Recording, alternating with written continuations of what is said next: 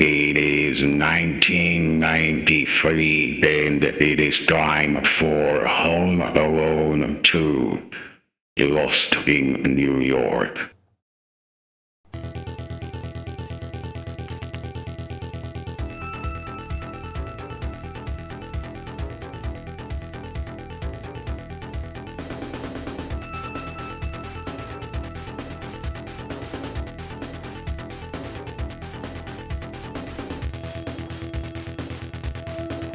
It appears that I once again am home alone. Mother Brain?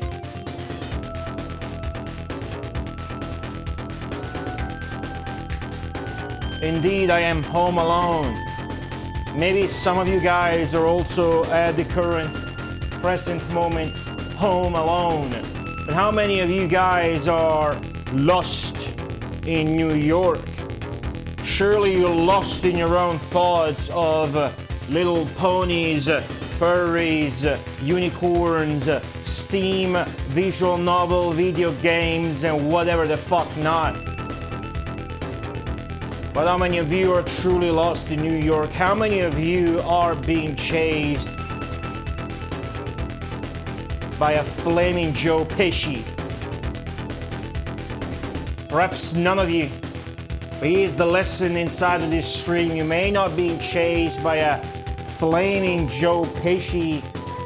However, the joy of gaming, the joy of watching a movie at Christmas in the 90s is the magic of suspension of disbelief. And today I am going to play Home Alone 2 Lost in New York as if Joe Pesci is truly chasing me. I just watched the movie last night and I made sure I was home alone today to recreate the experience. That's why I told Mother Brain to deactivate and not interfere with the rest of this.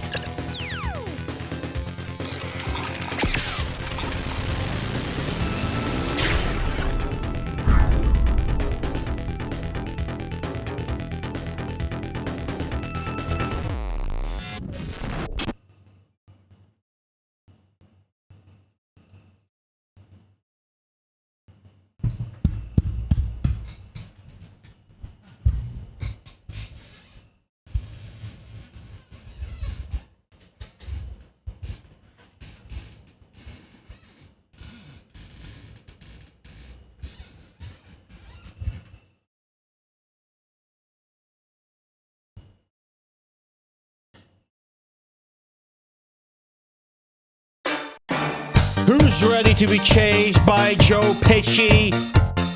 Here live at twitch.tv/goatee_.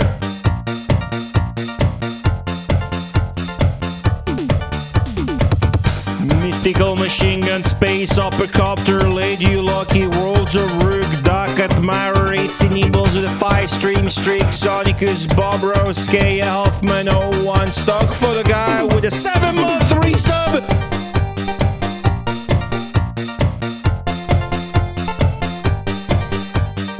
Esports are for losers. Mike Green, Agumboni with a 5-stream streak. Kamen Panzer Wooder, Mimic Box 82, and everybody else has been too much of a fucking coward. We'll leave a message in Twitch chat or YouTube chat. Today we're gonna play this follow-up to the first game. That's got very little to do with the first game, unfortunately, because the first game was fucking outrageously good. I would say 9 out of 10. Maybe 10 out of 10 on a good day. But today, God fucking damn it, today, they're good fool America. Yeah, lost in New York. Yeah, we're gonna play the game from start to finish. And then, maybe we're gonna beat it, maybe not. It's gonna be a good time.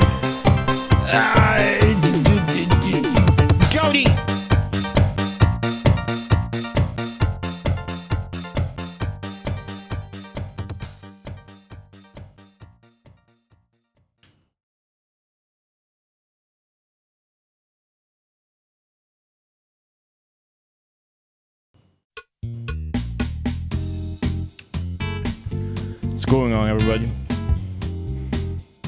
We having fun today on Tuesday? We're gonna have fun. Hello, TDX. Running from home alone, Joe Pesci.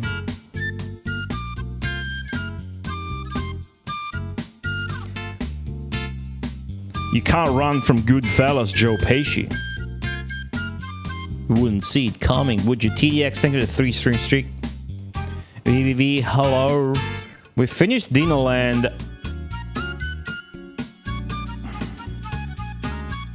I think it was exactly 1 week ago. I could be wrong.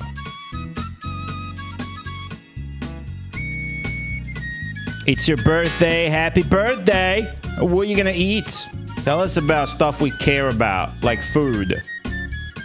And how old you are.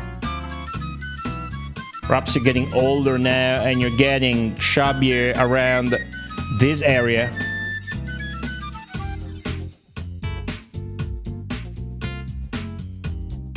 Cake. Alright. It's pretty good. I might keep this guy. It's so fucking good. I like this so much. Alright, we're having fun here.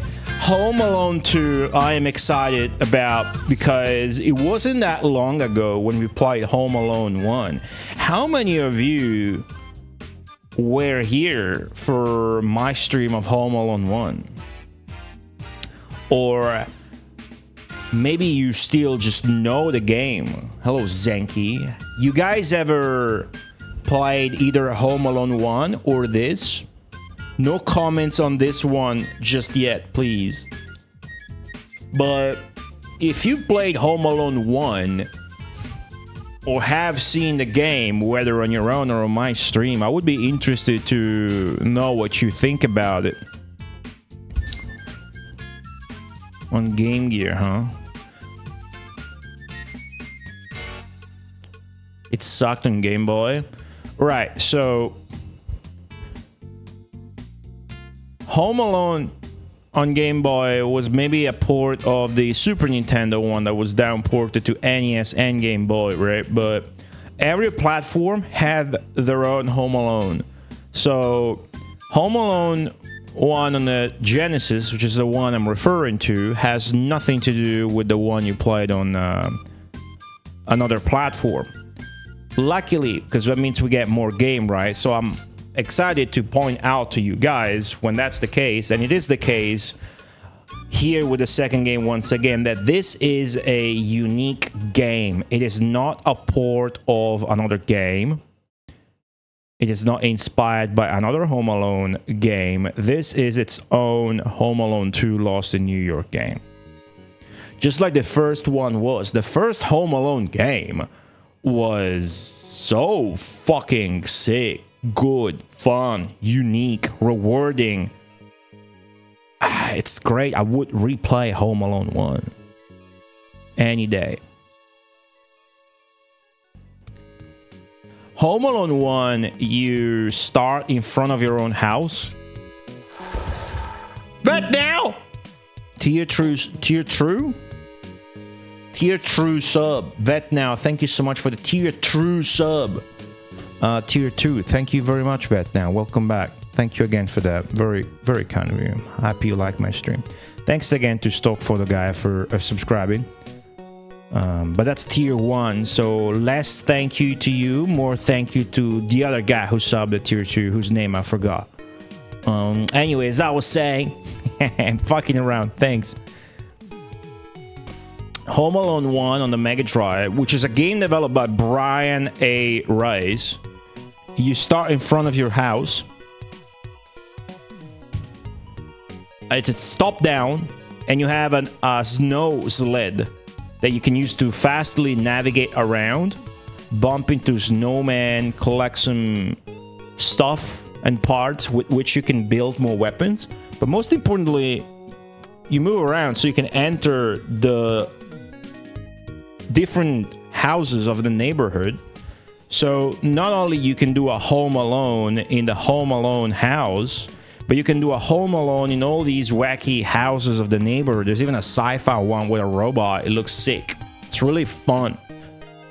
And the gameplay loop, which is the best shit ever, most unique, maybe the most unique and most rewarding movie license game.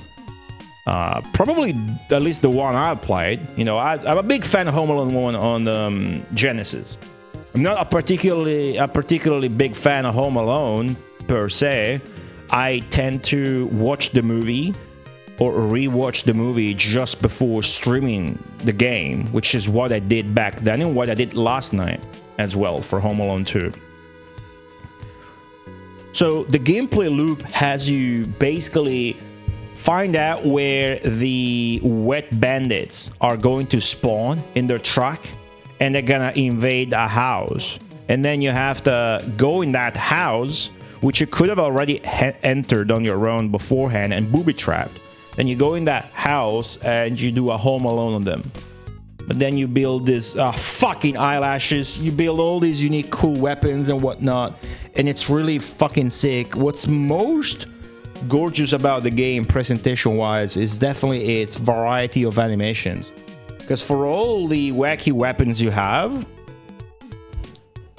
the wet bandits will have their own 2 unique animations when you attack them with that weapon or even defeat them. So it's a really, really, really well presented game. And I was surprised yesterday, watching an interview to Tony Van, who had a additional design and producer hand in the first game and only a producer hand on the second game. And it's the only team member that was left there. So it's just the producer, which means it's a totally entirely different team that made this game.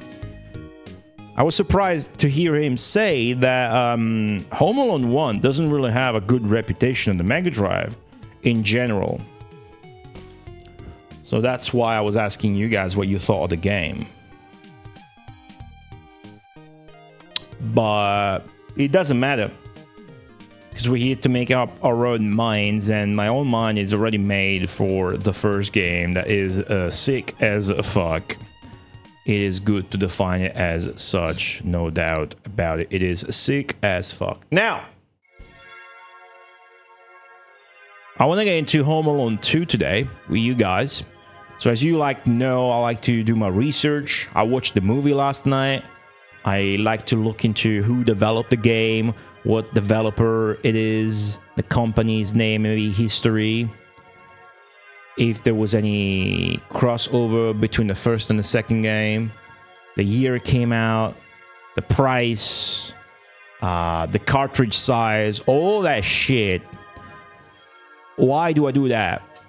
Do I think that necessarily you guys are going to care to listen to me talk maybe for 1 hour, sometimes even 5 hours? Today, probably 20 minutes. Do I think that you guys care for listening to me talk about that shit? I don't necessarily think that. It's not what I do. The reason I do this is to know more about it, because obviously I'm interested and I'm passionate about it. I like it, right? It's not like work. It's fun. That makes me not only enjoy the game more, because obviously I know more about it, so in a way I'm more committed, but it helps me always put it in perspective, and then, you know, I can truly feel like I appreciate the game, because I know what it's doing at the time in which it came out, which is super late, as a matter of fact. The movie came out in December. The movie came out in 1992. I don't know if it was December. But it's a Christmas movie. The movie came out on November the 20th, 1992, breaking records set 1 week prior by Bram Stoker's Dracula. Records that would be kept by Home Alone 2 Lost in New York until 1994, where Interview with the Vampire came out. Damn, I need to rewatch that movie. Interview with the Vampire was sick as fuck as well. Neil Freeman, thanks for the 80 months. Thank you for 52 bits. Thanks for that. Aardvark, hello.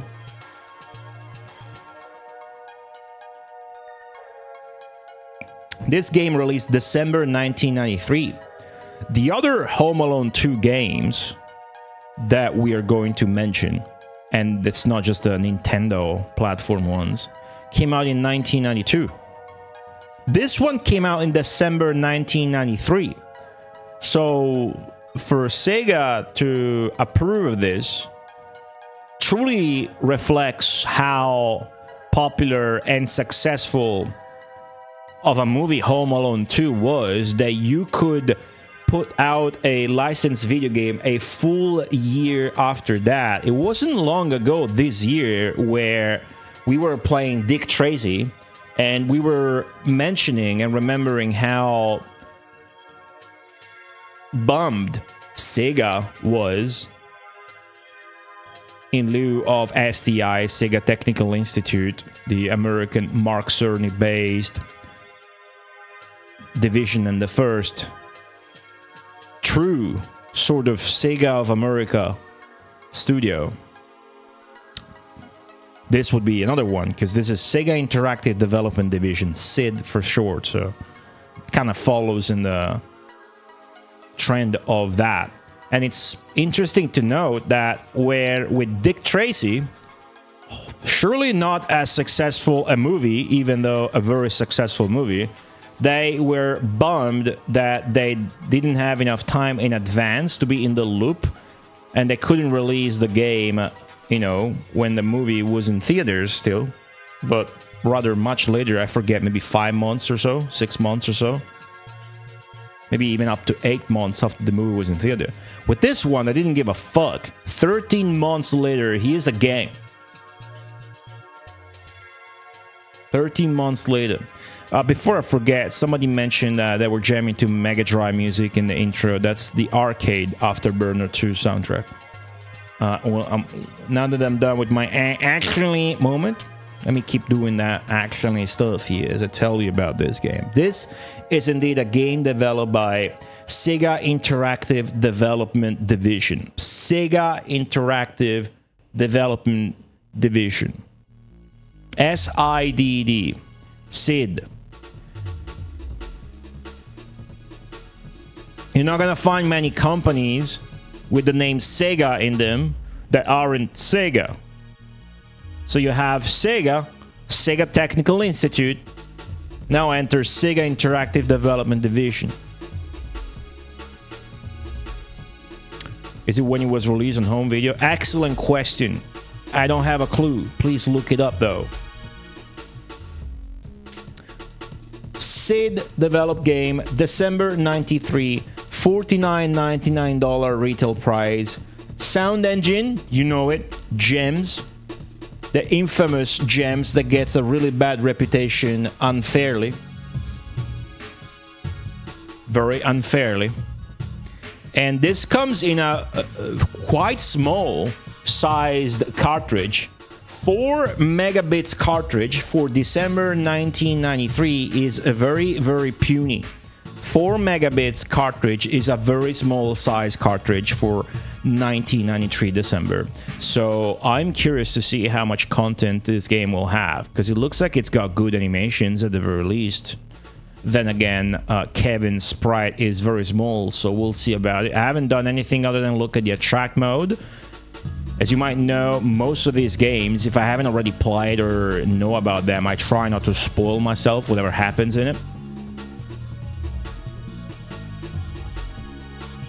Now, when I wanted to look into this game, the first two things, the absolute first two things I wanted to look into that are of the utmost, first most interest to me are, number one, does this have stuff in common with the first Home Alone on Mega Drive? Staff, not stuff, staff, like developers. And number two, is it its own game instead of a port or whatever? Now, as far as the developers in common, we mentioned that it's just that Tony Van guy that I saw the interview with on some podcast. Tony Van is the guy that designed and produced Shadowrun on the Genesis. So we're not talking about some fool here.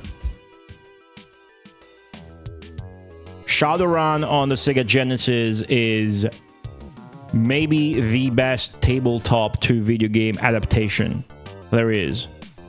And I'm saying that knowing fully well how many D&D games exist and being a high fan of some of them. Shadowrun on the Sega Genesis is a fucking masterpiece, even though it's got, you know, a few quirks and flaws, of course.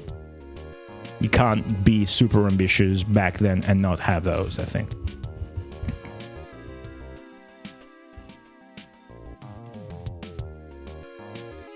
But it's a different developer. You know, the first game was developed by Brian A. Rice. This one's developed by SID. Stands again, I need to remind myself. Sega Interactive Development Division. Which we will talk a bit about later, I suppose. So this Tony Van guy was best friends with this dude, Michael Latham. I can't speak English. Who actually designed the first Home Alone game. A producer job at Sega was to get the job done, get it done on budget, and, you know, hopefully get it done good.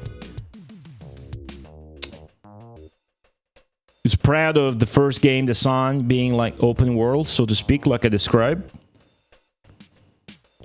Like his own design on the NES with Die Hard was. That's what I grasped from the interview that I found interesting. Now, as far as this being its own game, it is. It is its own game. It is not the same as any of the Nintendo lineup. You know, where Home Alone 2 came out for the SNES, NES, and the Game Boy. There's also a DOS game that looks pretty sick. That is also its own game and not a port. So you have Home Alone 2 on Mega Drive, then you have it on Super Nintendo, NES, and Game Boy, then you have it on DOS, but then you still also have an extra one.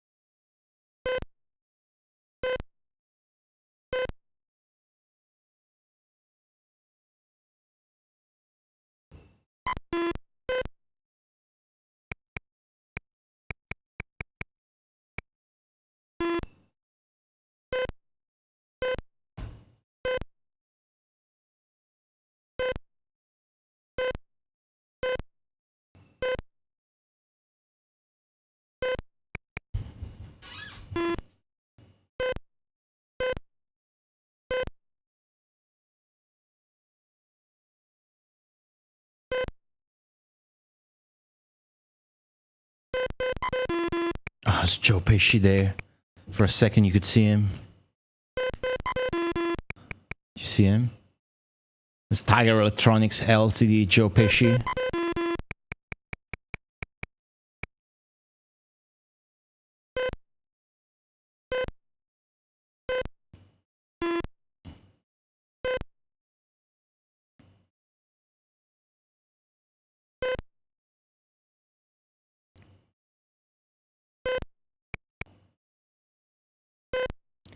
I guess this is the mall.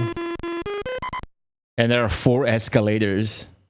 It's always interesting to look at a LCD old game and try to figure out what's going on. Seems like a good one, to be honest with you. Some of them are really basic. Some of them are really fucking involved. Some of them have a quirk mechanic where that's gonna be fun, is to be seen. Not that you would play these for more than like 10 minutes every 5 years, but this seems to have a pretty cool escalator mechanic. How do you capture that? Some of these are emulated, I think. This looks like... that does look like a video, I suppose. Right? I have no idea. I didn't think that far. There are six Home Alone 2 games. Godi says Wagey Bang with a $0 donation. What are the good American games before the PS1?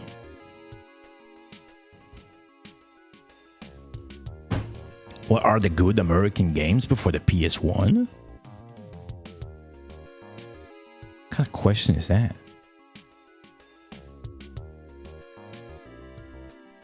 In what way, shape, or form were you led to believe that the PS1 was like a burst of American-developed games when in the mid-80s you had Japanese developers cloning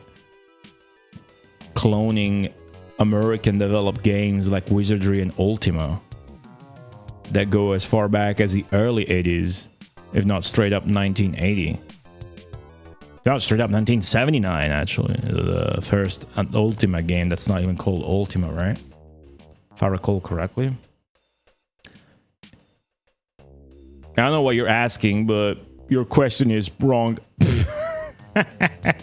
It's a 3DO. The 3DO's got a lot of American games before the PlayStation 1, all highly experimental on CD hardware. So, I'm such a good streamer that I'm gonna give your shit question a god tier answer.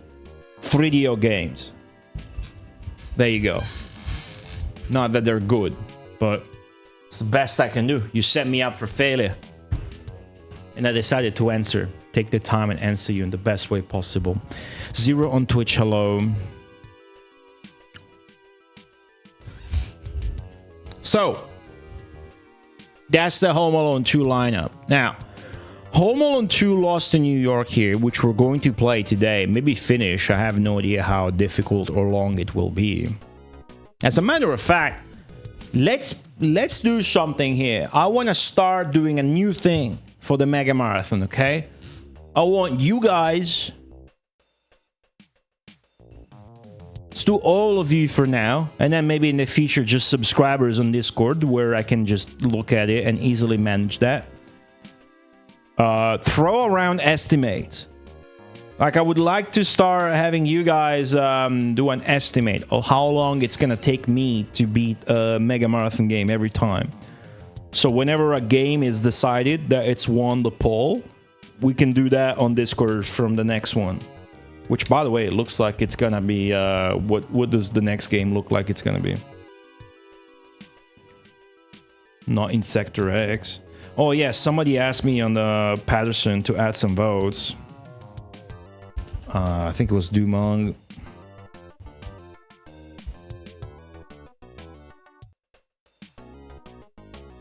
So how long do you think I'm going to take to beat Home Alone 2? And you can do whatever to answer, you know, next time. Here it's just a soft test. Next time you can be like, oh, I'm gonna look shit up and then really try to figure out how long it's gonna, you know, maybe then Godi will give me a prize. You know, that could happen. Right, I gotta add 5 votes on Insector from Dumont in Sector X. So it goes from a puny 5 to a solid 10. Nice. Thank you, Dumont, for the 5 beefy Patterson votes. He gets an extra exclamation mark because it's true last boss. That's it. 10 hours, 7 hours, 30, 7 hours. Okay, I feel like this will be a one-stream game. Well, try to put that in numbers. You will nail this children's game. The time it takes to cook 3 lasagnas. Damn. Lasagnas. Alright, keep the guesstimates going. Now, this game is designed by Paul Norman. Why do I mention that? It's an interesting name, if you look into it like I did. Paul Norman is credited in this game as a designer, project manager, and artist, but never alone in any of these roles. Rather, it was accompanied by other people over at Sega Interactive Development Division, SID for short, who had already worked on Eternal Champions. The game this company was most famous for is Eternal Champions, which for a while I was under the misconception that it was a game by STI, Sega Technical Institute, because I misremembered and got fooled that Sega Interactive Development Division is not the same as Sega Technical Institute. So SID and STI are two different companies. Paul Norman is interesting because in his early career, he solo developed cool Commodore 64 games like Forbidden Forest and Beyond the Forbidden Forest, and also Aztec Challenge. If you don't know much about Commodore 64 games, because otherwise you would probably at least have heard about those. Maybe you've seen some streamers last year, the one before that, when I put the Forbidden Forest in Gamer of the Year. Such a cool Commodore 64 game with big graphics and monsters. Really sick. Shilrai, hello. Boogerman is winning as fuck right now, isn't it? Let me spam with the robot, since Shilrai already spammed the fuck out of the chat. I think you will have to state beforehand what will be the finish condition. Like 1 credit clear versus just getting the credits. Nah. If you've been watching the stream long enough like you have, you will know that I don't want to spoil myself shit like that and then just get there organically. But you know that I will do whatever is most satisfying. So, you know. Boogerman is 28 votes. All right. Everything else is really behind. Like, Boogerman already had many votes, but it still got voted a lot. It's not really. Hell yeah. So, yeah. Seems like the average of the 3 or 4 guesses I got is about like 9 hours, 8 hours or whatever. We'll see if you guys are right. And I'm going to keep doing this. So, as soon as I beat Home Alone 2 and it's confirmed that Boogerman is going to be the next game, I'm going to post on the Discord about it. Right, so those are really cool games, Forbidden Forest and Beyond the Forbidden Forest. Aztec Challenge 2, but I've never played that one, on the Commodore 64, where it kind of makes you look like, you look at those games and be like, whoa, not only these games look very unique, but I didn't know a game could look that sick, and compelling is the best word, on the Commodore 64. Home Alone 2 was Paul Norman's first console game, and he didn't make many others after that. Make the guesses more random. No, it will have you try to figure out, you know, oh, this game has this mode and that mode. Then Goody will know that, want to do this and that, or this and that, which means my guess will be, you know, that's part of the thing. Flip it. It's part of the thing. SID, Sega Interactive Development Division, previously known as Interactive Designs. So unlike STI, which was Mark Cerny having the freedom to just go over at Sega's top brass guys and tell them, can I do that? And they will always tell him, yes, you can do that, Mark Cerny. We have infinite money from our arcade cabinets, so why not do a 3D glasses set for the Master System? So why not do a light gun for the Master System? So why not do an internet service for the Mega Drive where one could download their games, Mark Cerny? Sure, you can do that, Mark Cerny. So why not go back to America, Mark Cerny, who's currently working in Sega of Japan, hence why people are receptive. Why not go to America and set up our first development studio in America? Why not do that and then get fucked by the visa, but still make a god game, 10 out of 10 Dick Tracy masterpiece with the designer from the original Shinobi, Yutaka Sugano? Why not, Mark Cerny? It wasn't like that. It wasn't a new founded company. Sid, unlike STI, was an acquired company. So it was interactive design, hence why it was renamed as Sega Interactive Development Division. Interactive design from 1984 to 1992, founded by Rod Nakamoto and his wife Nancy Nakamoto, who's worked on other games, whatever, doesn't matter. So a California company would develop games for well-known clients like EA, Capcom, Sega themselves, maybe, yada yada yada, until Sega of America acquired them in 1992. It's an interesting company because, again, it continued the trend established by STI, blah blah blah, like we've seen.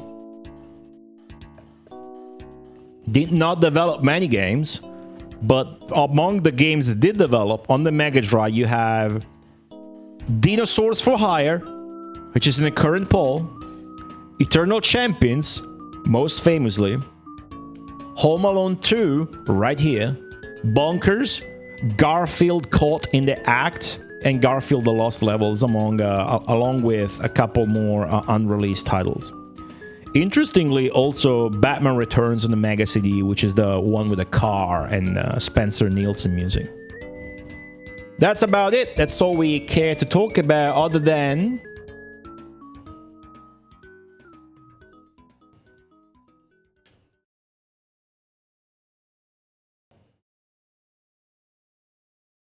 the composers.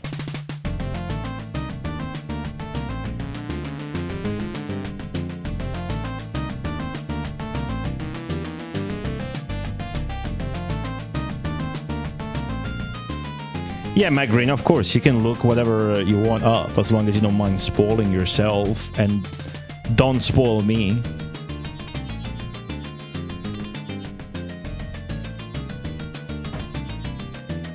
I don't know how to pronounce this dude's name. If I go like French, it's Paul Gadbois. If I go like Illinois, it's Paul Gadboy. If I just read what I see, it's Paul Gadboys. Alright? Paul Gadbois, together with his friend David Delia as the composers for this game. The two would always compose together. He would compose MIDI files in Performer, it's a software for the Macintosh, and then those would be converted to the GEMS engine. Oftentimes, that was an exploit with GEMS, because it was convenient to use GEMS, and then you would easily feed it MIDI, and it would just come out and work. So that would be something that you could do easily, right? Which no doubt enabled composers and music programmers and sound engineers with Mega Drive environments to be more lazy. Even though I don't mean lazy necessarily in a bad way here, just more convenient. A more convenient workflow often means a less handmade workflow, in the sense of something as artistic as a soundtrack that might result in lower quality, but I don't know what this game sounds like. So whether it sounds super good or super shit, it is yet to be seen.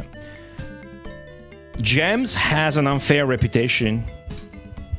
You can have dog shit, samey soundtracks on GEMS, and you can have god tier, unique soundtracks on GEMS.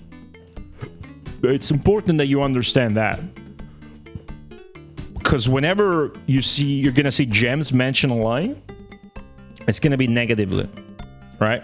I always compare it to Unity, the game development environment, or IDE. I'm not sure what the technical specification for Unity is.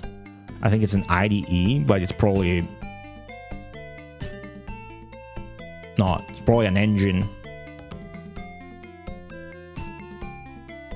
People give it shit because many shit games are done with it. People give GEMS shit because many shit soundtracks are done with it. But doesn't take a genius to understand that many god games can be made with Unity and are probably being made, and many god tier soundtracks are made with GEMS. So why? Because it's accessible. GEMS sound engine has the most soundtracks. done with it. Even more than all the different branches of SMPS, which is Sega's own sound engine. Gems is like 230, 250, whatever. 260, and SMPS is like 220 or something like that. It's close, but Gems has the most soundtracks done with it. Those two also made the 8-bit versions of the Sonic Spinball soundtracks, which sounds very good. 8-bit as well.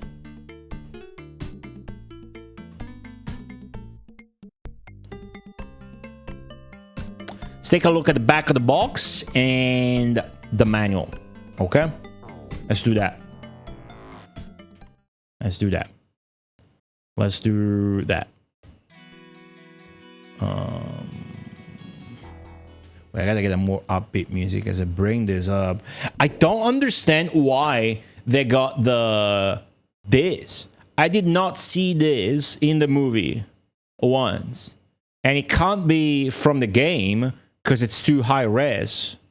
So, what the fuck is this from? Ooh, I didn't know that was a feature. Cool.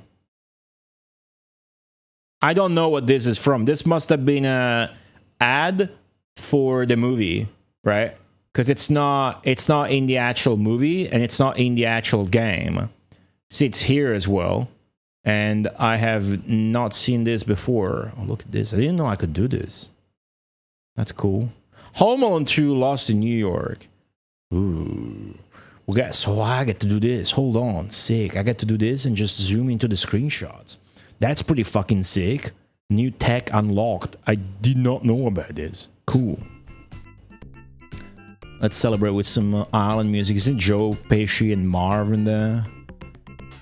This one's a beginning scenery from the trap mode. Then we get this. This is like a house. You could tell it was a subway. That's the airport. Right. I watched the movie last night, so I'll be able to tell you all about it. It's got the New York skyline here. See that? New York skyline. Oh, I'm happy I can do this. This is cool. It's cool I can do this shit, huh? Control drag? Mendel, hello. This is fun. I'm empowered now with this new tech. It's got the skyline here. Outline of the skyline and then a house in the middle. It's a nice design. It's a New York skyline. A full New York skyline. Nothing's missing here.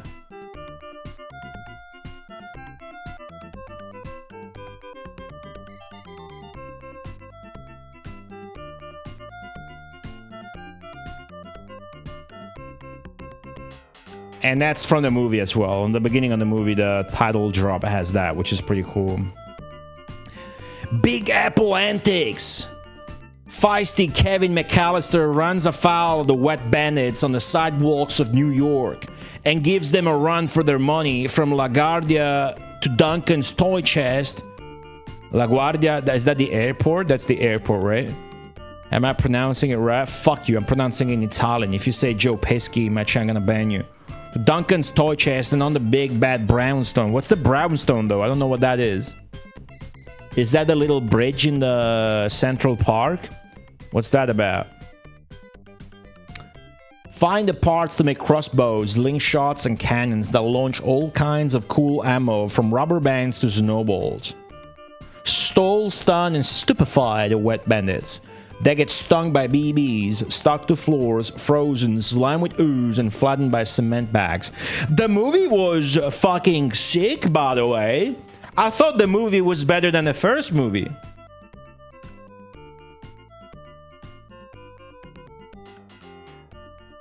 Am I insane? Bold Vanahuge, hello.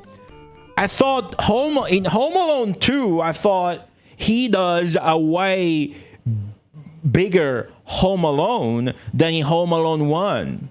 Now, I need to rewatch my Die Hards because I don't remember shit, and there's no Die Hard game on the Mega Drive, unfortunately.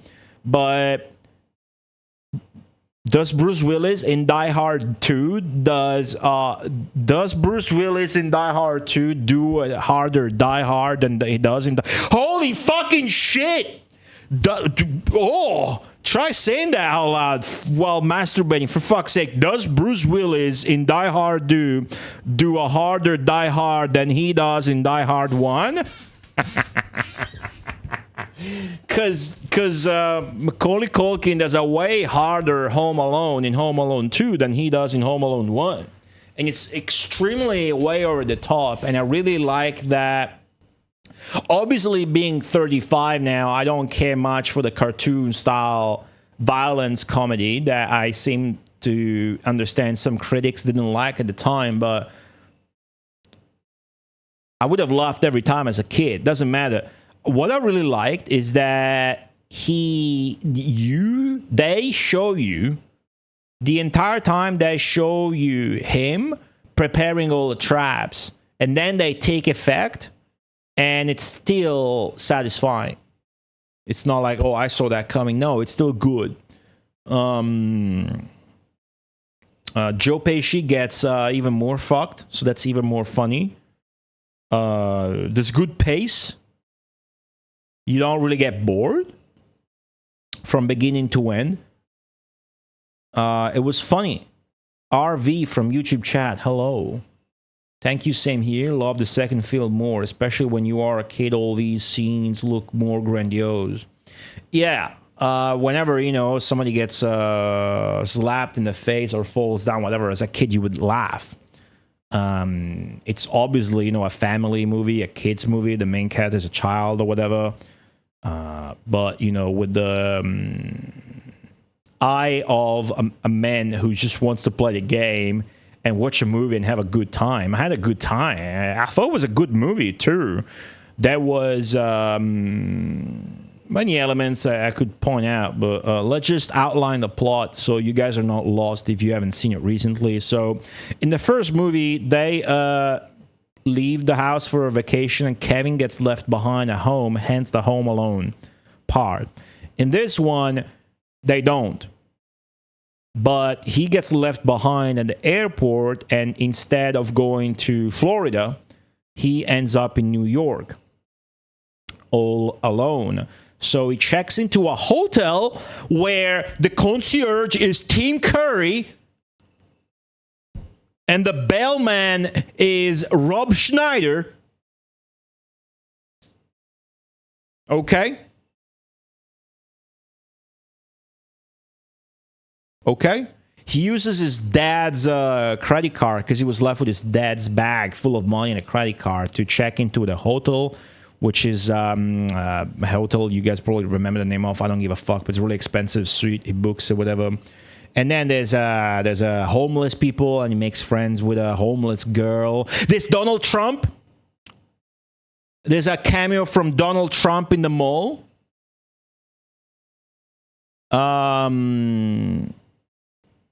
Or was it the hotel? Anyways, there's a cameo from Donald Trump as himself. This is back when, let's see how many people get baited into getting fucking banned before they even start playing the game. This is back when everybody loved Donald Trump in the American media and TV. As far as I can understand, as an outsider Italian, you have to understand nobody in Italy has heard about Donald Trump before he started running for president or whatever. But I find it so fucking interesting that here it is. Donald Trump is making a cameo in a movie with Joe Pesci. In a Sesame Street anniversary episode, I might be wrong, this might have been exactly 1990, Joe Pesci plays Donald Trump, gets dressed as Donald Trump in the Sesame Street app. We've seen that on stream. You know?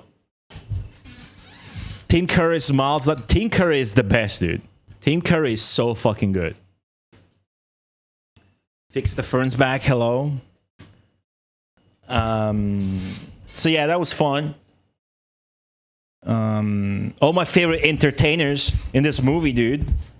Tim Curry, Rob Schneider, Joe Pesci,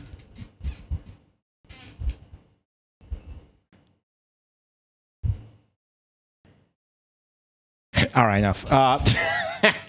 So the movie was good. There was this bird pigeon homeless lady in the movie, which would be cool if she appeared in the game.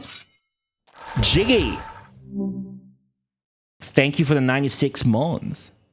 Yeah, right. I'm like, the subtitles makes it clear it's going to be set in New York, but eventually he does get to a home, and the way it comes together is, I found it was highly satisfying.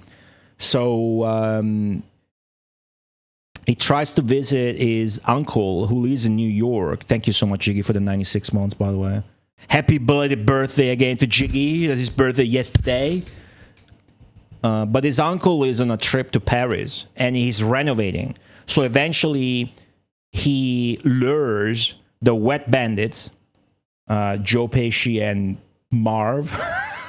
It's kind of cool, Joe Pesci, with his real name, and Marv is the character's goofy name.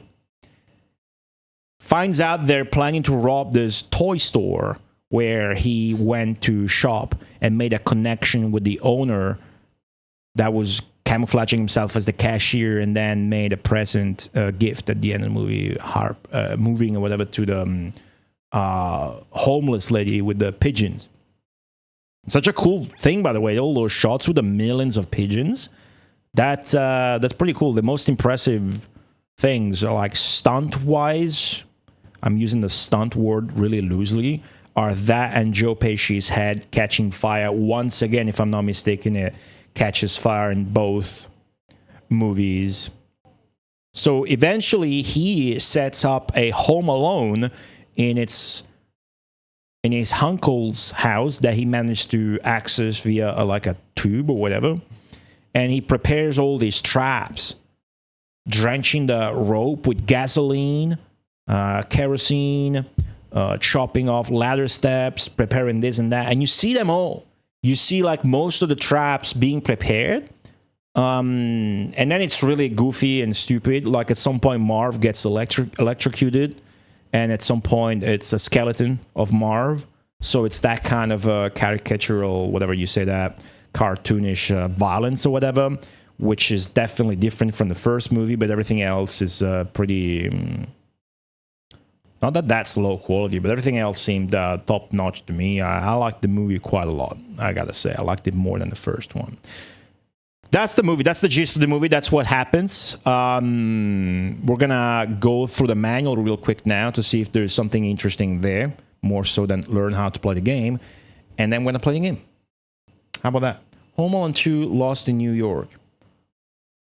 Look at this. The scene where he gets electrocuted is classic. Right, thanks for saying that, because I wouldn't know. You know, I mean, these movies are very popular in Italy as well, right? All over the world, obviously, okay? Not that you should take that for granted, though, right? As an American, well, if you are, you tend to take for granted that kind of stuff. Very, very understandably. Right. In this case, that's obviously true. Daniel Stern, that's the name of the actor, I do believe. Mr. Raiden, hello. One time I got in trouble in school for acting out the scene where Macaulay Culkin puts the aftershave on his face and screams right when the rest of the class got quiet. Is that from the first movie? I don't remember it.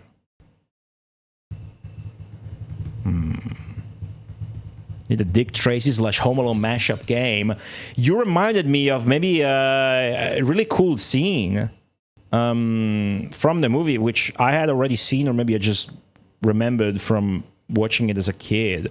There's that point where he's in the suit in the hotel watching a movie, which is a violent black and white movie, and there's this guy like with a Dick Tracy style Tommy gun. It's like a machine gun with the round thing here. It's called a Tommy gun, like Dick Tracy and the gangsters from the 60s or whatever have. And that was super fucking funny. And then he paused when Tim Curry, as the hotel concierge, finds out he's using a stolen credit card, because it's his father, but it comes out as stolen. They barge into his room, but he tricks them with playing the tape. Anyways, it's childish humor, obviously, but it's well done and can definitely be appreciated all ages, especially if, you know, you're watching a movie that's from the 90s. It would be different if the movie had just came out. You'd be like, okay, what am I watching, you know? It's the thing the Statue of Liberty is doing on the cover here. I don't know. I don't remember about the aftershave part. But, yeah. So this Statue of Liberty thing isn't in the movie. So I'm taking it from some ad. I didn't see him. The filthy bastard. Yeah, that one. Yeah. He reminded me of that. That scene was so funny. I kind of want to watch the movie now. All right, so the Sid game is advertising an STI game in the back here. Jamming Jab puts, by the way, hello. Let's take a look at the manual here real quick. Let's take a look at the manual. Anything interesting? We don't read the manuals fully, but stuff like this sets the mood, right? Outsmart the wet bandits. Kevin accidentally loses his family. Yes. Is that a quote from a yes in the movie? And I'm not able to piece it together, even though I watched the movie yesterday. And ends up in New York City alone, almost. The Wet Bandits are in New York City too. Harry, yeah, they evaded. They busted out of prison. And they had this shtick where Marv keeps stealing shit from the street. It's definitely a lot more cartoonish than the first movie, not just because of the violence in the Home Alone section. Harry and Marv try to rob Kevin's house last Christmas. But at the same time, you have Joe Pesci saying, I will kill that kid. I will murder that kid. Kid, I'm going to shoot you. So, isn't that cool? Right? No? It's just me finding that cool. Joe Pesci threatening to kill a child in a movie with cartoon violence. It's pretty funny.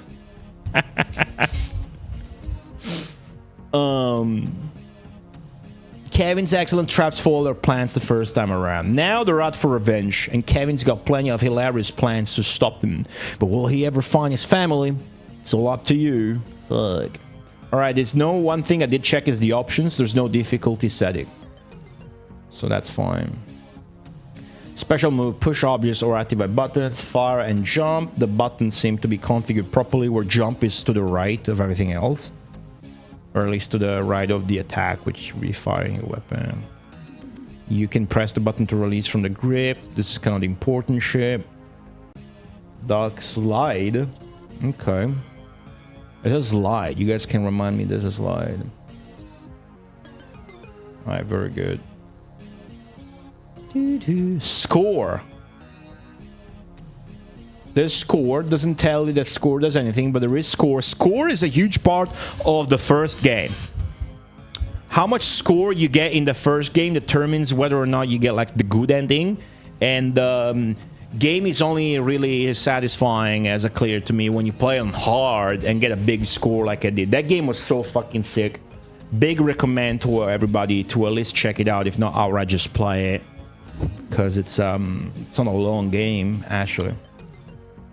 It's really arcadey, the first game. The gameplay loop is really self-contained. Alright, lies, blah, blah, blah, blah, blah, blah, continue. You can continue. Huh. Okay, so maybe this will be a one-stream game. Alright. Making weapons. Kevin is awesome at making weapons out of stuff he finds. The bottom of the screen shows the weapon Kevin is carrying and the one he can build. Nice. Like the first game. The first game has its own crafting menu, which is easy, intuitive, and nice, and insane that you have a crafting menu. And this one doesn't look like you have a separate crafting menu, but it's still intuitive. Hopefully it looks like, at least by the description here. Look at flashing pieces to help him build a new one. Once you find all the pieces to open, you will automatically be able to use it. Until then, you will use a smaller weapon you're carrying. If you're captured by Marv or Harry while using your homeward weapon, that will destroy it. Ooh, okay. Okay. Most levels have 2 weapons you can build. When you leave one weapons area, you'll need to assemble a new one. For example, the first weapon you build in the upper airport is a slingshot. But later it shows so in the trap mode, he's like buying a rubber band from a vending machine. The vending machine disappears from the... and the rubber band disappears from the vending machine, I should say. But later in the same level, you'll find the pieces to the ice cream cannon. Ooh. Harry and Mar will do anything to stop Kevin. That's why Kevin must stop them first. Takes multiple hits to defeat the crooks. Their health bars decrease as your shots hit their target. When the bars disappear, Harry and Marv are done for. Flattening the wet bandits is easier when you use Kevin's homeward weapons. They are much more powerful than the smaller weapons. If you get captured by Marv or Harry, quickly press A, B, or C to squirm free, so just mash. You will lose health as long as the bad guys have a hold on you. If you wait too long, Ken will lose a life. So just stay away from these guys. As the levels progress, Marv and Harry get smarter and smarter. They learn more tricks such as how to climb ladders, jump over holes, and throw snowballs. Power-ups, boy oh boy, there's a lot of stuff out there for Kevin to grab up. You may not be able to get all of it, but try to get as much as you can. Presents award extra points. Ooh, milk cartons, water bottles, and lunch boxes add to Kevin's hot. So food. Pizza is also food. Turtle doves. Turtle doves is a reference from the movie. The guy from the toy store gifts him turtle doves and tells him to give the other one, to keep one, give one to a person that will be friends forever. In the end of the movie, he gives one to the homeless lady with the pigeons. Find flashing weapon parts to make bigger and better weapons. Most levels have 6 different parts you can find to make 2 different weapons. Kevin loves New York. Alright, haven't seen that before. Kevin's New York adventure is 8 levels? 8 levels? Wow. This is a 4 megabit cartridge. I was not expecting 8 levels, and now I'm not going to be expecting unique tile sets and shit for each level. I will be back. Hello. Okay, upper airport. Lower airport. New York by day. Duncan's toy. These all look very unique, actually. Find mom's red bag for bonus points. New York by night. Uncle's apartment. The pipes. That's made up. The park. Is that like a different perspective? Is that like top down? The final stage? Holy shit. Or is this side scrolling and these are slopes? We'll have to find out. Oh, dude, look at that. Hold on. Kevin's crew catching... Are these 8 or is there one that's not disclosed? That's for... It is 8. This seems sick. And the levels are unique. Alright. Cool. Learn to slide by pressing the D-pad down while running. It's a great way to get past enemies without taking damage. Get all the presents you can so you'll earn high scores. The higher you score, the more continues you'll gain. Oh, alright. Sick. Nice. Love it when score does shit and there's a nice scoring system. It's highly rewarding. Otherwise, you just have score as a, you know, fucking legacy feature in games from Space Invaders. Pretty fucking much. But when it's done like this, it's always highly satisfying. Try to assemble your homemade weapon before you bump into Harry and Marv. Your smaller weapons probably won't be powerful enough to stop the crooks. The more turtle doves you find, the farther you can go. Wait, what did they do again? Turtle doves? An extra life. Nice. Look carefully for them because most are well hidden. Okay. This has like a highly vertical level design, it seems like. So we gotta find the extra life. See if we can beat the game today. Here's the scoring shit. Defeating Harry or Mar is worth 5,000 points. So you definitely want to do that. And it doesn't say that there's a limit to how many continues you get. Alright, that's the stuff. You see Paul Norman appears 3 times. As project manager, designer, and artist. and then Tony Van's the producer. Everybody else is just not doesn't have anything to do with the first Home Alone game. This is a Sid game again, not a Brian A. Rice game. I want to say unfortunately, because the first game was fucking epic, but the first game is so highly replayable that, you know, maybe it's for the best. I need to pee so badly, you guys. I'm gonna go pee real quick, and then I will go. I've been holding it in since I've started reading the manual. It's insane. I'm becoming, what's the word? All right, I'll be right back. In the meantime, check out the new poll. You can give me a letter of the alphabet. If you do it real quick, I'll put on some music from that. The new poll has Boogerman in the absolute outrageously big lead with 28 votes, but you should remember that these votes are permanent. What that means is whenever one of the 4 games that don't win shows up again, it will have the same amount of votes. You can vote if you're subscribed on Twitch or on Patreon, which I like to link because it's free to see shit on there. Obviously, most of the shit is paywall, but, you know, you can still see hundreds of fucking stupid-ass shit for free. F is for... Well... F is for Flashback, the quest for identity. I'll be right back.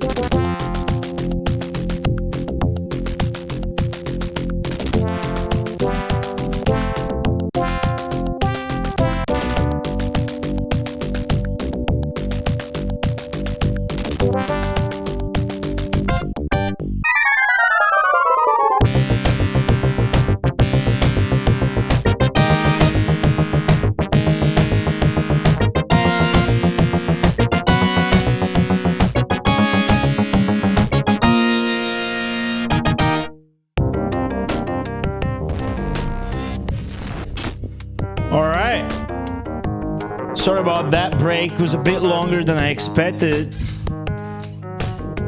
Turns out, I didn't just need to pee.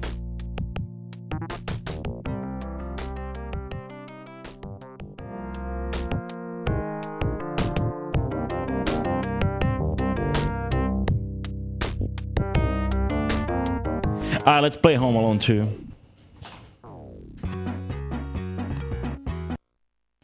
Whoa, where did I go? Boom. All right, I've never played this game. Pretty excited. Watched the movie yesterday, all that.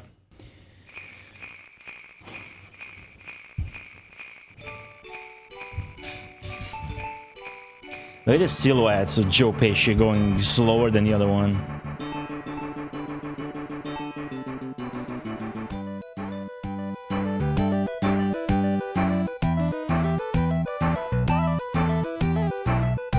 Game sounds fine. It's got that Jams drum set. But the main instrument was a cool synth.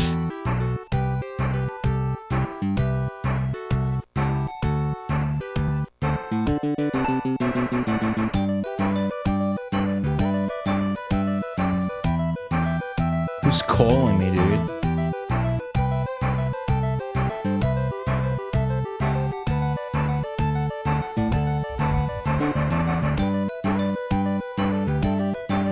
Maybe spam. Probably spam. Alright, I meant to... That distracted me. I was refreshing the title screen to listen to the whole thing, but whatever. Alright, it's the options. You can change the lives if you're a bitch. You can turn the music off if you're also a bitch. And I'm keeping that as is because it looks quite good. So exit. Prepare for pain. Hello, Shadow Play. You played this before and no spoilers. Alright. I like the music. It's good.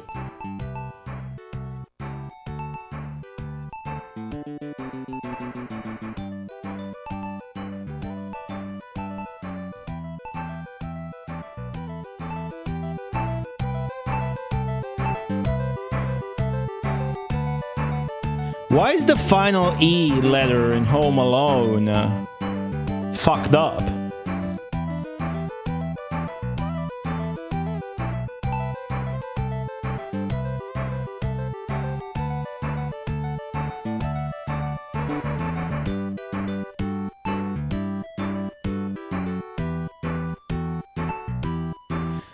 It's rough. I'll be the judge of that. First game is way better. I don't doubt that. The first game is a fucking masterpiece. On Mega Drive, all the games are quite different.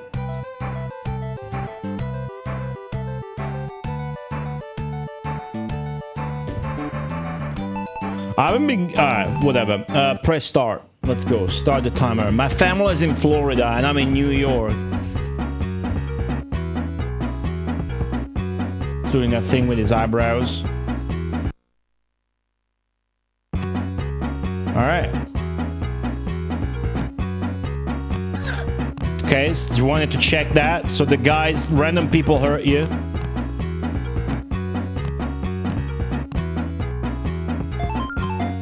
Get presents for score, there's no timer.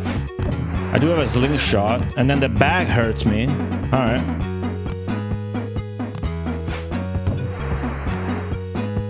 Yeah, I went back to stupid default gems, instruments. Okay, so here's the thing, right? The vending machine.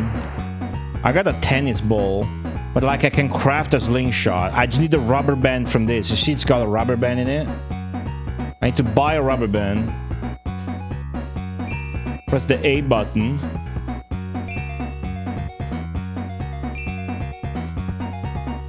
I'm getting scores, so I'm gonna empty this shit. Okay, I did not... Pause. Ooh, nice. You can push. What about the slide? Ooh, alright. Cool slide. How do I get that shit up there though, right? Bump off of a dude, maybe?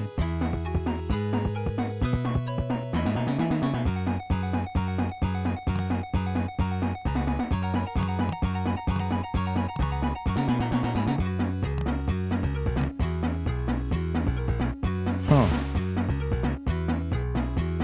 Dude's not... Wait. Ah, there you go. Okay, cool. Nice. Oh, so now I got that. I need the rubber band. Didn't I just get one? I got the rubber band, dude. I had to get it after getting this? Hold on, really? No way, right? No way, right? That's pretty bad. If that's the case. This looks like shit without dithering. Not sure you understand what dithering is. I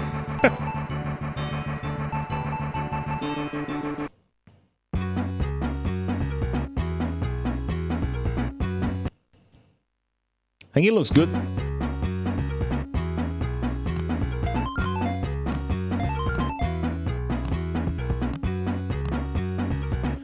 You mean this look? You mean what you mean is blurring? The word you're looking for is blur.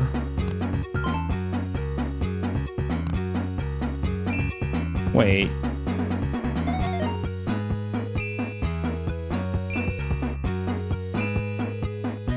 Okay, so those are on rubber bands. Whatever those are, they are on rubber bands. Okay, cool. So I need to find the rubber band somewhere else.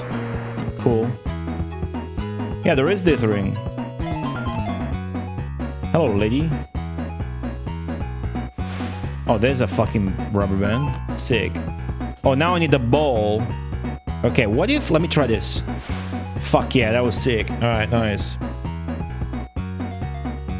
Yeah, color bleed, blurring, artifacts, because you're using a shit video cable like you would in the States. So, composite. Or if you're in Brazil, RF. I like it the way it is, as is. I would rather see the dithering and have it sharp. Oh, I must have gotten the ball from the somewhere. Ooh, nice. Than have it blurry and come off the way you are saying. But yeah, I usually just reject that argument. You can definitely make the argument that, you know, sometimes this and that, and that would be accurate. But going as far as to say that it looks shit without it, I don't think it's an argument I can ever get behind. This looks sick so far, like this monitor is being animated and whatnot. Very minor parallax. Wait, is the shit on the window doing... Yeah, look at that. The windows, the window shit is scrolling at different speeds. So are the clouds. Even though if you move around, it's fucked up. And there's a plane going. This looks very promising. I like the presentation. Again, the fact that this is on a 4 megabit cartridge and is gonna have 8 unique levels is pretty surprising to me. So we'll see how this goes. Shimmering? No, shimmering is a different thing. You wouldn't have that because of a cable. What you would have is, you know, just glowing, hence the bleeding, because the pixels are glowing. How do I get that? Oh, fuck yeah, I think that's how. You want to start exploring early how to get the shit, even if the shit's just a present, that doesn't really matter. Because then later you will have more brain wiring to figure out how to get secret stuff like turtle doves, which is going to be a one-up. Doesn't seem like I'm going to get that like that, unless I'm super strong, no. Okay, I love New York. Well, Kevin, you're a prick. Wait. Ooh, it shows a new weapon. Hold on.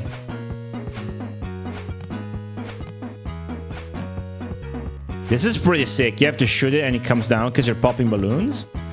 Is that how it actually works? Come on. Okay, hold on. Dun, dun, dun, dun, dun. Now. What happened? Oh, fuck! No, I want my balloons back! Dude, I'm getting busted. Oh, this is ruthless. Oh, the balloons are back. Ah, leave me alone!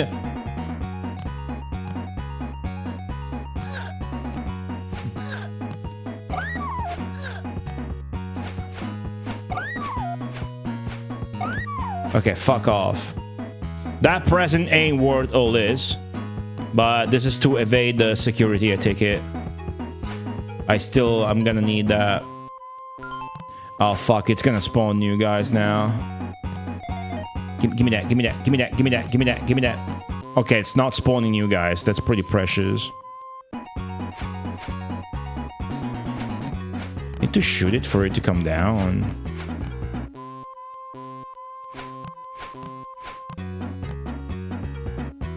Ooh, nice. Okay, what does this do? It just get you past security is all it does. So how do you get that fucking present? Alright, that was not worth it. But cool. There's a new spray here. I need that canister. Ooh, man, these animations are pretty dope. This is smartly done, just flipping the sprite. Okay. So far, no qualms. What's that? That's a spring. I need the spring. Can you jump on the monitors? No.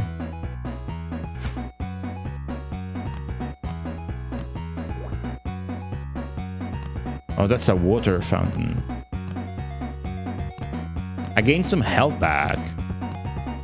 Don't know how.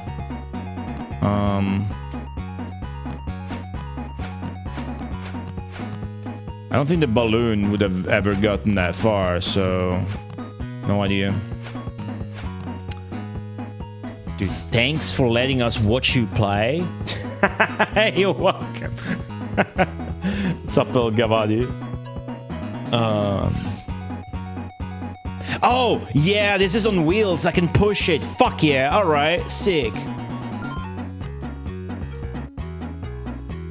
I need one more part for this. Oh, it's an ice cone cannon. Ice cream cannon. So I need to get an ice cream.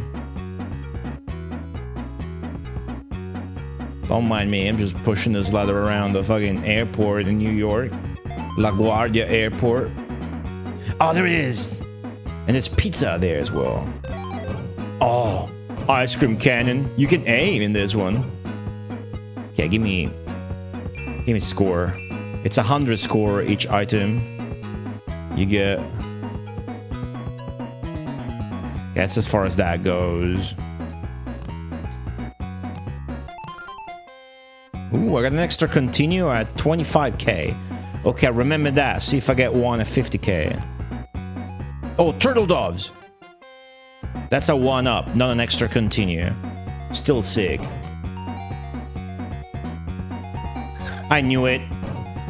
I was at. Oh, it does the whole on one thing where each weapon is gonna give them a different animation. That's Joe Pesci. Technically, it's not meant to be here, but look at his running cycle.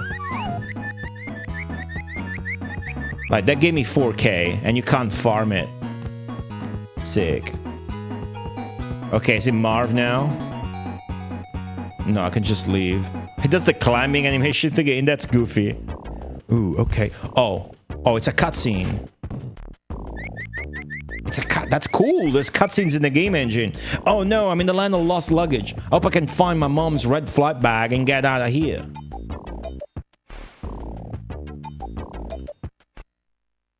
In the movie, he just has his dad's bag. I wonder why they changed that. It's gonna have a different mechanic now. Oh, is Slingshot again? Oh, fuck. Alright, this is cool. This is good level design, dude. Let me find some fucking secrets. Okay, spoopy music. Just trying to be explorative. I understand finding secrets might be super important in this.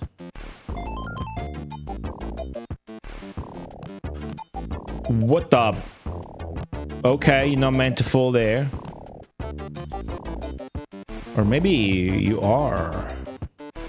I'm not losing health, so... And there's no timer, so... Why not experiment? Well, now I am losing health. Okay.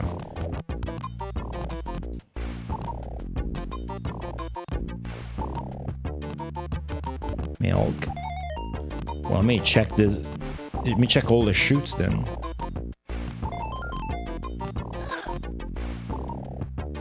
Okay, I see. Oh, I could have jumped there. Whoa, there's a lot that could have... What the flying fuck is the level? What is this? This is huge. Oh, shit. Actually, you can go there. Wait, okay, there's a chute there. Be cool if this had a sound effect, you know? Oh, I need the rubber band. Hold on. Not taking much damage, so it's not frustrating. Okay, I got pushed by one of those. Let me just...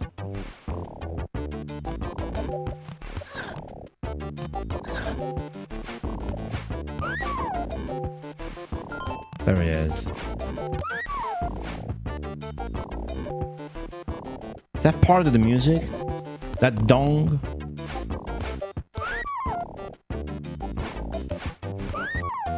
These guys look like they're out of Michael Jackson's Moonwalker, dude. I'm getting score though, like 600. There's a tool bag.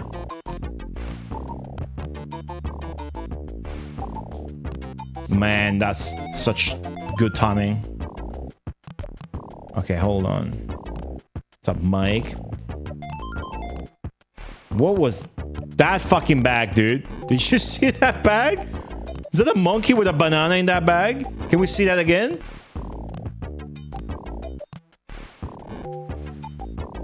Huh. I've only ever seen the NES. Oh, so you were talking shit without knowing that this is a totally different game. He's talking shit, weren't you, huh? He's like to talk shit about games. This is a different game. So no, I had to try out and see what happened. Maybe it was a secret, but you lose a life Sonic style if you get squashed and you do the Sonic thing, except you scream horribly as well. Fuck. Okay, fair. I like this level. Okay, fuck. Jump. Jeez.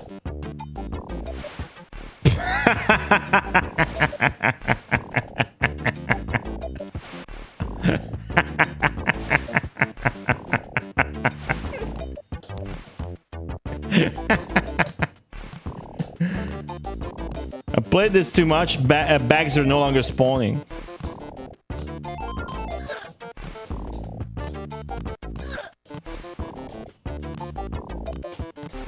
Shit. Okay, okay, come on. Come on. So I gotta get the... No!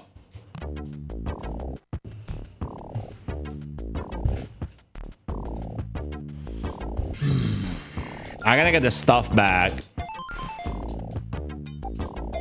The rubber band and shit.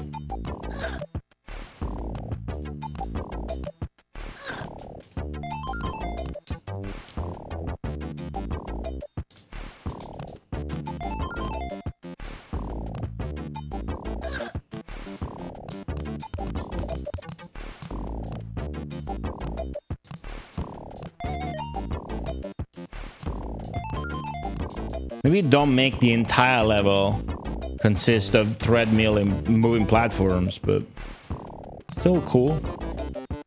So that band. Ah, oh, for fuck's sake, dude. Come on. Alright. Alright. Alright. Okay.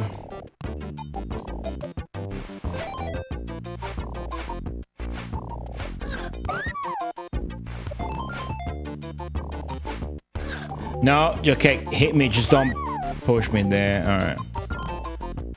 Okay, cool. All this shit doesn't really hurt you, so I guess it's fine.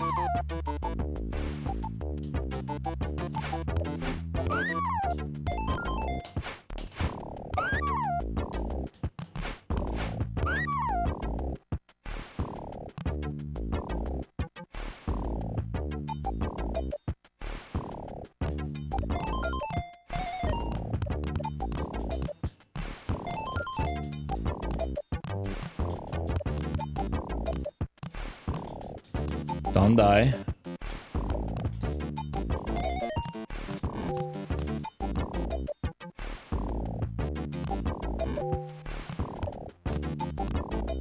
There's evil bags.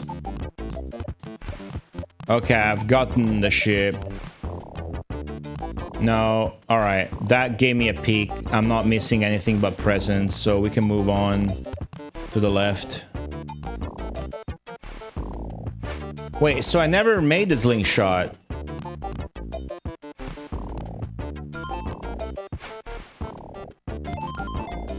I don't really fucking need it. Oh, fuck, it's... No, no.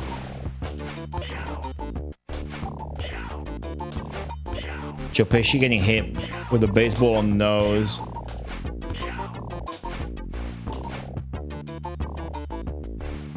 Oh, he just gets stung with the little weapon. You don't get to kill him. Fuck, alright. Oh, it chases you on the... Oh, that's fucked up. That's fucked up. I need the slingshot. This is hard. I'm dead. I'm dead. Whoa, he's actually dead. Fuck. You need the slingshot. Okay, so I need to get this fucking slingshot made.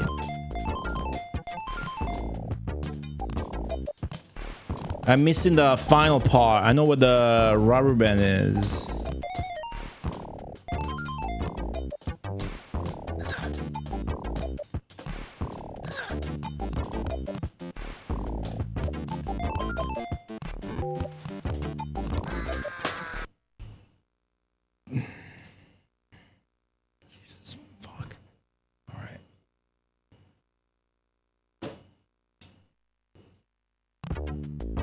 Pretty hard. Pretty hard.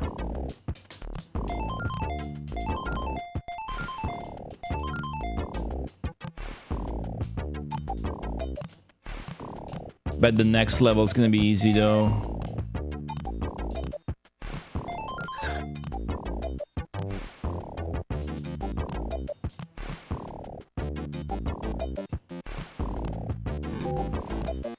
Okay, I'm starting to be able to read the level, so when you see the gray platforms, you know underneath that is a chute you don't want to fall into. Let me get all these fuckers before I look for this fucking ball. Okay.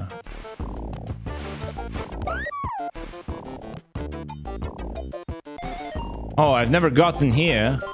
Oh, that's it then. Okay. How did I miss that? Huh. Okay, cool. So it's easier than I thought, which means... Yeah. Okay. It's not as bad as I thought.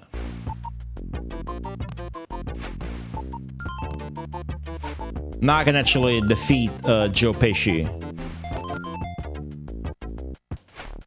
Ah, fuck, the guy threw a bag at me.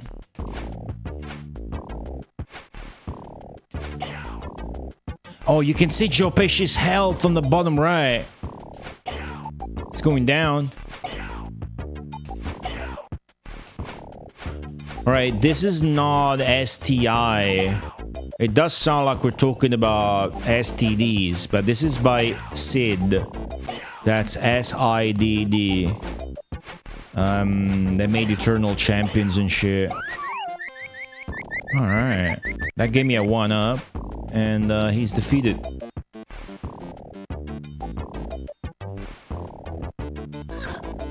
So yeah, it's a different company. There's no overlap or whatever. Is that a plunger? A toilet thing?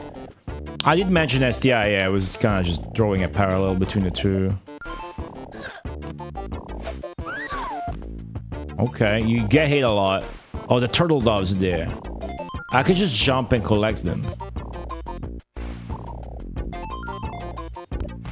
Yeah, the portraits in this in the HUD are quite... I'm not going there.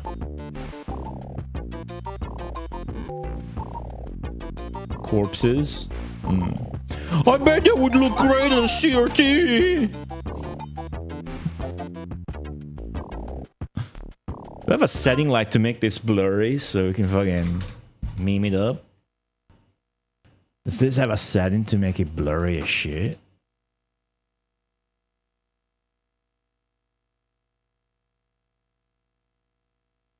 I don't think so.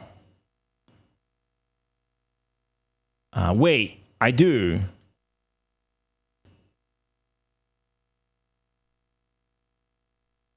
Well, not that blurry. Whatever. Okay. Post.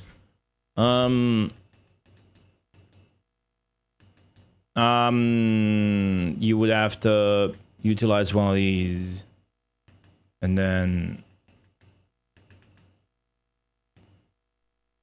Wait, why doesn't it let me use the pre-EMP? Oh, because I'm not on generic. I'm like, yeah, to me it just looks fucked either way, so whatever.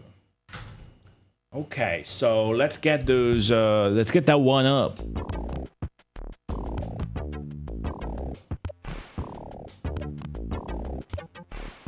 Pizza too. No, oh, I accidentally did a slide. Probably gonna have to change controller. I'm on the 3 button, that's no good. Nice. Okay, how about we don't get squashed at the ceiling of this? Oh, fuck. Oh. Alright, what about... Oh, I got a new gun. What weapon is this? Just a gun. Cool. Yeah, both Mega Drive Home Alone games are unique, apparently.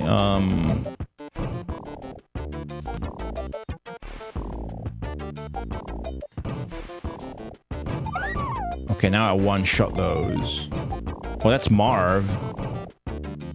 I'm gonna just take him on. Look at his health. Oh, it's getting slimed. That's so cool. We're getting unique animations per weapon. Kind of just like in the first game. Oh, we got infinite ammo and infinite time, which I like for this. I quite like for that. I quite like that for this, I should say. Okay, to get my way back up. This could have like huge levels that drag depending on the difficulty, we'll see. Seems like it's got really big level design. So far I'm not annoyed though. Oh, those are golden though. Is that a continue then? Or am I just not being reading the color properly? It's more shiny. That was indeed a 1-up. Okay. I did lose a continue though, so... Don't get squashed in the fucking ceiling, Kevin. Ah, come on. Do I jump over? It's gone? Oh, you get hit by A, you despawn it. That's very friendly. Fuck. Okay. Let's try that again.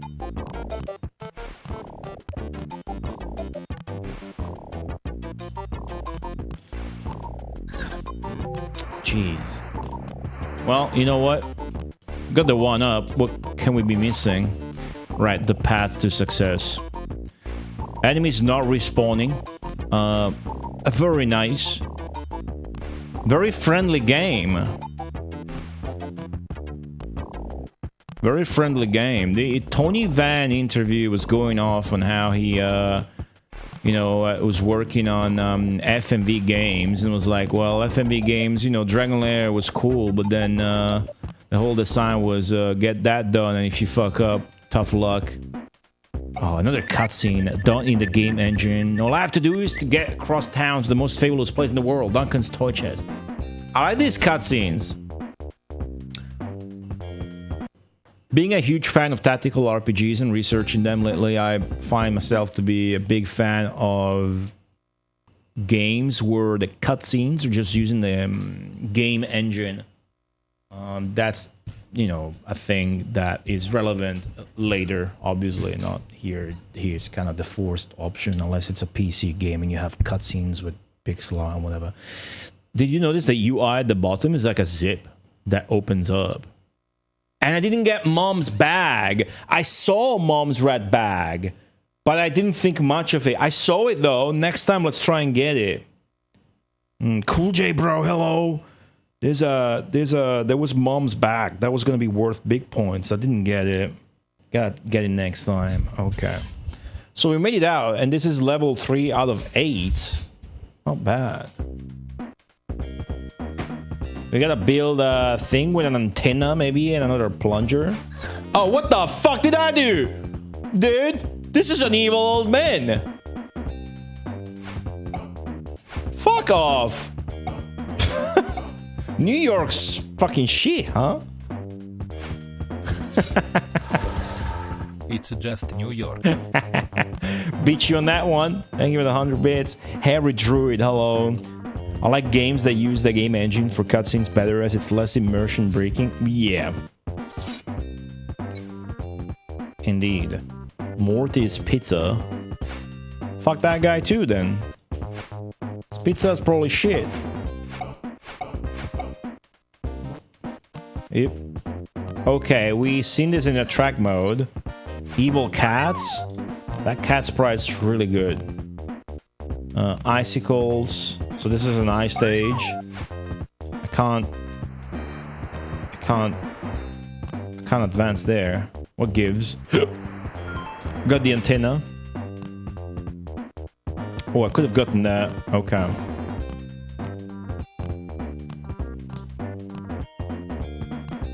Boom.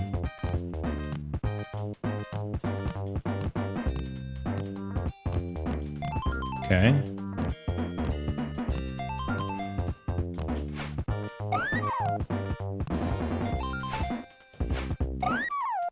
Why are we shooting cats? That's pretty mean. Okay, I need the plunger. I can't drop down this one, but I can drop down every single other one. Why? Wow, that was a sick trick. Can you look down? Fuck, you can't look down, guys. Hold down. Can't look down. Well, that would have... Hold on, I got the weapon. Okay.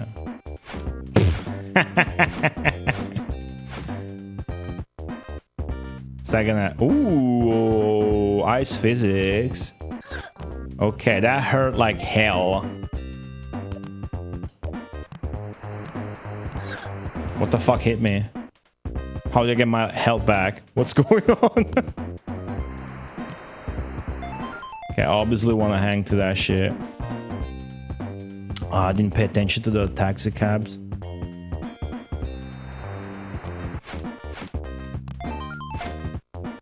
Okay, I got a weapon, so all I would care about is extra score. Oh. Man, what the flying fuck is going on? What was that?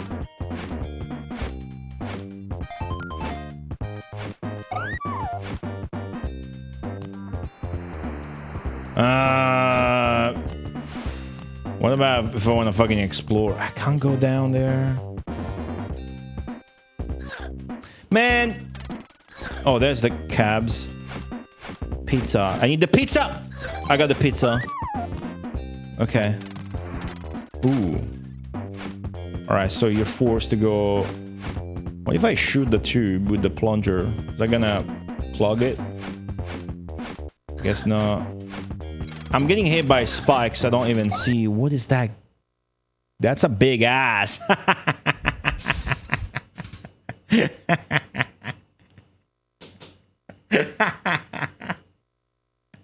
That's a huge ass, dude.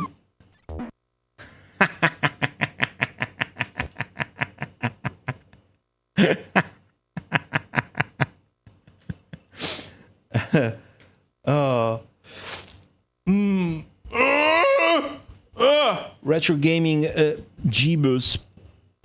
Is this the Genesis version? Yes, it is. Welcome. Agent Neil, hello.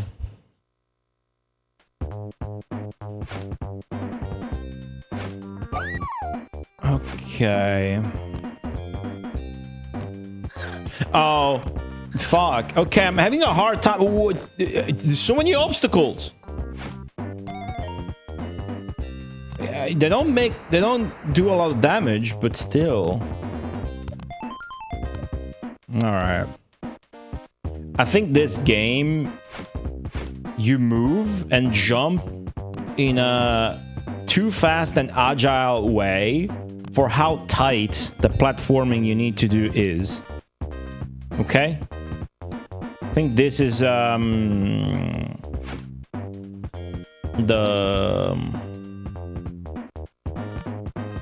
thing that gives me thought so far. I had the detail though. Okay, how the fuck do I make it to the other side? 104. Oh, I'm dropping frames again. Oh shit. This again?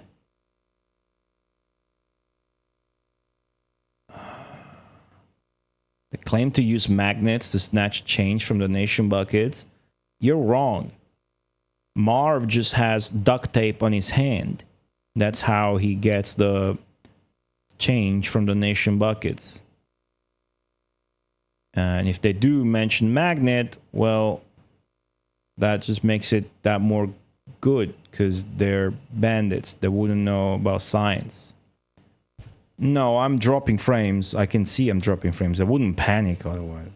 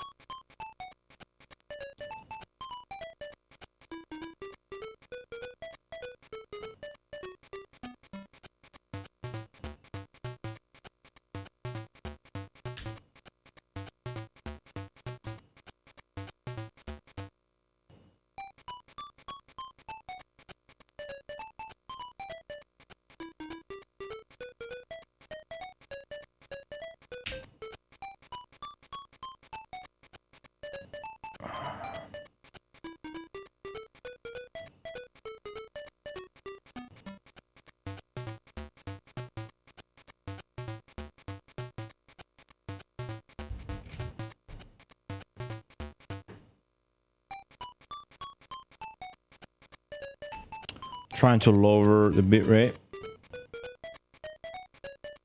It is not helping.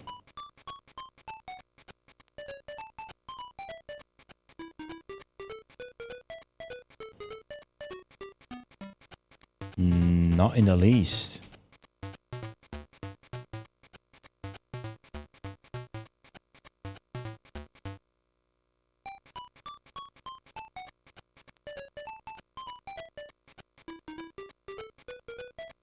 And now it's a 10,000 bit rate, 800. It's fucked up.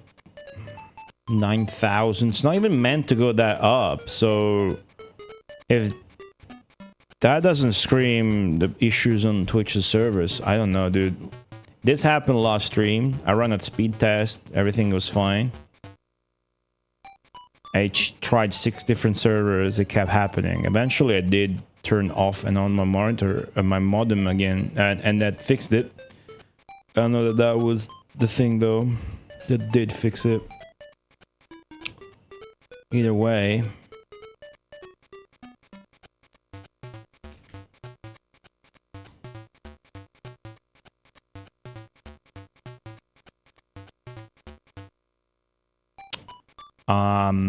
Gonna have to try switching servers again. Hopefully I can do it fast enough that the stream is not segmented yet again. I'll try. Please stay tuned. I will be right back if OBS allows.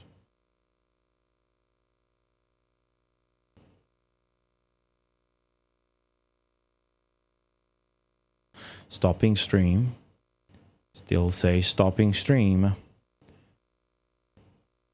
We don't know when or if it will stop the stream. Do you think I am still live? OBS is still attempting to stop my stream as I keep dropping frame over at twitch.tv/goatee_. Okay, stream stopped. Settings, stream server.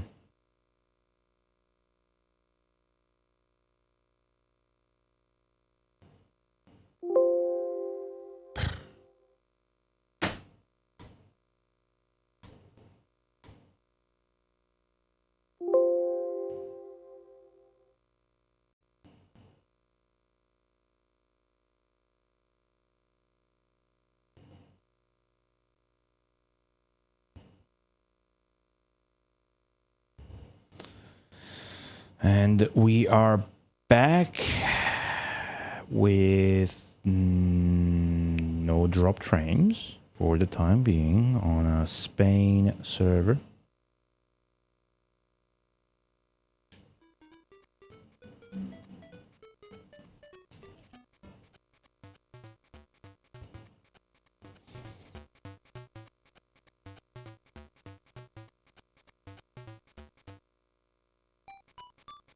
Let me check if I am live on YouTube still.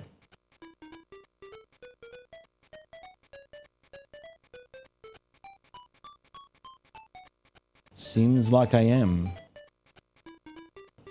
Very nice. Okay.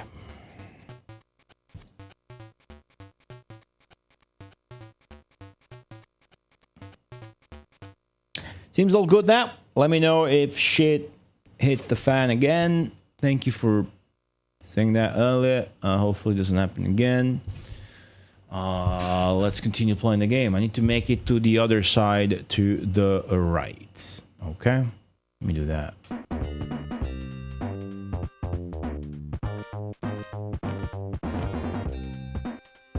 Seems like a tight jump. Okay, I made it. What the flying... That hurts? Okay. Kevin in the bottom left of the UI doesn't look like he's got bangs. He looks like he's got spiky hair. It looks like the guy from The Offspring. The band. I think in this game might not be too worth it to explore after all. Wait, why does that go up? I'm just jumping and shooting. Oh, you can shoot the spikes? Hold on. Well, the ice physics are ravaging, dude. So, in this game, you get hit a lot. Thing about this game is you get hit a lot and it doesn't really hurt you. But at that point, makes you think you should have designed the game with the player getting hit less. Maybe hitting for more. That just makes me think you kind of had to patch it together so it was more enjoyable at the end, right? But in truth, I'm still getting hit a lot, so interrupted and possibly frustrated, right? Paul Phoenix, yeah.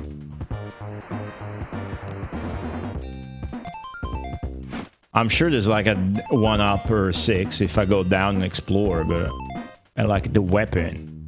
Well, I didn't mean to fucking fall down now, fuck. Can make it back up though. Ooh, doves. Gimme. And I don't care for the new weapon. As long as I don't have the basic weapon, if Joe Pesci or Marv appear... Oh, what's that? I can... That you probably swing on that. I can hit them. And kill them and get the points. Ooh, okay. Safe area. Oh, yeah, case in point.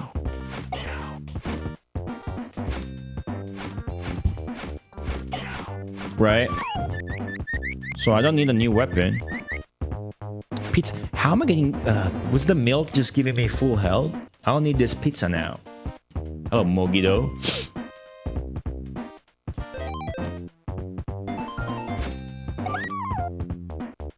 Oh.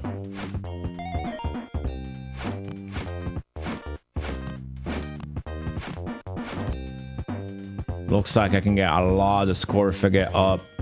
Oh, what the fuck happened? Okay.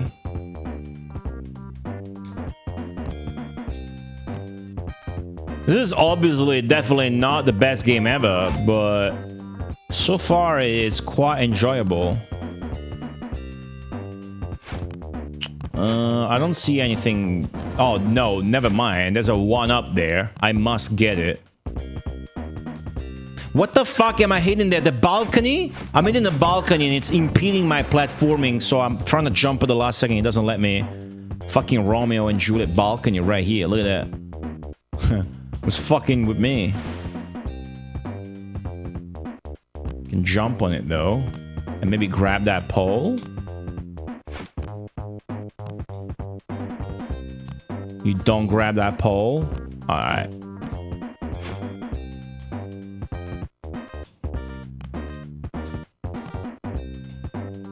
Oh, it's the fucking sliding of that. Why would that be sliding? This game is leaving me very confused at every turn, which isn't ideal. Right? Why would that be sliding? Okay, cool. Yeah, all the animation's pretty sick. Ah, fuck, I need to get that stuff, because it leads to a 1-up. And I need to learn how to get it, potentially for next time as well. Those guys do respawn, that's not nice.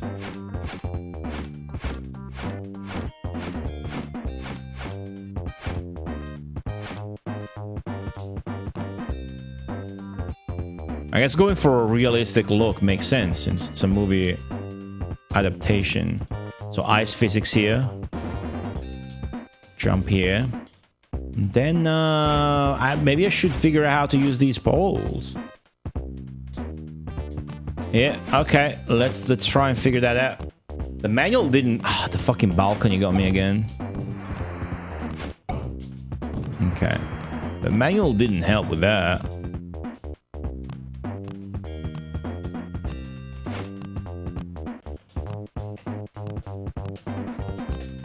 Oh, you know what? Maybe you bounce. It does look like Vanguard. Maybe you bounce on them. Like... Yep. Alright.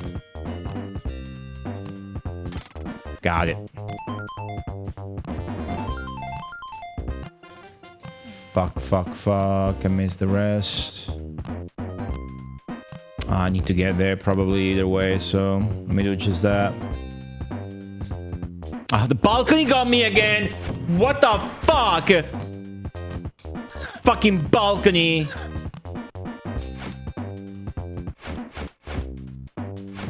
You can't crouch and shoot.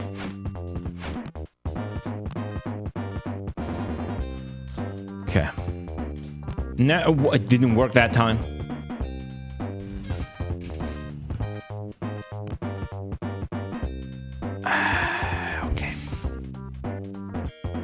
Try this again.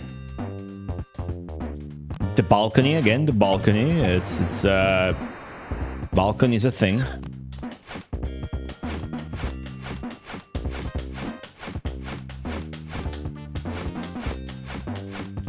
Definitely better than your grandma at F-Zero. So I'm stronger than Kenshiro. Okay, I don't need to jump on that one. So. Okay.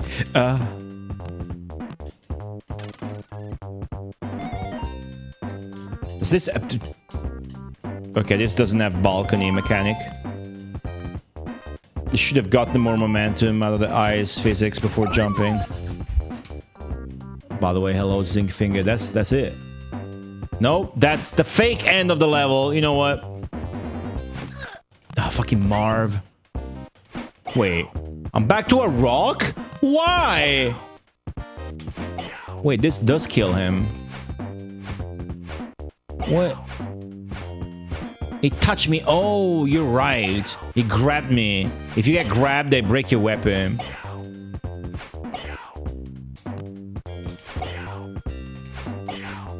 Oh, look at my score! Round! Round and sound 100. Okay. Fuck. No. I need the score, dude. I want to get the score from getting him down. I don't know that it's gonna give it to you with the basic weapon. Maybe he just revives himself.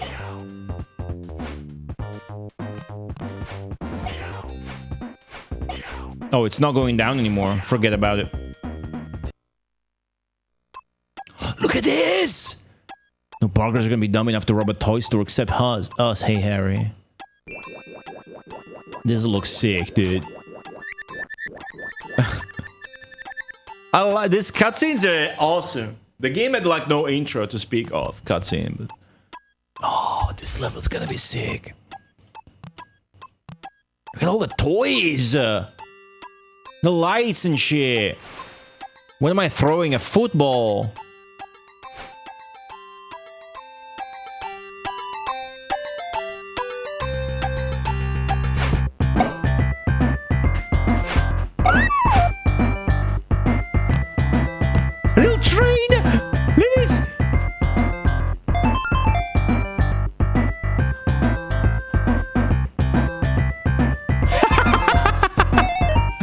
Enjoy.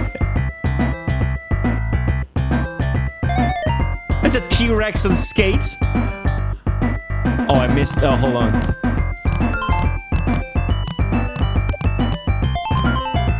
It's Dino Line again.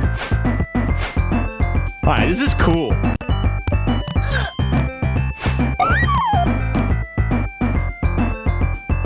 And they packed all this in a 4 megabit cartridge. That's insane, though.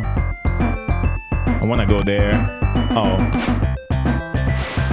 Look at the Christmas decoration at the bottom as well.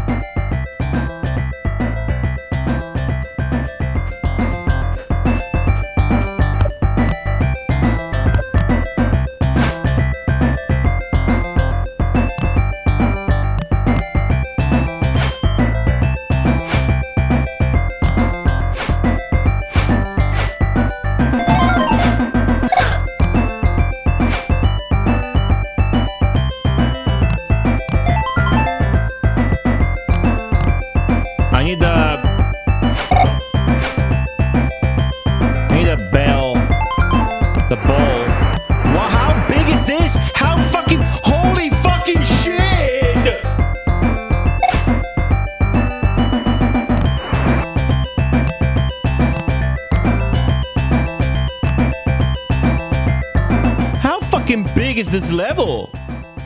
I was gonna comment on the bass. Bass is good, isn't it? For jams. Okay, I wish you could look down in this game. You can't. You know, we could have avoided this if we could look down. Looks if I fall in the chute again, I have a chance to just hold right and make it back to the segment again. Oh, I don't like that guy just coming at you periodically like that. This is a really cool game. Cool and good aren't the same thing for a video game, but cool can make the video game. Like, you can enjoy a video game because it's cool, not necessarily because it's good. What the flying fucking fuck out of...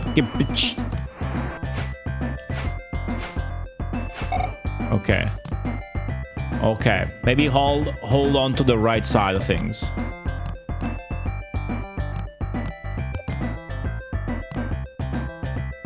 Right? Right. Those Japanese looking toys are so sick though. These ones, right? With the blinking antenna. Oh wait, these planes are carrying those bolts that I need for my gun, but I shot one down, so maybe if you shoot the plane itself before it hold on, I need one of those. And there's a one up, not in the face.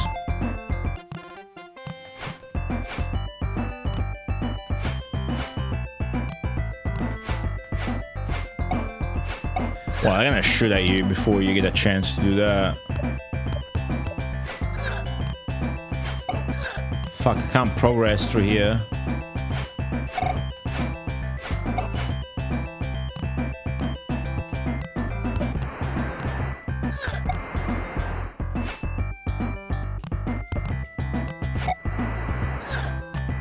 Well.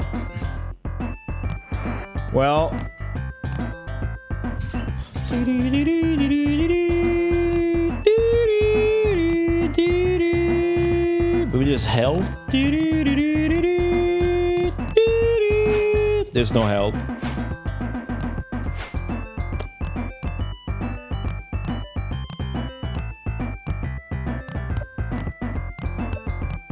Good music. Come on.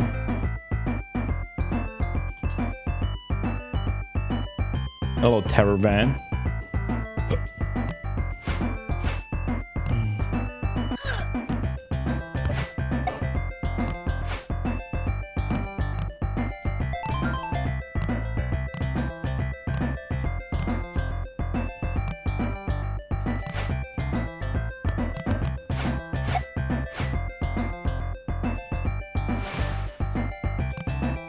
If I could look down, that would be very nice.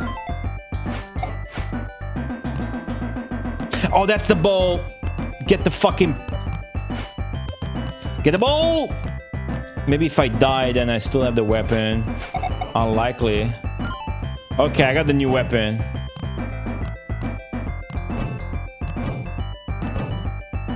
Not as cool as the first game's weapons. Then again, different developer and whatever.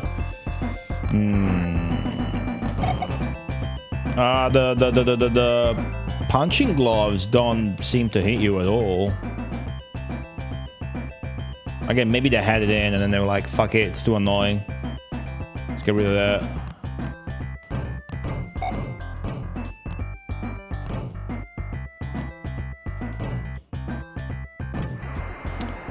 Alright. How would I even get past that when that's the forced way? Towards the left, it seems like. Huh. Two criminals look horrifying. Have you seen the kid in the UI? It looks like he's the villain, dude. And the two criminals are scared shitless of him.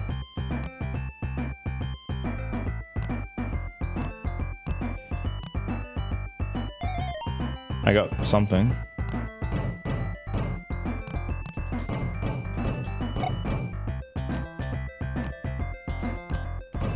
Okay.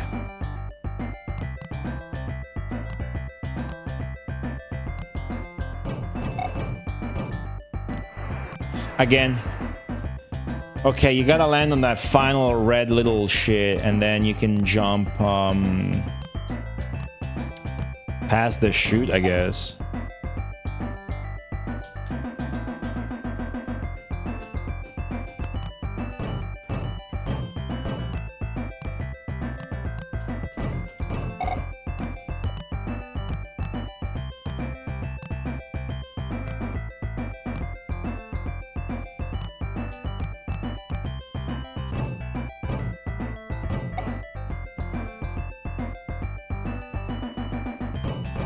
Well, if I fall here, I'll be fucked, yeah? No, yep. Hold on, I gotta solve this shitty-ass puzzle. Hard to be mad at a level when it's this fucking cool, though. Someone about to give a hint? Yeah. Thank you for reminding everybody that it's not allowed.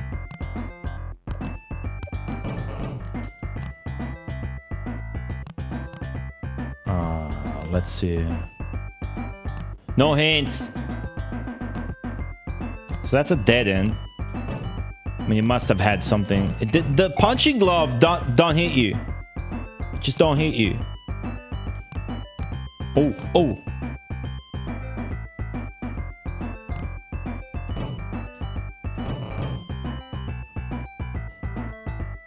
Right. Ah, fucker. Okay. So when you get close, just go right, but immediately hug the left as you fall. Should work. At least this level design, you know, not necessarily good, but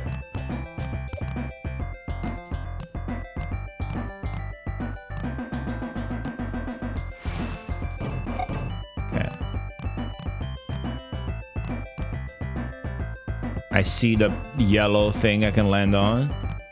Now I see a green thing I can land on. And then I see the red thing I can land on from here. I see more. Ooh, hold on. Did I make it? I made it. What? No! I got hit! Oh! I hit it! Fuck! Home Alone 2. Oh, it actually actively punches you. It has to punch you to do damage. I see. I haven't died once while trying to figure this out all this time, so it's not... Imagine if, you know, you would die a million times. Means they properly tested this shit and rebalanced it. So they had a flawed design and fixed it. That's what I get from this game. They had a really flawed design, and then they made it enjoyable. That's what I'm getting.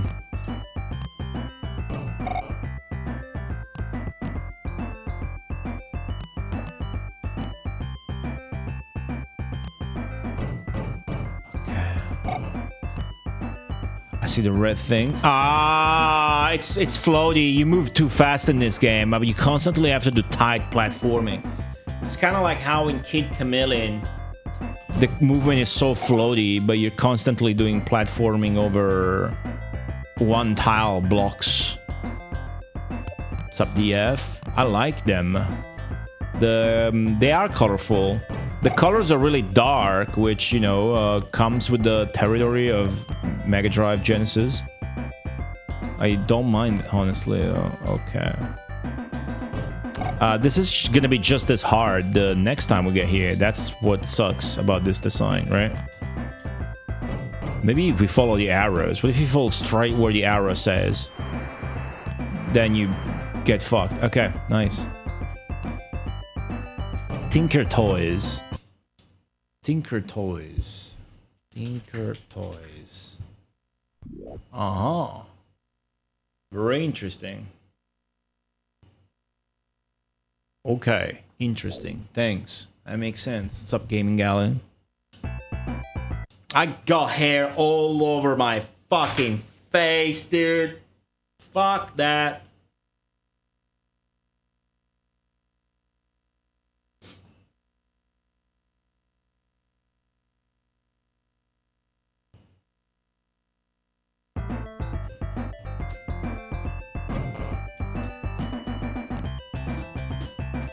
G-Tramp. Hello and welcome.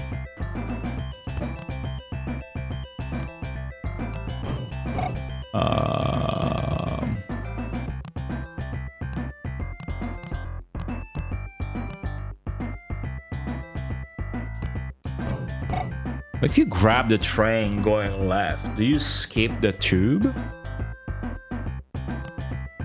It seems I could grab it from here. Let me try that.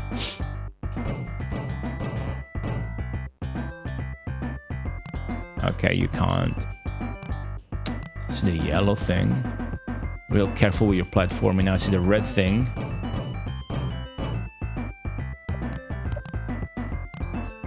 So it gets tough not to fall down. Okay, this should be it, but I got hit last time from one of those fucking airplanes. Okay, now it'll be a good time. Finally, dude. All right, and I got a pizza, so that nice. Cause I got a no. Oh my god. I almost got pushed back in. Ooh, next I gotta make like a sugar cannon or something. What's this noise? Trampler? Milk? Get some of the milk. So that guy's making a fucking ruckus. Kill him. Ruining my soundtrack enjoyment. He's back. Ooh. Oh, I gotta get there, and there's a sugar. Oh, I gotta get there. Hold on. Okay. What did I just get? Oh, fuck. Okay, outwards should be nice, though, right? Brazilian bungee butt sounds about right.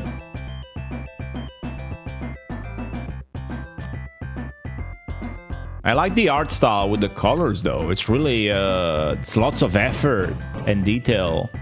I am astonished this came in a 4 megabit cartridge. Must have compressed the hell out of this game. Assets. It's a present there we want to get. It does make it hard to distinguish when there's a pickup thing. The, you know, all the color.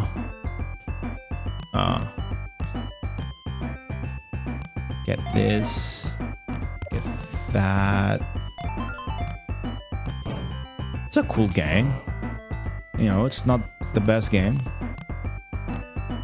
Does it matter? No, of course not.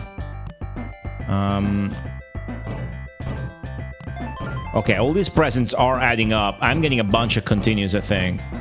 Even though I use up my first one. Ah, I finally got punched by that. Alright.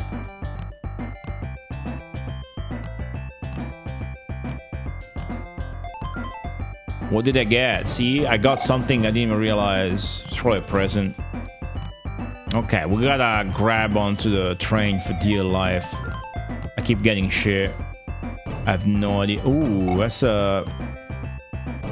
Oh my god, this enemy variety, that's pretty sick. You see that? More presents.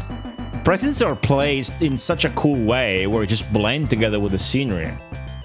And that's kind of on purpose, and I don't mind. There's no reason not to kill a bunch of enemies to get extra score. It's not Dinoland, huh? I streamed Dino Crisis 2 twice in a row. Quite enjoyed that. I would fucking play that shit again. It's so addictive. Oh, hell yeah. Very highly unsatisfying noise. There's two noises. There's one that's too low. There is a boing. And then there's a bleep bleep that makes no sense. You can barely hear the wing. Okay. I can't grab the... Oh, I'm getting dizzy. Oh my fucking... Who thought this was good?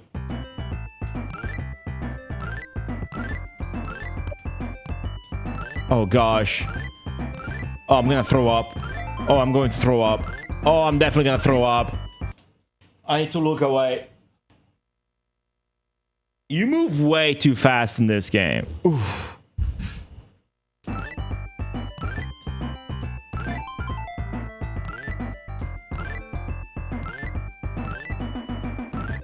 It makes for good pace with these huge levels, but I need that. I want those presents, dude. Doesn't matter if I have to get an aneurysm. Alright, forget about those presents then. Whew. Holy fucking shit. Sonic CD, I played once. I found the game quite annoying.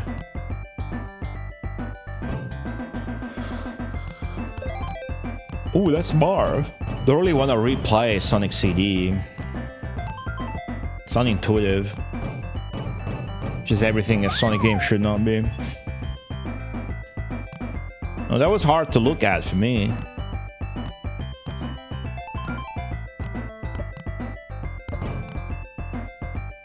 Man, how big are these levels?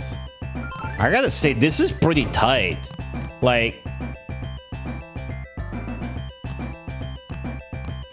This huge level with fucked up, what's the name again? Tinker Toy Maze. It's keeping it fresh somehow. You know? There's nothing worse, there's nothing worse than a long-winded level in a game where every level is a big square of long-winded shit, where it doesn't keep it fresh by introducing new elements. It doesn't take a lot, dude. Here, have a fucking trampoline mattress. Have a fucking candy cone shaped ladder. I'm sold. I'm gonna keep enjoying the level. Doesn't take that much. This is great. In many ways. It's really subpar in others that have to do with controls. Not that the controls are bad, but they don't go well with the game, is what I'm saying. But the upside of that, for those of you that like just enjoying games and seeing the glass half full no matter what, once you get the hang of it, it just makes the experience faster and thus well-paced, perhaps. So, you know, there's a positive to that, a negative as well. But it is a pretty huge, not a huge negative, but... yeah, whatever. Yeah, the thing with gems is that it's really accessible and everybody could use it to make soundtracks. But at the same time, you had a lot of stock assets, patches, samples, sound effects and whatever, instruments even. So if you compare two lazily done gems soundtracks, they will sound the same. Okay? This is in the middle where it sounds good, the composition's nice, and sometimes it uses a custom FM patch for the instruments where it's unique. Like the bass in this one is really nice.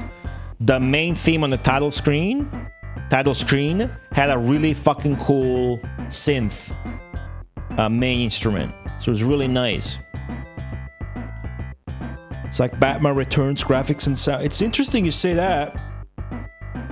Batman Returns on the Mega Drive is a unique case of development hell where we're not going to get into it right now, but other studios and other developers had to come in and help rescue the game and make it happen in the end. You do bring out a good point where Batman Returns is really, really fucking purple. Right? You got me so interested in that throughout the conversation right now that I'm going to pause the game and the timer to check for overlap. I last looked deep into this when I was looking into Clockwork Tortoise or whatever, but Batman Returns. I want the Mega Drive one.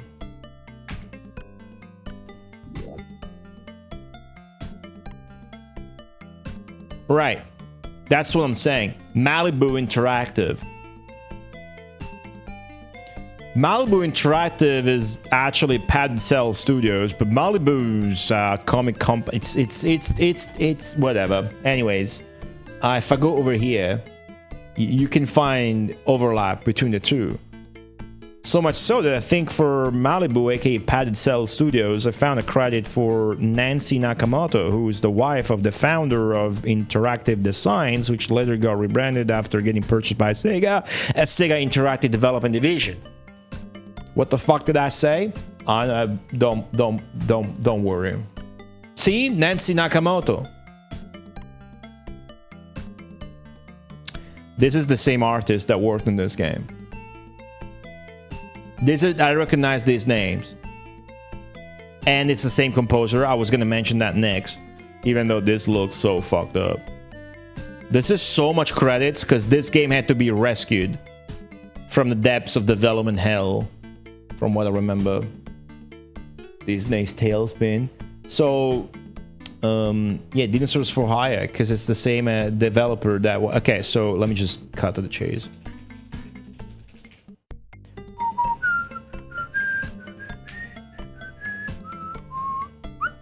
$1993. That's the one.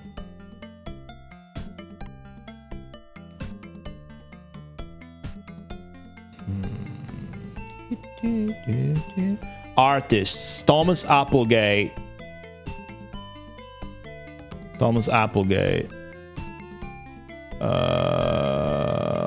Herb Schroeder.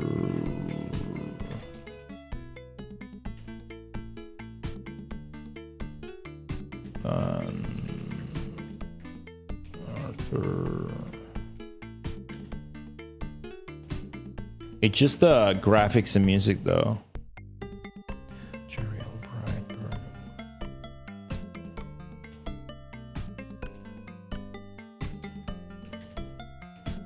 Just the art. But there's multiple other names.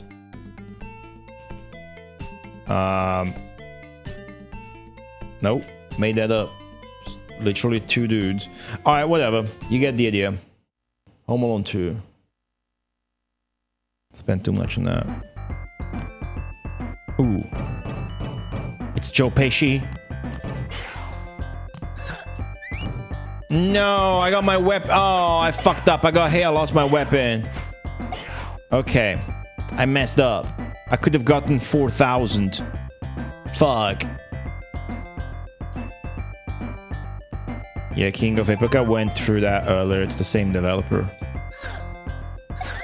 For that and this. Alright, we just gotta fucking... Oh, what the fuck? No!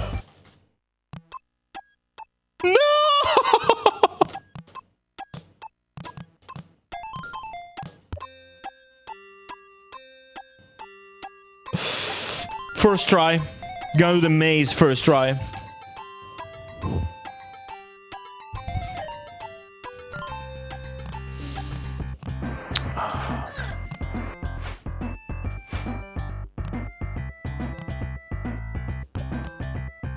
Fuck. I mean, I got trapped over there, G-Tramp. I don't know that I was gonna survive. Moodoo, hello, Moodoo.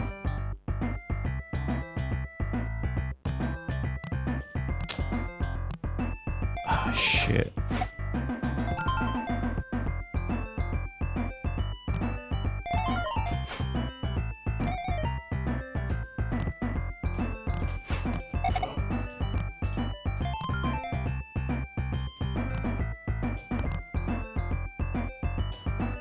Okay.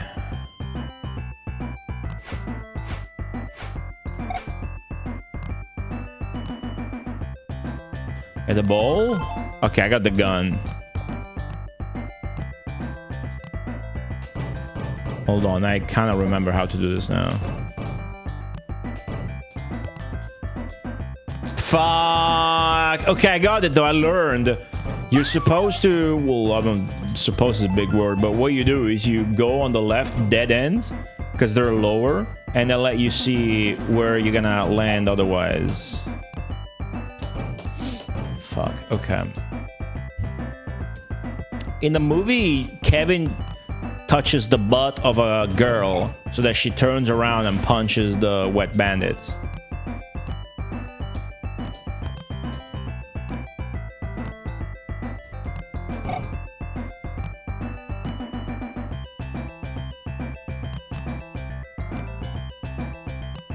Right, so you see how I can see the platforms from here?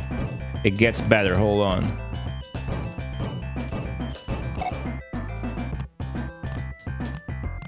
Floaty fucking controls.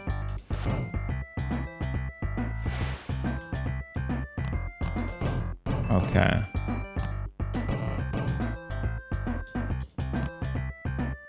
Okay, see, I can see the yellow shit. So if I just carefully... There you go, and now I can see the red shit.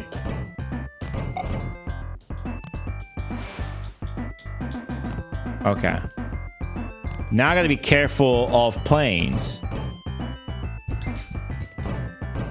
Think. Made it! Boom! Made it! First try. Okay, so you can learn it. It's not so bad. Whoa.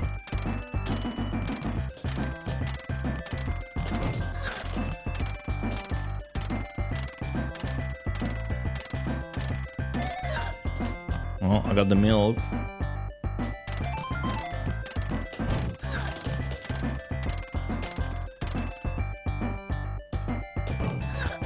These fucking airplanes.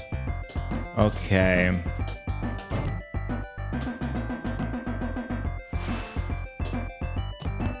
Can't make the jump? Guess I gotta jump on this.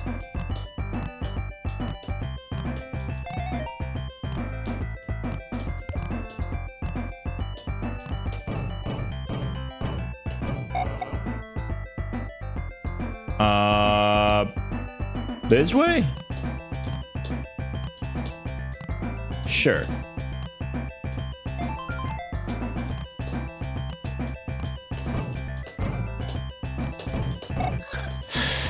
Okay.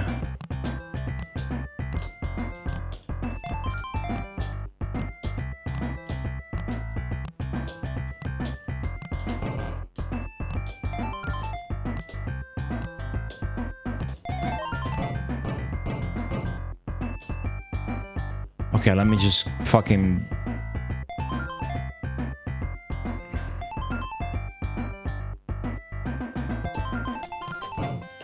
Oh, you piece of shit. What the... okay. We got punched into making progress.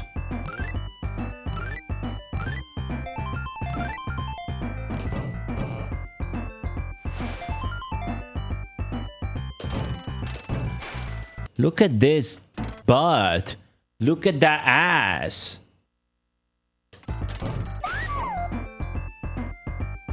Who is that? I gotta get Marv this time, because otherwise, I think maybe if you take him out, then they don't take the two, Marv and Joe Pesci together. Then it's too much. Can you destroy that fucking car, please? Thanks. Get the sugar.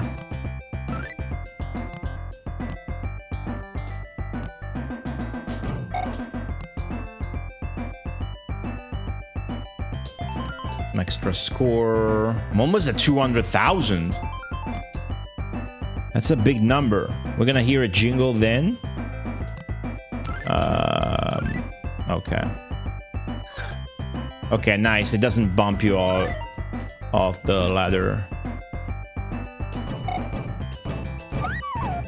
200,000 round. No round score. No credit.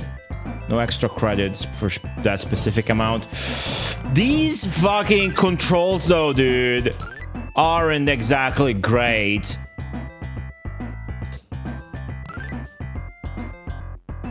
It's some floaty shit.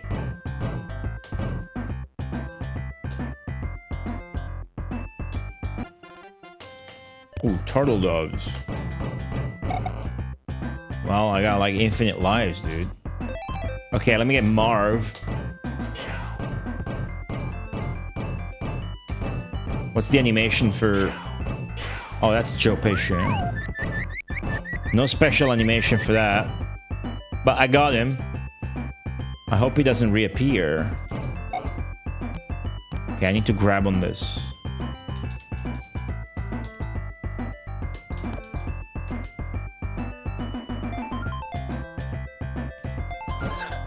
The fuck hit me? Why, dude? They're just waiting for me. Fucking hell. Getting stunned? Okay, that's stunned. This platforming is fucked up with these controls. What the fuck? No!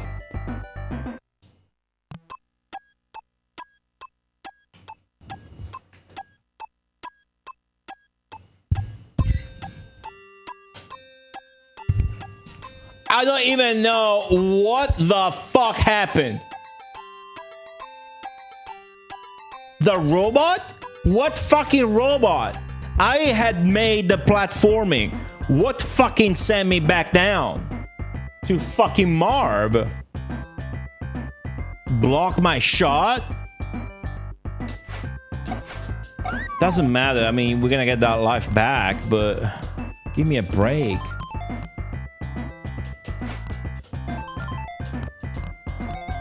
Fucking...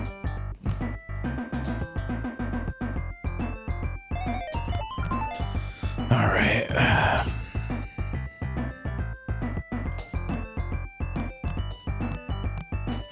It was only Marv, though, because we had defeated Joe Pesci. So you do want to get this fucking first gun.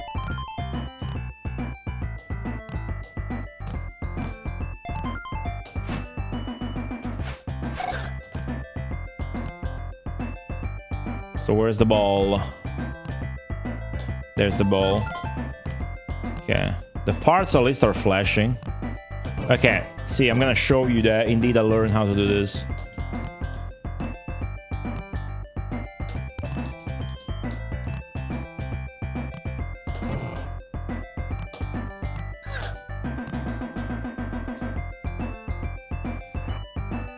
It glitched? It glitched?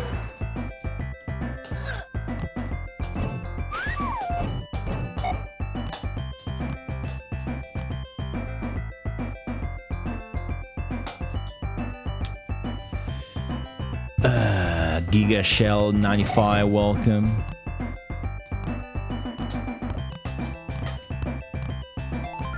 Alright.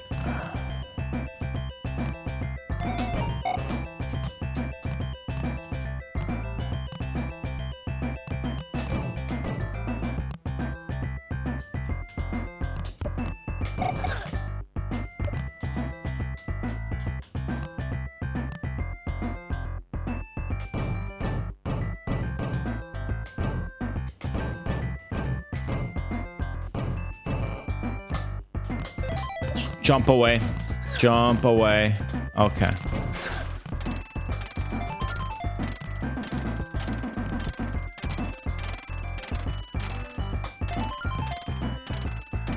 Okay. There's another bold part. In case you missed it, they give you another chance at completing your first weapon. So you can get Joe Pesci. That's nice.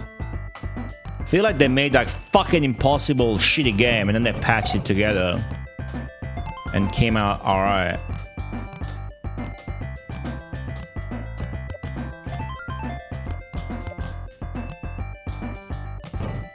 So that's what happens when you get the fucking Aztec Adventure and Beyond the Forbidden Forest designer and developer make a fucking Home Alone game.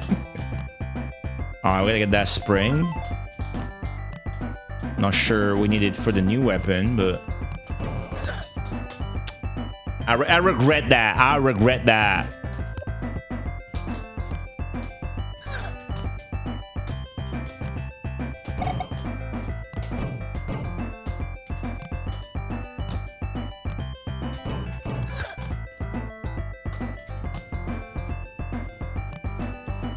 I don't want to grab on your stupid fucking train.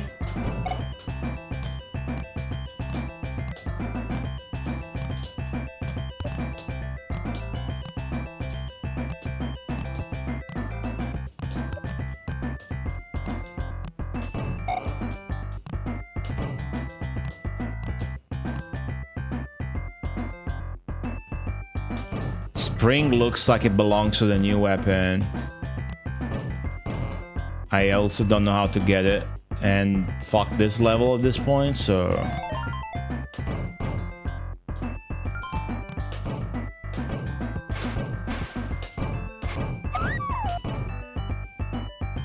Well, fuck it. Ah, Jesus.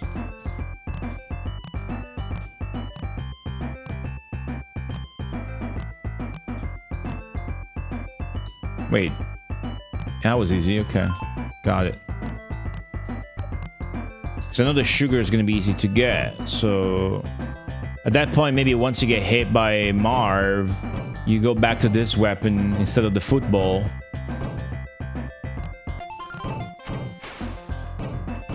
That's the sound, I think, at that point. That gave me an extra credit. At this point, I think we're going to finish the game on the first try, because we had like 19 credits. This is level 4 VVV. Level 1, the airport. Level 2, the baggage section of the airport. Level 3, outside New York, daytime.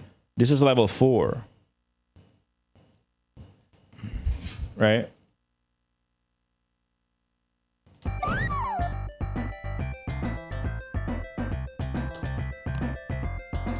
Okay, gotta keep an eye out for the sugar.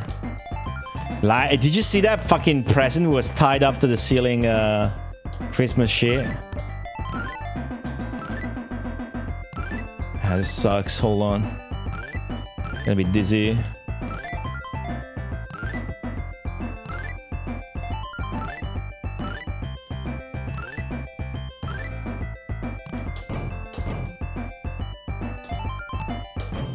They give you so much score. It feels good. Keep getting some score. Let's zoom onto that ass once more.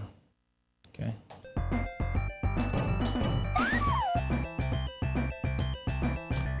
See, more presents. Pizza. Marv's up there. Did I miss the sugar? Hopefully not. Oh, that's the sugar! Oh, new weapon. I guess it's throwing cakes, not sugar. It's a cake launcher. Okay. Yeah, sometimes it doesn't use default gems instruments. I think the bass is nice. That might be default as well though. And I had a nice synth in the title screen. I'm hoping it comes back.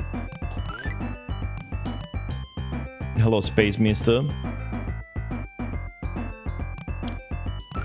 Alright. Should be a 1-up on the top left, and 1-ups respawn, so this game is super friendly with things, even though it's super unfriendly. Oh, it is a cake splat, which means it's gonna have a unique animation for Marv and Joe Pesci, which I'm hyped about. Okay, got the 1-up, got the pizza. Let's fuck Marv up with our new weapon. Oh, that's Joe Pesci, and there's no new animation for that. Okay. Definitely not as good and varied as the first game with those, but it's impressive that you still make. So once you fall down here, you get ultra fucked, and there's nothing you can do not to lose your weapon. And I got full health. Let's see what happens.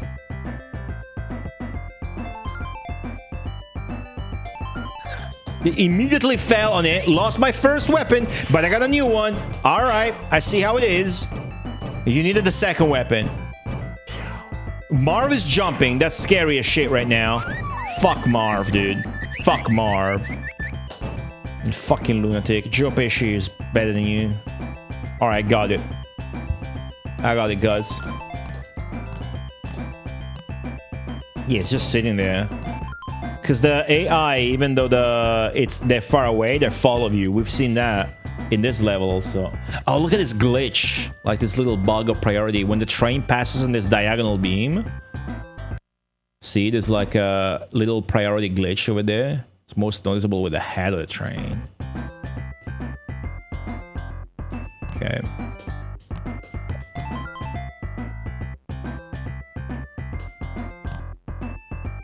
Okay, looks like we just want to fall down the chute. And then the level must be over.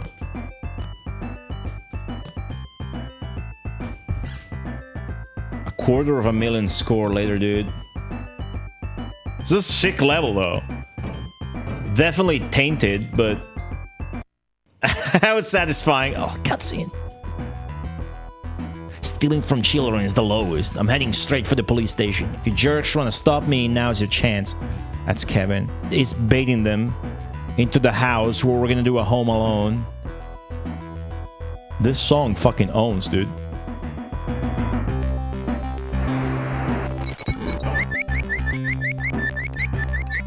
Oh! Did you see that? Fuck yeah. I haven't seen the Nintendo or Super Nintendo ones. They're totally different games, so I deemed it unnecessary to look into them. That's the fact that he dies like that is cartoonish and in line with what the movie is. Home Alone 2 does that a lot. I need to piss, okay? I'm so sorry, but I will be right back. I will be back so fast, dude, that you won't believe I even had to piss. The meantime, I'll give you this.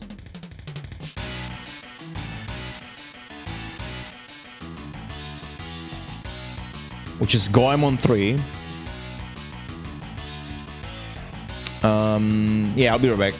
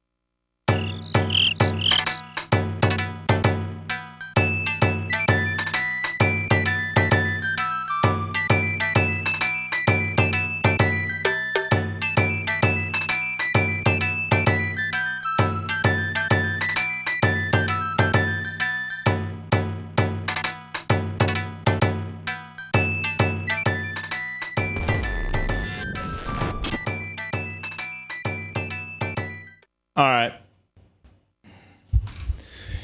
All right, I'm back.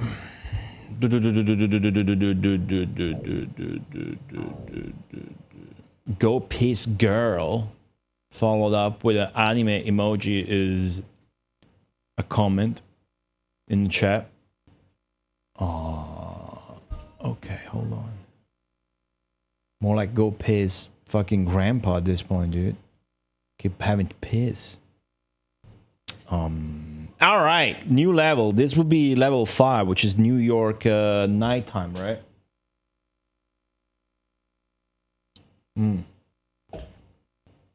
I opened this can yesterday. All right.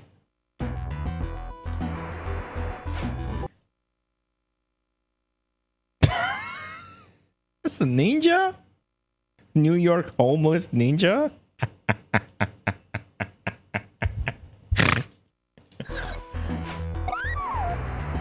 I'm just throwing rocks and ninjas. Are they infinite?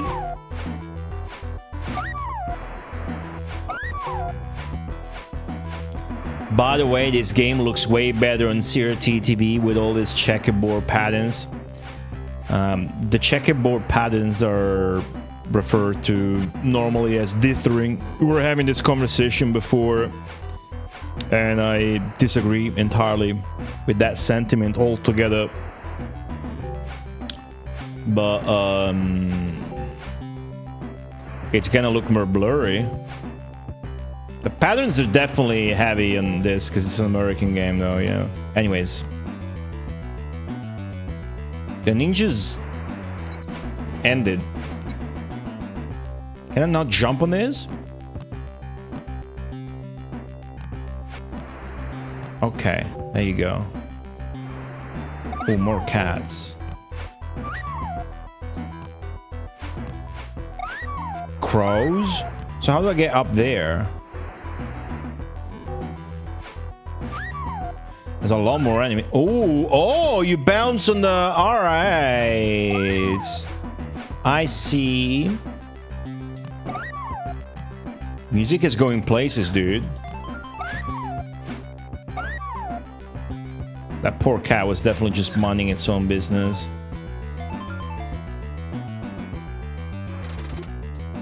Ah! It's Marv.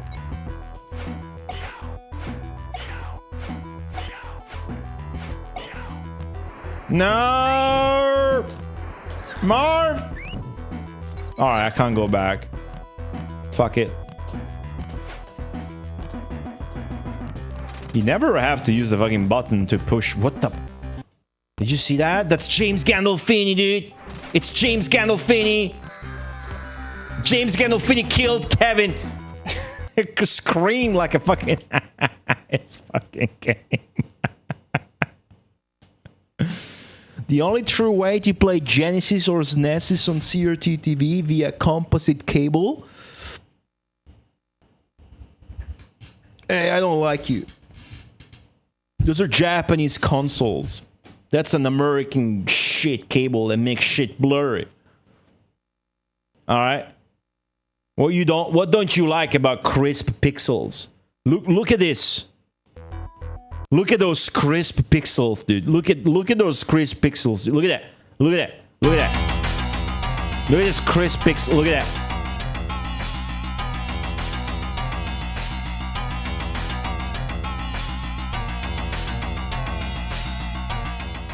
And TSC has got nothing to do with that.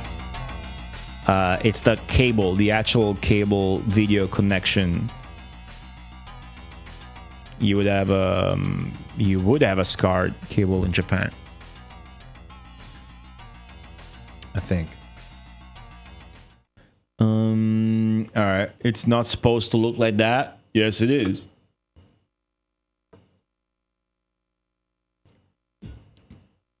You understand? If I turn on the CRT, it's gonna look exactly like that. Unless I purportedly make the signal shit with a shit cable. But yeah, this is obviously doing a lot of dithering all over the place because of that. but I don't know that I would like it more if it were blurry. Right? Man, you could bump down the quality. I'm a partner on Twitch. You have quality options. Bump the stream down to like 360p. Do that. Caesar the Writer, hello. Yeah, it's actually the same artist. Or one of the same artists as Batman Returns for sure.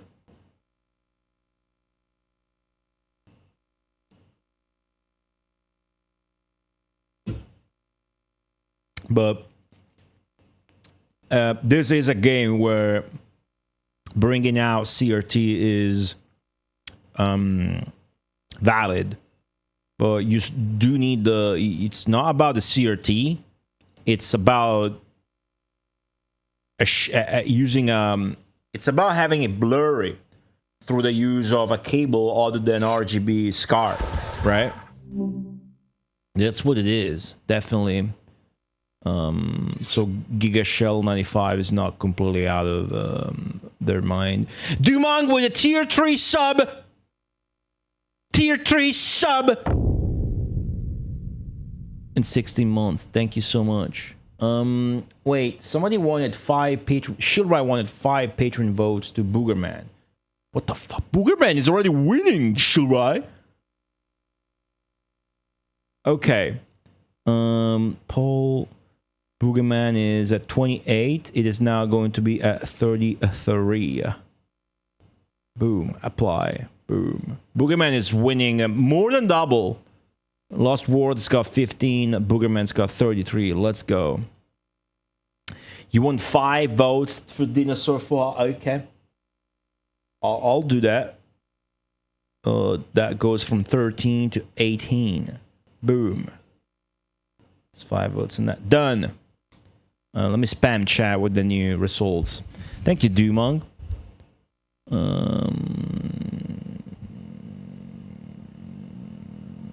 Let me see.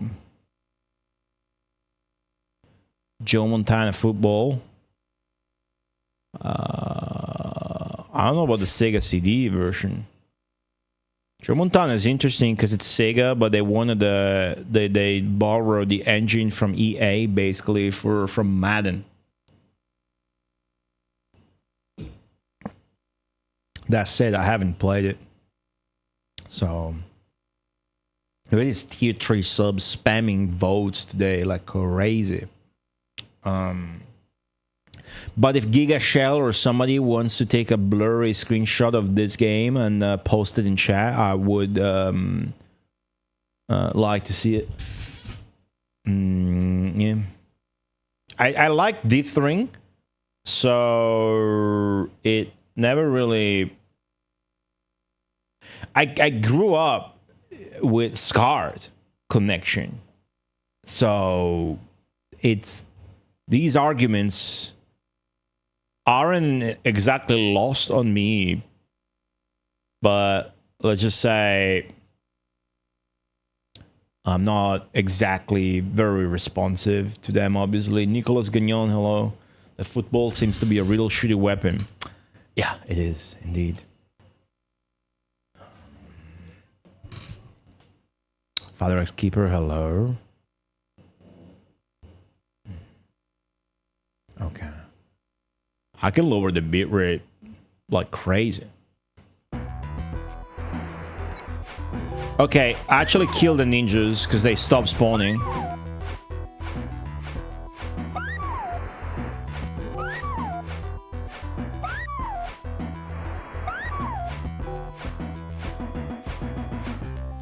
Okay.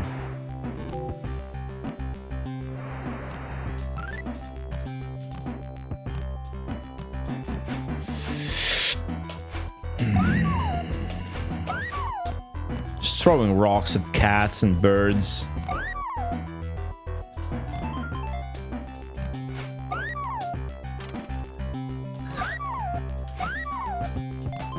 Like it's nothing. Okay, don't let go for a fuck. Never mind, I'm too greedy.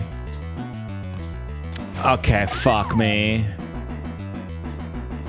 Well, that was it, though. Nice. Ah, fucking Marv. Run away from Marv. Is that rats? Oh, fuck, it's Joe. Dude, the rats hurt me more than Joe. Okay, what bandits escape? Cool, there's a carton of milk up there. There's turtle doves. Joe Pesci's throwing fucking shit at me now.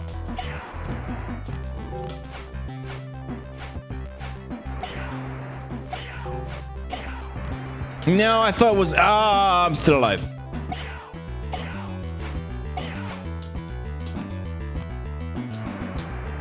Okay.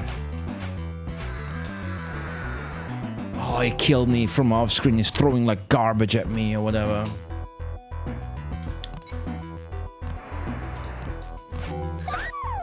Fuck.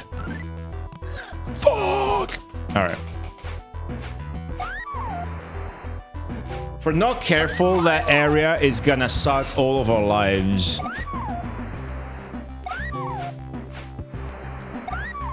There's a nice continuity between the stages, by the way. We just got out of the toy store stage.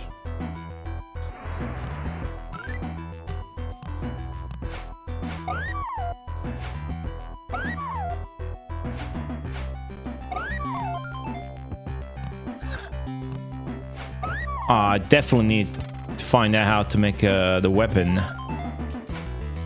Here's a piece.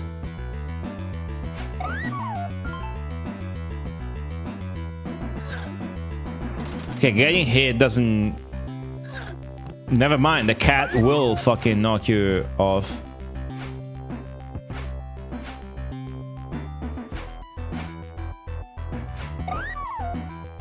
I so wish I could look down right now. Oh gosh. There's a can of ammo there. Oh! Oh, sick! Let's go! So I need the spring. Fuck yeah, nice. No! What the fuck was that? Why was I propelled forwards? No! Who's that? Is that James Gandolfini's brother? No, that's just James Gandolfini.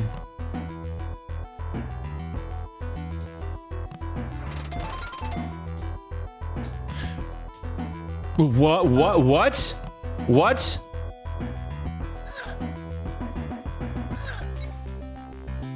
Why didn't that work? What the fuck is that? A goalpost? Man, I switched right to a different weapon or whatever. Which means I missed out on a chance for that one up, but it... That's hell. That's like a water bottle. Alright. Jump! What? Oh, it's James Gandolfini's busting his own window up. What the fuck is this game doing, dude? What is happening? Half the time, I have no idea what's going on. Is this a fever dream? Is this game real?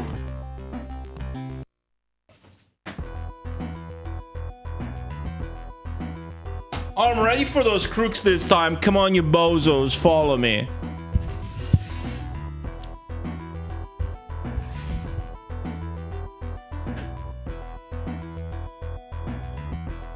Okay, we're going... Nice. The brick scene. We're going in Uncle's place to make a Home Alone. So this is level 6 out of 8.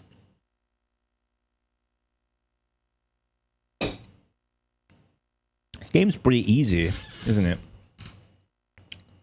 Fuck, I said the forbidden word.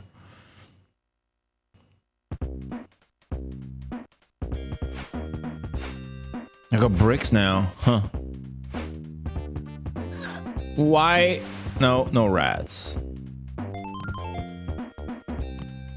Oh, is this dusty? Look at that.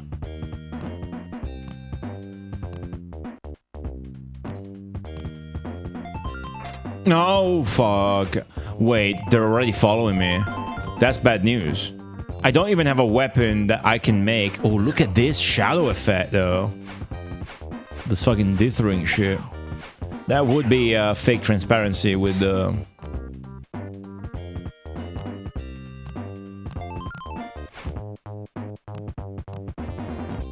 Okay, we gotta speed this up.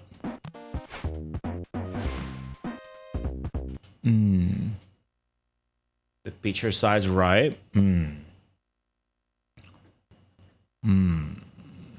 I fixed it so I was sure I had all the pixels visible on this one so that I can play liking games on it. And not worry about that being a problem.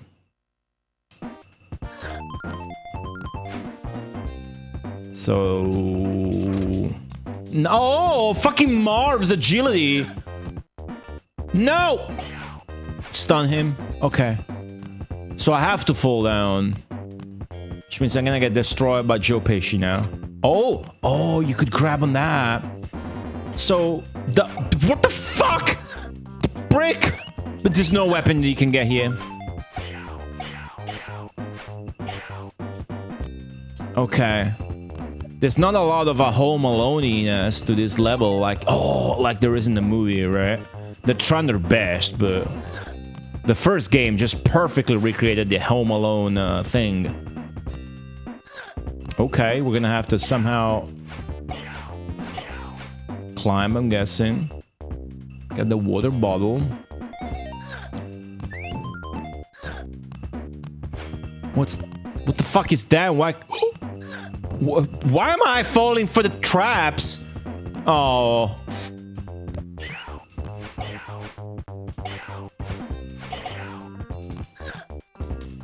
He grabbed me. Oh, dude. Joe Pesci, so fast. Joe Pesci.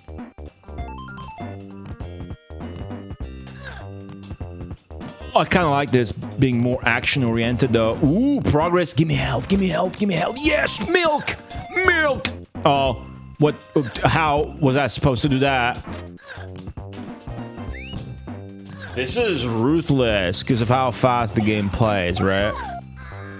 Alright, I'm dead. Okay, guys. Let's go. Fast-paced action level. I quite like this, even though it's nothing like the movie at this point. I was not supposed to fall down, I think. So what does the rope fucking do? I think maybe you can kill them. Even though this level gives you... This level gives you no weapon, because I think you can kill them with the traps. So if I lure them here...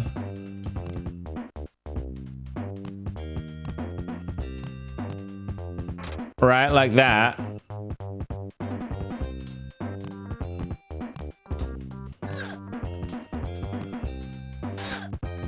Okay. I zapped Marv like in the movie. That means I can kill them. Keep the pizza.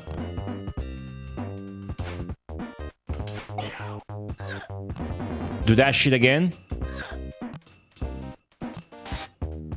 Nice. Marv is almost dead now. I can actually get some... Oh, he fucking regained health. Okay, cool. So it does do the Home Alone thing. Exclusively on this level, which makes sense, because... This is actually a Home Alone section of the movie. So how do I get back up? It's gonna hit me now, nothing I can do about it. Wait, how do I... Oh my god.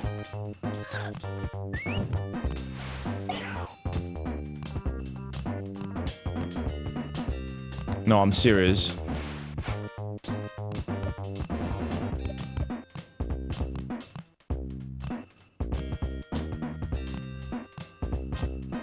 Okay.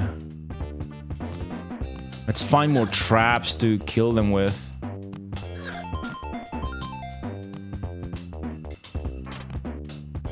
Joe Pesci maybe got hurt right now. I see his health. It's not gonna be able to get back until we hug the... Right, let me try and get Marv. Marv will dodge that shit. Okay. Can I, like, push these? No? I'm dead. Fucking Marv. Okay.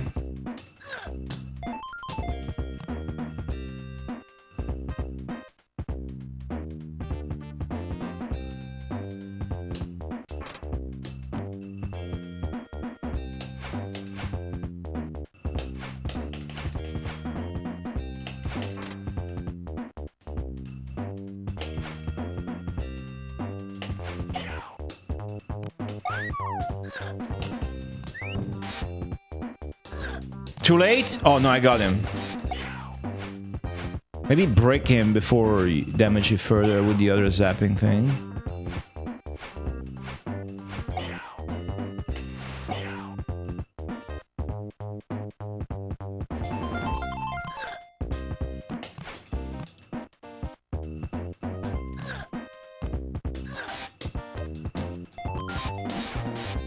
Okay.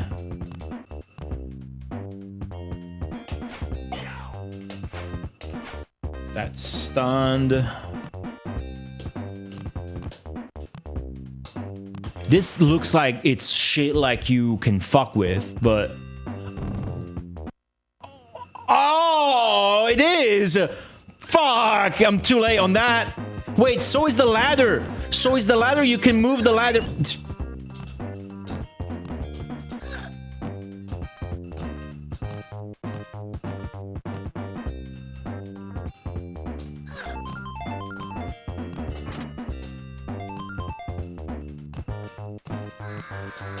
The fucking rat got me. How did Marv regain his health? Okay, we gotta get rid of Marv on the first chance. So the combination of the first things. The 2 zaps and the varnish.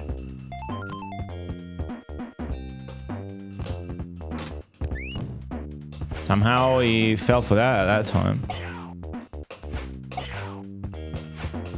He's regaining health with time? Fuck that. Come here, get fucked.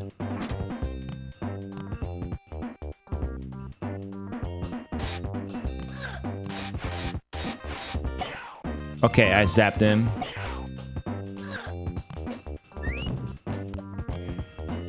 Oh, I got this too. Yeah, dude. Yeah, he's lighting. He's lighting. Come on, he's gotta be dead after the next one, right?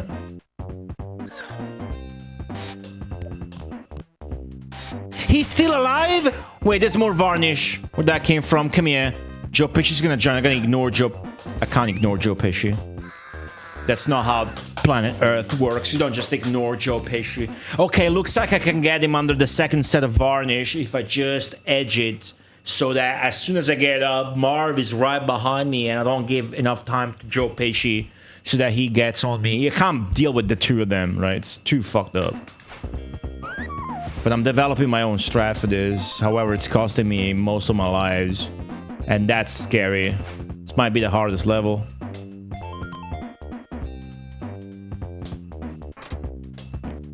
That didn't fucking work. Ah, what a waste. Okay. Ah, that fucking lasted for nothing. Wait, this respawns?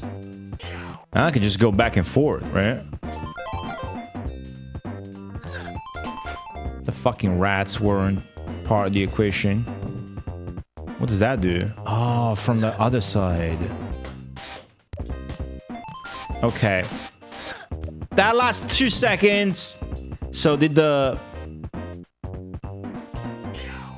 Dude, I can get him because this shit respawns, right?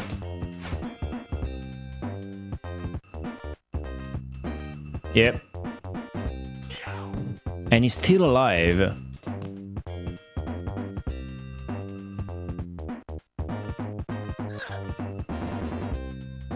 I need to jump over him so I can slam him with... fuck it. Just do it.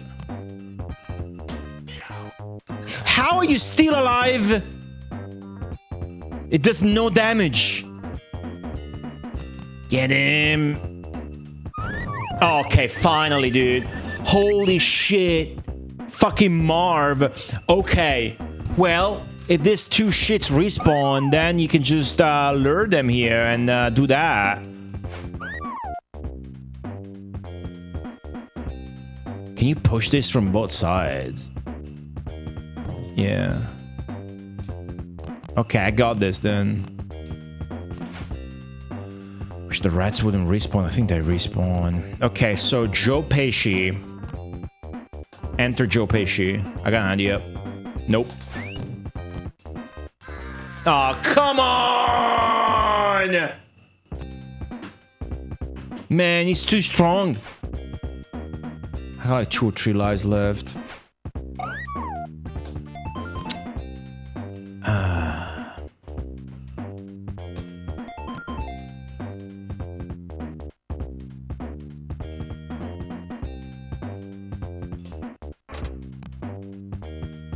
Son of a bitch. Okay, stun him. You can get some health down with the bricks before that. Look at that. It's going way down.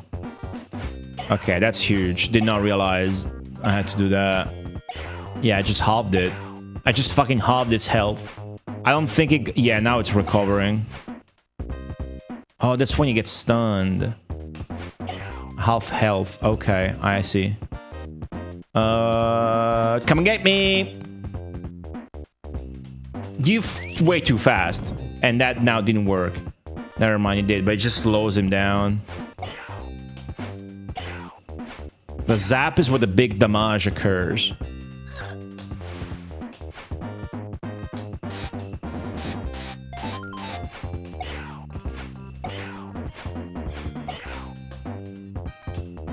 Okay, now I can definitely kill him with the board. Or this again. Oh, I got him. Okay, it's not so bad. It's not so bad. Get the pizza. And let's try and deal with Joe Pesci. He's not gonna get on the ladder, so it's useless to try and push the ladder off. Maybe that's for Marv. Oh, I got one more zap. So I can use that for Joe. Okay. First the bricks. Has to come down.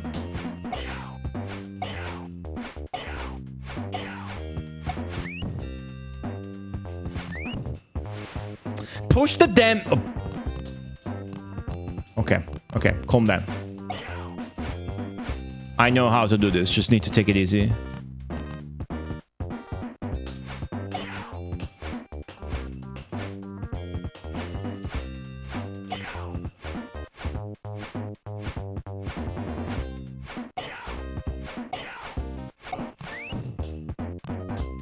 I'm fucking dying.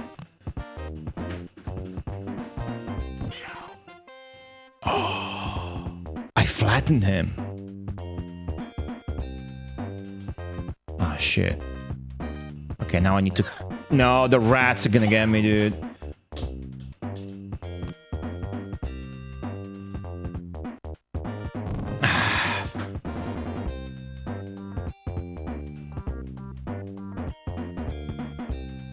Oh, I got him with the varnish.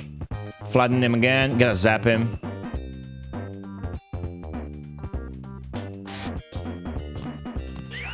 Okay, he's still alive.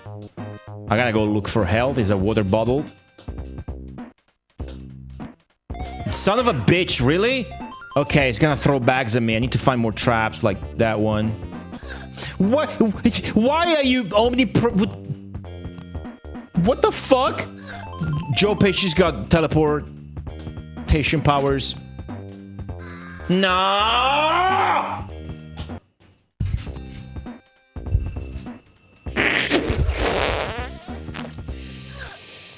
Joe Pesci! Oh. Joe Pesci is way harder to... Okay.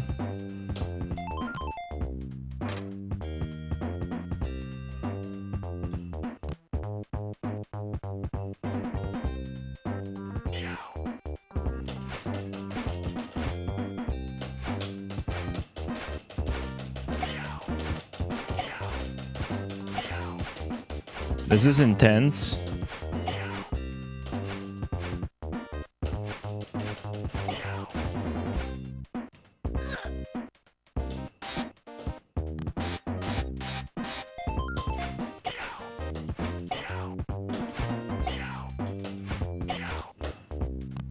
Okay, he's almost dead.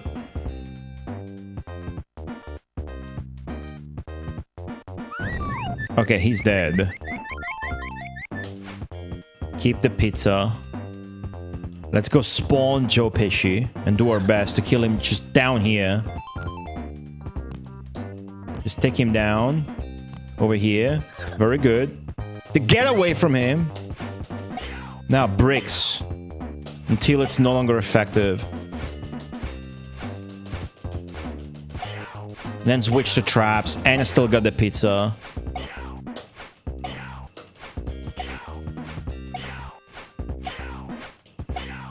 Bricks are pretty good. Flattened.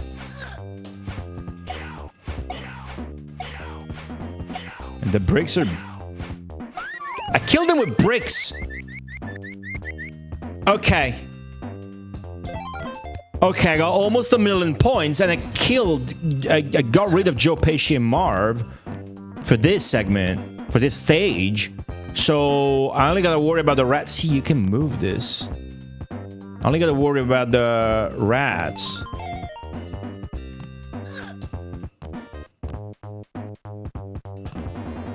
How am I supposed to...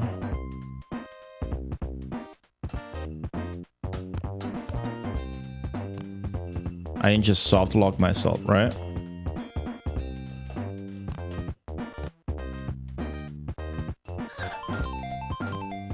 I have another way to go up, right? Right, game?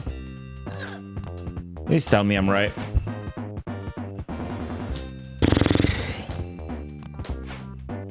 Okay, we have infinite time. Let's just be careful about fucking rats. And this should go fine.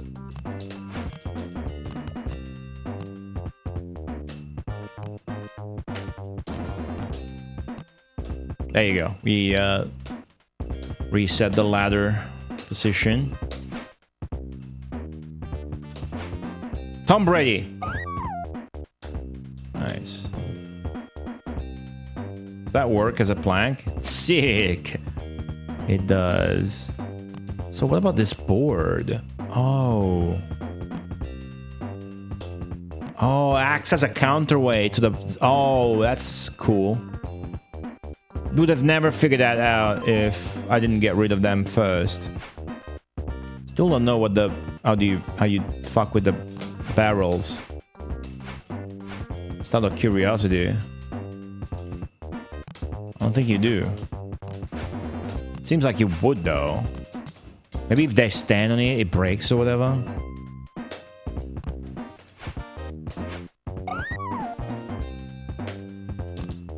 Did I make it? Okay. This would be really hard to mess it up at this point. There's no way, right?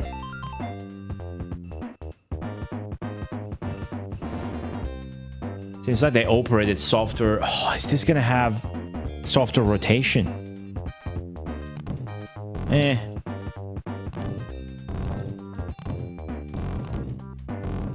Okay. Well, we'll kill them as soon as possible, which is the move, absolutely. But there were many other traps. The bathtub. That can definitely be electrified as well. The toilet scene. Dude, could you recreate Joe Pesci's epic toilet scene where his head catches fire and then he dunks with a vertical stunt? He dunks his head in the toilet, but the toilet's filled with kerosene, so the house blows up. Okay, no. No, the video was in games that let you, like, enter the toilets. It was way more stupid. Okay. This is pretty good. You know, it's doing its best to do a Home Alone. The movie is way better than that. And it's not nearly as good as how the first game does it. But that's the entire thing with the first game, whereas this is a different game. Okay, I probably have to grab on the chandelier from, like, Oh my god. Okay. Yep. Nice. First try. Get the milk. Full health, boys. Alright. Arcadia, you've done it. Nice. This is it's level 6 out of 8, I do believe. Ooh.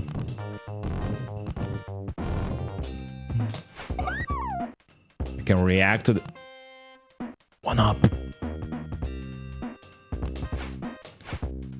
Much needed one up. Whoa. Alright. Oh, look at this. It's a lot like the giant water slide back home, with one slight exception. It stinks in here. Alright, the made-up invented underwater pipe realm. How much of a maze or how stupid is this gonna be? It's gonna have Marv and Joe Pesci, and it's gonna have weapons, and my default weapon is...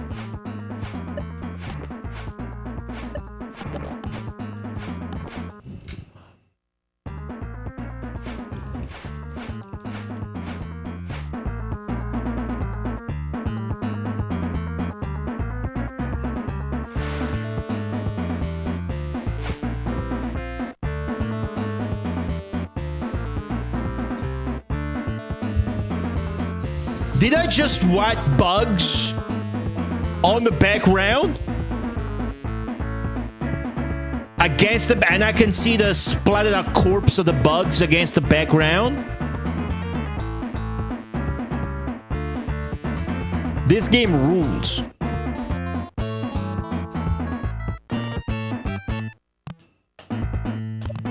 What's with the bubbles? How do I... Oh, okay. Down and jump. I'm a fan.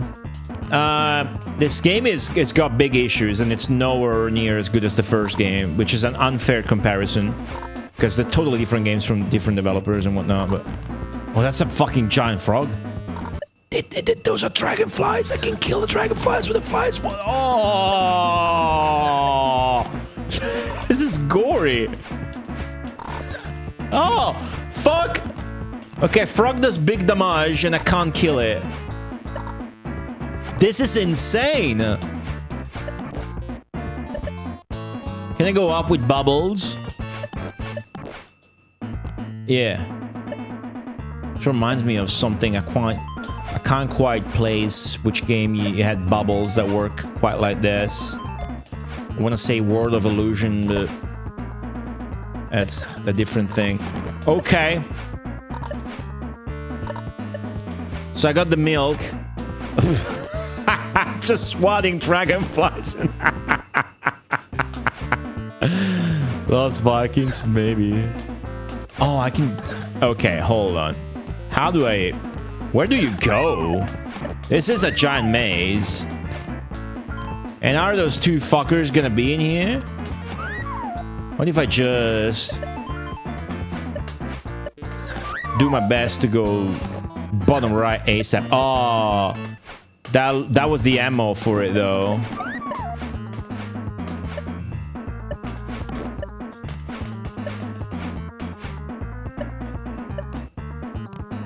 Come on.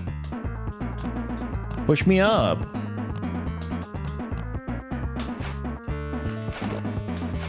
There's two rats.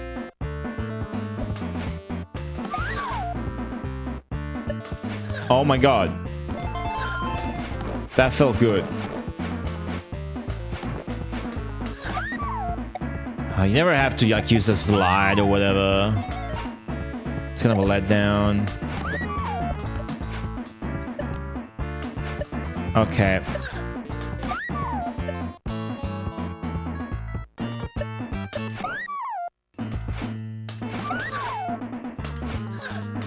I would like to go up. I'm trying my best.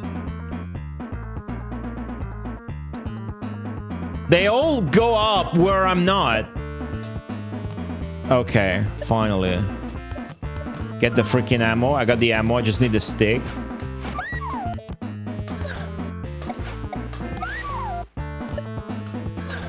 Shit.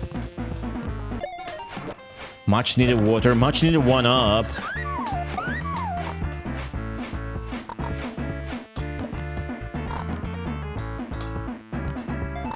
Nice. The score. Minimum effort here with the graphics, and I gotta say maximum fucking result. Oh, I can't no longer get the sling because... Okay, you know what? Maybe fuck the weapons. But how am I gonna get past Joe Pesci and Mar? If they appear here, I'm fucked. So hopefully they don't. But I'm sure they will.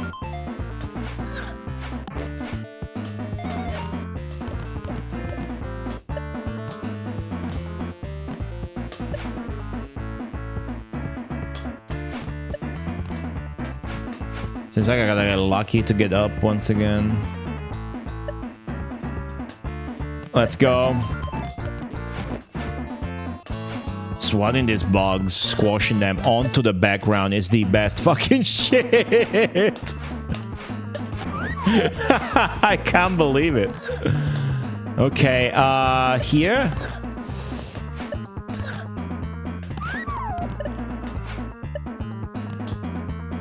Needless to say, this wasn't in the movie, but makes sense.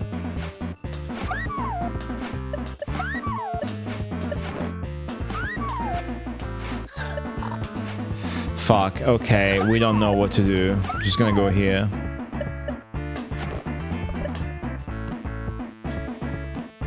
Hope I find a pizza.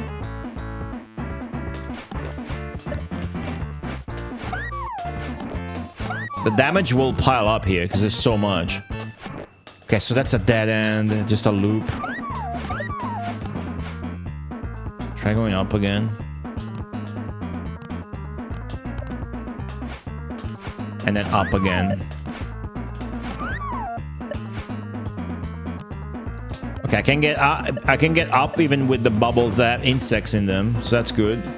And you can't destroy the bubbles, so also good to know. And then what? You still go up? We're back to the slingshot weapon, so that's weird. Oh, water, nice. Alright, we're collecting for the other one now. We're disjointed.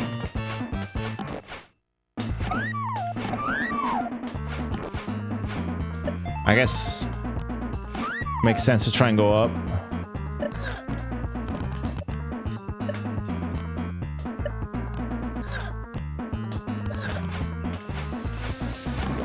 Dangerously close, health-wise.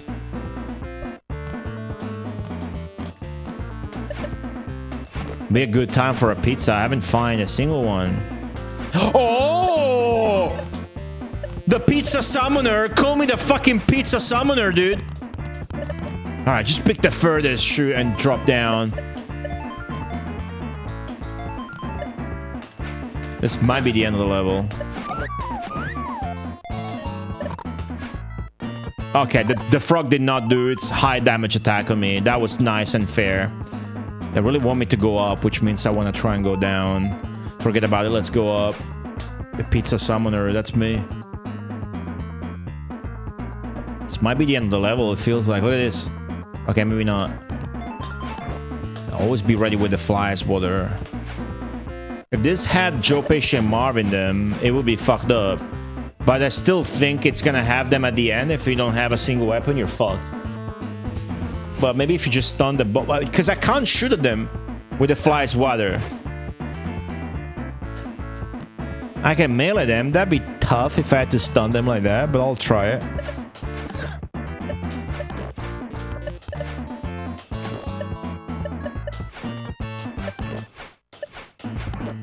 Very samey level, but the gimmick is interesting enough. Okay, dead end, but I can go down. 500,000 points, dude.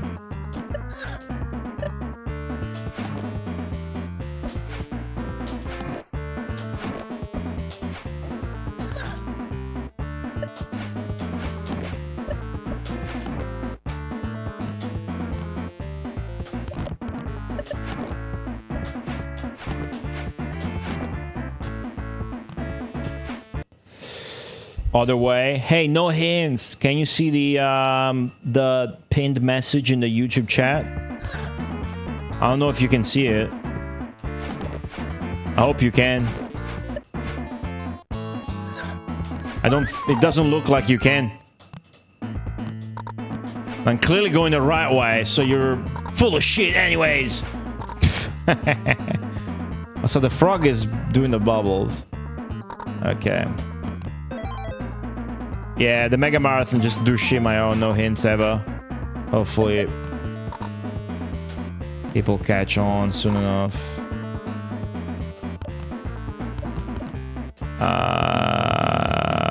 This is new.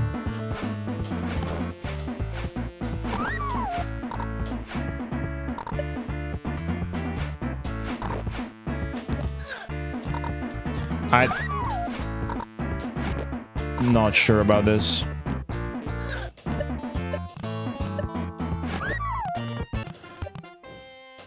Oh, that was a 1-up. Alright, sick.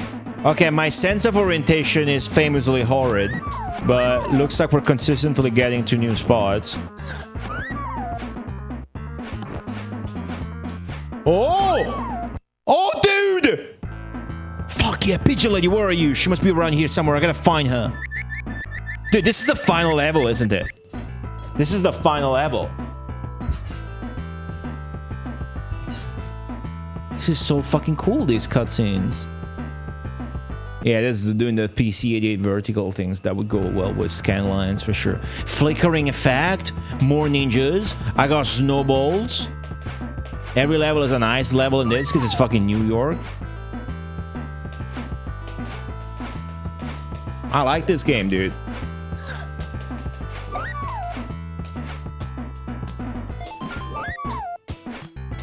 Wouldn't necessarily recommend it to people like I would with the Home Alone 1. The owl. Can you kill the owl?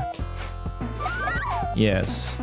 Okay, there's way too many birds in New York. What the fuck? Are these even pigeons? These are fucking crows. The vertical level design of this game is pretty commendable.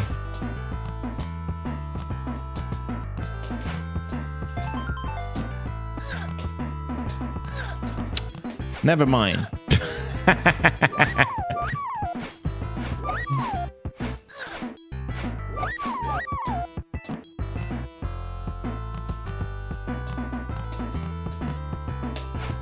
platforming though, dude. I can build a snowball bazooka in this. You know what? It's gonna go straight. Oh, you can go down too, and there's no ice physics here. I see it. Oh, fuck yeah.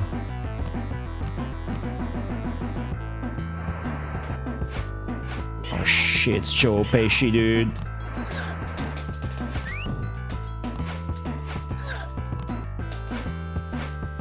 Okay, that's from the screenshot. Need to hurt him as much as I can now.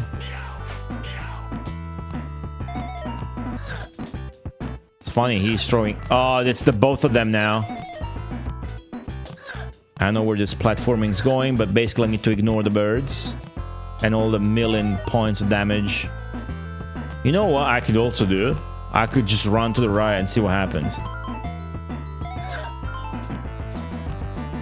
Yeah, I never made that weapon. Ice spike. It's a big, beefy What? Did Marv just fly? Marv was flying there. Marv was fully flying there. Okay, ignore the...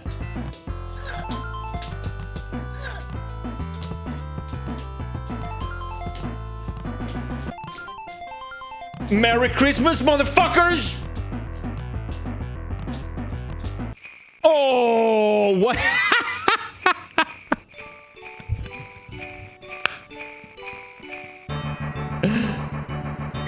Oh, sick! Yeah, dude, like in the movie. Oh, your mom! I knew you would find me by the giant Christmas tree. This is my friend, the pigeon lady. Can we go home? Oh, Merry Christmas! Oh, look at this! The perspective! This looks so good! Fucking Tony, man. Fucking Paul Norman did fucking Forbidden Forest, Beyond the Forbidden Forest, Aztec Adventure, and this. We did beat it first try, as I thought we would. I almost won CC'd it. Oh, look at this! Dude, the staff roll is sick!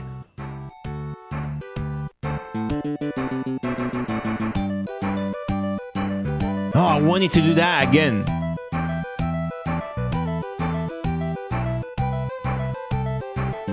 It is faster than finding one, but oh, it's doing different effects. Oh, it's doing different effects here and there for the staff roll. Such a nice ending sequence. A 4 megabits game cartridge. You wouldn't guess it if you didn't fucking tell me. 4 megabits, dude. It's so small for December 1993. What a cool fucking game.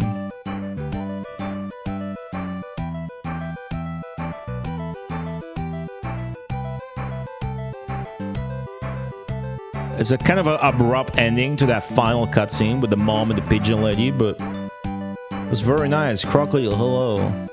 Thanks to the GGs. I enjoyed that thoroughly. There's a lot to say, but video actors.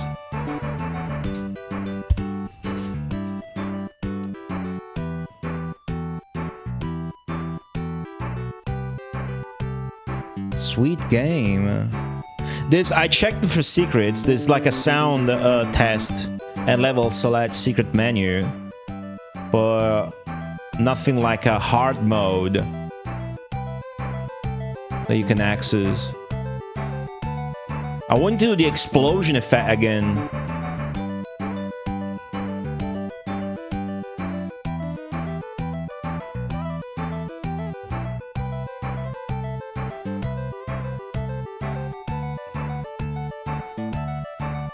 This is yet a new effect coming from down the text.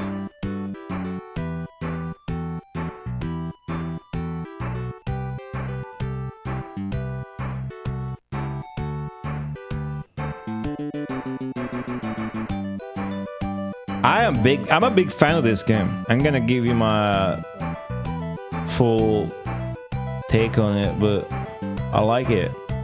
I like it more than it is good, and it is good. Not great, but good. I like it as if it were great.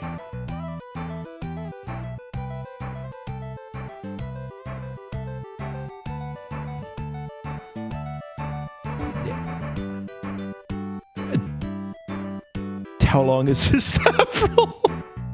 It ain't cycling. You guys guess like 7 hours. What the fuck? You guys gotta start giving guesses for Boogerman now. You can do that in the Discord. Preferably in the subscriber only one if you're subbed.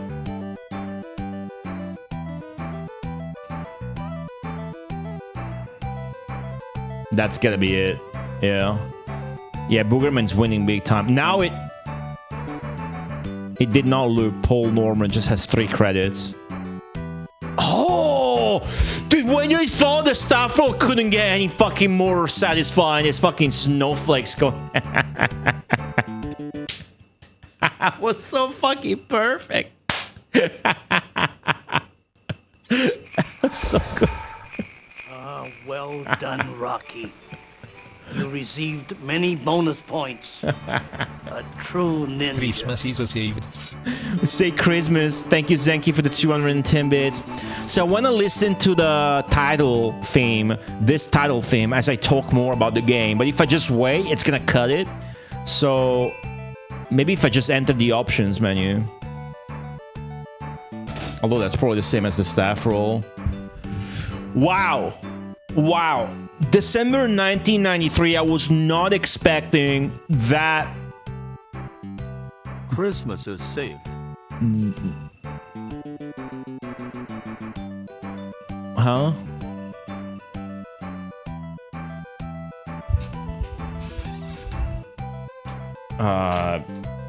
I'll look into that.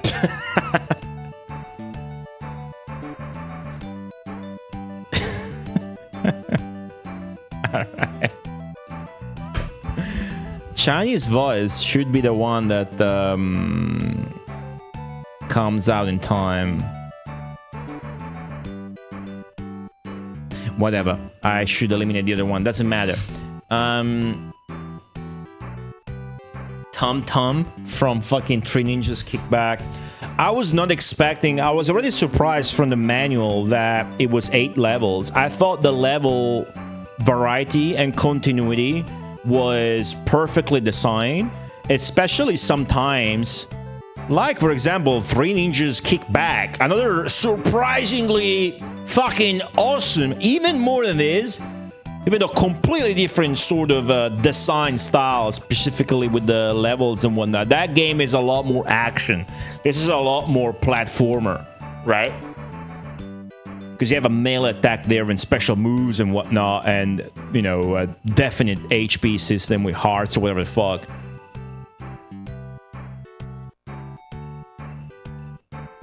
Sometimes with licensed games, like movie licensed games, the meme is that, you know, they're bad, but truly what happens often, I've noticed, that is that the level continuity is fucked up. So especially if you haven't seen the movie, which is, you know, kind of justified in the sense that a customer, a purchaser of this game would have seen the movie. Especially if you haven't seen the movie, you can't quite piece together what the fuck is the connection between the two levels. In this, though, it was super, super nice. Not only the cutscenes, which I loved, short, nice cutscenes with cool music, and then explaining with Kevin talking what's gonna happen and tying the shit together from the movie. Everything was from the movie, except the pipes. That was kind of a bonus, which I liked a lot. You get out of the toys store, and you see you're now in New York, nighttime, and on the background, boom, toy store. You know? That goes a long way. This game's got like this realistic art style that shouldn't match intellectual property such as Home Alone, but as it is a movie license game, it does, because it goes for realism. And even though it goes for realism, there's that stark contrast between that and the cartoonish stupid shit that the actual movie also has. The movie has the cartoonish violence, so you see Marv get electrocuted like in the movie, sort of, and other silly, crazy shit that happens. You have pretty, you know, you don't have a lot of animation. You have very little animation, but what's there is nice. And we did see at least, we didn't build all the weapons, but we did see at least 2 or 3 different animations for when you splash them with different stuff, which is a far cry from the sick variety of the first game. But again, the 4 megabits cartridge for December 1993 is super ultra poverty. And maybe that makes sense if you think that this came out 13 months after the movie came out. So they couldn't justify spending too much money on it with a bigger cartridge. Even then, though, 4 megabit, again, I can't stress this enough, 4 megabit cartridge is tiny. Phantasy Star 1 is a 4 megabit cartridge. Final Fantasy 3, I think, is a 4 megabit cartridge. Phantasy Star 2 is already bigger than that. Anyways, these are RPGs, but it's, you know, with time, those get cheaper and cheaper to buy. So that's super, super relevant to bring up. And you couldn't tell me it was a 4 megabit cartridge if I played this game, because 8 levels is nothing to scoff at. Now, the levels have this really interesting level design where they're ultra vertical. You see it from... not really from the very beginning, the airport, but from level 2 already, you get this janky chutes and whatnot with the bags. That's super vertical, and then it keeps that up. Later, you get into the toy factory, and you have that little stupid platforming thingy, which was alright. All in all, the main thing about this game that brings down like the score, if this were like a review with a score, hey La Lolanda, is that fact that you move too fast. The game goes a bit too fast for its own good and for how the levels are designed and conceived. There's a lot of tight platforming that needs to be made, but not only you move too fast and jump too well, you also come off of platforms to like boom, boom. It's like you're playing The Lion King. You know, in The Lion King, you come off a platform, it's like boom. It's not like a normal, you know, in Mario or Sonic, this is a platform. You come off the platform, it goes like normal. In this, it goes like pff, pff. So it's hard to navigate through that platforming, and not in a good way hard. In a more like this game is going too fast. It's too floaty, if you will. People like to use that word for its own good, because it's weird because the levels are so big and well made. I think this game has great level design, where not only every level was different from one another, but levels did the best shit a level can do in an action platformer game. The levels were self-diverse. Like, the more you go in a level, the more new shit that same level is gonna do, you know? And even though the timer says over 2 hours, I didn't really feel like, other than that toy section with the maze, I didn't really feel like they overstayed their welcome. They also did a nice Home Alone thing in the Home Alone level. You know, I was watching the movie last night, and I was like, all right, well, how is it gonna do a Home Alone? It's like the Rick and Morty Die Hard meme. How is he gonna do a Die Hard if she's never seen Die Hard? But how is he gonna do a Home Alone if it's not home alone? And then quickly you put it together that it's gonna do it in its uncle's house, which is undergoing renovations. And when this game pulls that out, it's surprisingly, as Jiggy said, well done. Even though, having played the first game recently, you would be under the wrong impression that was shit, because the first game, that's all it does, and it's god tier. It's so fucking good. It's unbelievable. But in this, you actually activate the traps more than attacking them, even though you attack them with the brick, and that has to be the main strat. Why? Because otherwise they're going too fast. The main problem with this game is you go too fast, they go too fast, the platforming is too fast, so you can't quite do it. So that house, Home Alone level, was like 6 floors, and I only utilized 1.5 floors to take out both Joe Pesci and Marv. Whereas it would have been more satisfying had you used the entire house, but they go too fast. You go too fast, they kill you too fast. So what you do, you throw bricks at them until you can finish them off with the traps, sort of, right? Still good, you know? It's got also blatant design issues, like cheap shit, like Marv waiting for you in the toy factory. The toy factory was the hardest level, in a way. The toy factory was definitely the hardest level to get through. It wasn't the level that took the most lives, because you could play the toy store level for 20 minutes and not make progress, but still not have lost a single life. I would have liked the score tally, you know, giving me bonus for all the continues and extra lives. I had so many continues leftovers for sure. But I like the levels. I like the levels a lot. They kept it fresh and varied, and they had the extra added shit with Marv and Joe Pesci being there. If Marv and Joe Pesci hadn't been there and only had been there on the Home Alone level, level 6, the house, it would still have been a game I would have enjoyed a lot.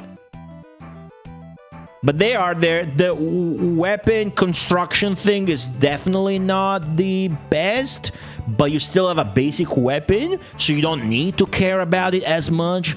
The weapons aren't as cool as the first game, but this is not a fair comparison, right?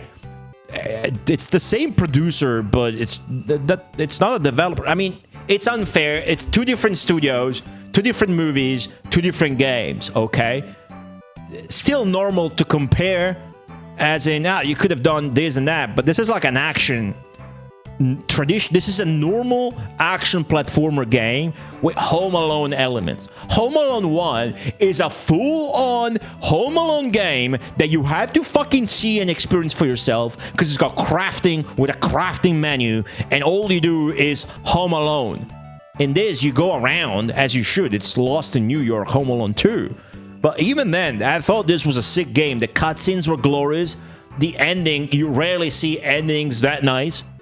And that's cool, because this game has no intro. It's that shot with him at the airport, and then that's it. But quickly you finish that, and there's a cutscene. You finish that level, there's another cutscene. You finish that new level, there's another cutscene. And then by the end, you get rewarded with that insanely sick Christmas tree. And by the time you see the Christmas tree, I was too taken from the fucking platform. I'm like, we're gonna fucking god game this platforming with fucking Christmas tree platform. Is gonna run away and just finish the level quickly, and I did. But by the time I saw the giant Christmas tree, I knew that was the Christmas tree from the ending of the movie. When they learned he's in New York, the mom is like, "Oh, I know where he is. Big Christmas tree, he likes those." And then they find each other there. He never really introduces his mom to the pigeon lady, but the pigeon lady was there. The pigeon lady was there. In the ending, Joe Pesci and Marv get fucked by the pigeons, like in the movie. I very, very like that. So that was sick. I guess this next game starts at the hotel. I guess they could have put a hotel in and have you run away from the concierge, or Tim Curry, or the fucking Rob Schneider bellboy. That would have been cool. But still, right?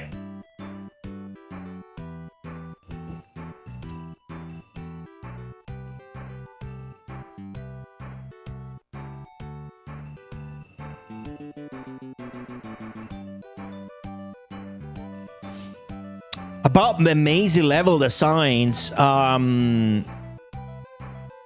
that's unfair.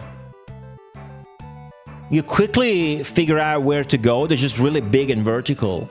But there's the tube level, the second to last level. That's a literal maze, right? But if I, who is fully impaired when it comes to mazes and orientating, was able to finish that on the first try, then it's a fully inoffensive maze. And that was obviously the laziest level, because it didn't have any fancy graphics, but it didn't matter, because it had a solid gimmick that did not drag, and you could swat dragonflies, and the corpses, splash corpses of the dragonflies, will stay on the background. How cool is it? You never see that. You never fucking see shit like that. And that was so cool. That was my favorite thing. I love that shit. You never see that. It was great. It was great. I like this game a lot. You know, not that great. Maybe like a 7 or whatever. But I liked it a lot. I thought it was sick. It was fun. Compelling from start to finish. Really detailed graphics and variety of assets. Man, when you get to the fucking toy store the first time, it's crazy good. Holy shit. Wow. I like Home Alone 2 more. Hello, Desmaku. I like Home Alone 2 more. Had good pace, and they really try to outdo themselves with the Home Alone section in the house, and it was sick. Joe Pesci catches his head on fire and then dunks with a vertical flip on the toilet, and the house explodes because there was kerosene. I particularly like how they showed Kevin preparing all the traps, and then the traps taking effect, and it was still satisfying. It's like when a comedian does a joke and then explains it to you, and you're still laughing, and it shouldn't be possible, but it was good. Right. I remember this game, a final assessment after beating it was I played worse shit than this, La La Land. I don't know. Maybe I always tell myself maybe I just like video games more. Maybe I'm just more primed for enjoyment because, you know, I researched these. I watched the movie last night. But I thought that was fully fun. Like it's really a trend with this game where it looks like they did their best, and this kind of goes with what I heard from Tony Van in the interview, where he just really wants the players to have a friendly experience, whatever. It really feels like they designed the game in a certain way, and then instead of changing the game around, like having less fucking birds or cats spawn or whatever, they just tone down by a lot the damage you get from them, so you don't need to care about them very much. So that's definitely another big flaw with the game, is that you are continuously getting hit, but it doesn't matter because you're not taking damage, but still you are getting hit, so it kind of gets on your nerves when you get hit in a game, right? Especially if you continuously take damage and you can't help it. There's no difficulty setting. You can lower the lives, which doesn't matter because you get a million extra lives and continues either way. But that was a cool one. Cool fucking Christmas game, huh? Wow. I liked it a lot. What did you guys think, though? Did you think it was cool? Oh, it was very cool. First movie with the old guy was more wholesome than the pigeon lady. What's the old guy again? What does he do? Remind me. Is it the guy with the shovel that they think is a serial killer, but then he's a nice guy and they meet at church? Or am I thinking of a different show or movie? The pigeon lady thing was nice, though, for a family movie, kid movie.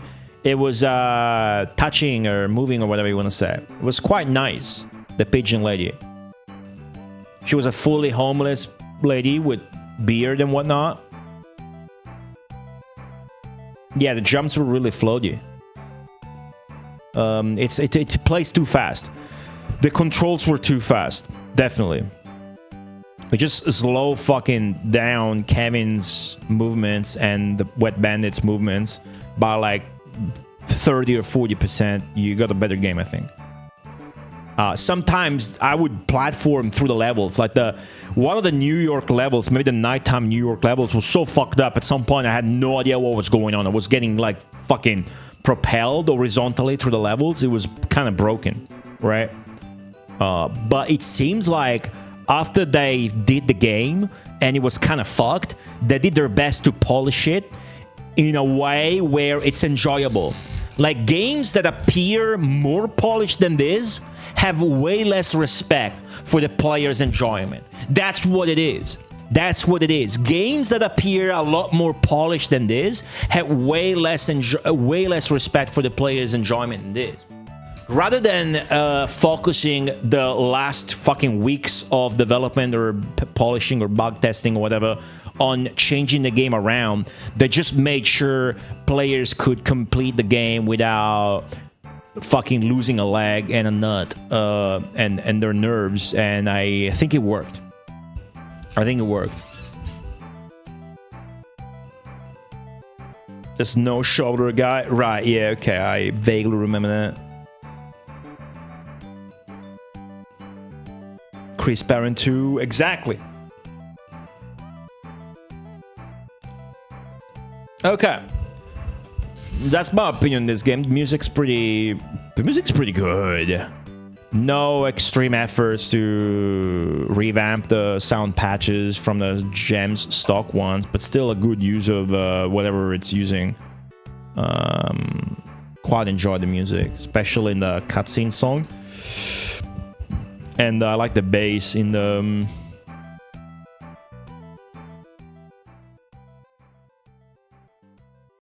Toy Store stage, which means...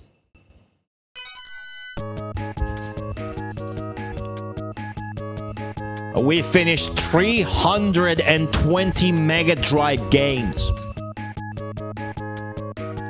320 Mega Drive games. That's a big number. It's a big number.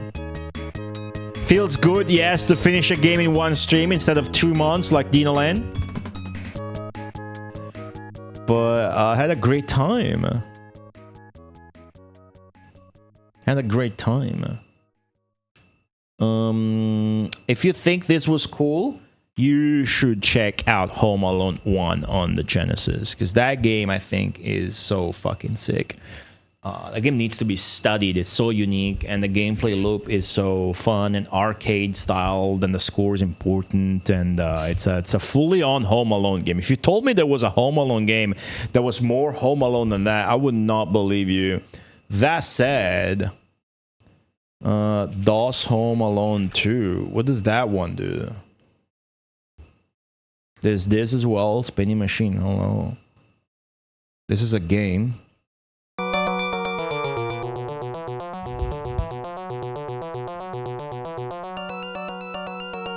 You have a Z-axis to move through.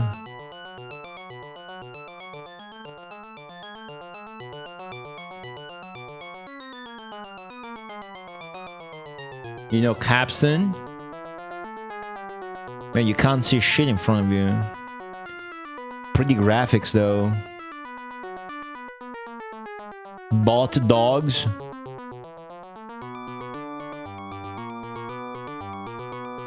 Yeah, the music shit.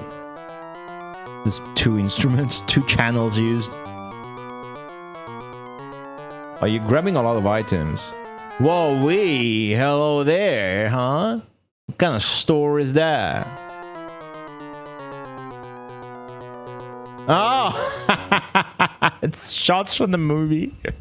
It's a scene where they're getting fooled by the fucking fake movie lines. Look at Rob Schneider and Tim Curry, dude.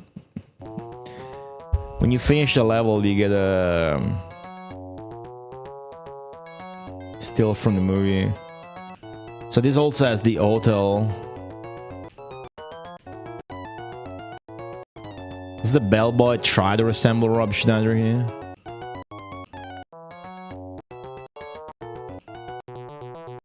You have to go back? What the fuck?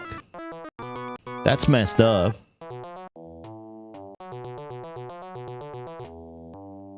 Duncan's toy store. I would not play this, so let's just finish checking it out. You just run. Could be pretty easy. It's making it look easy. You trigger some traps.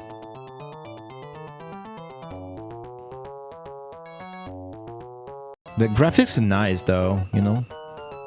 Look at this. What? Wait, what the fuck? Oh, this is the house.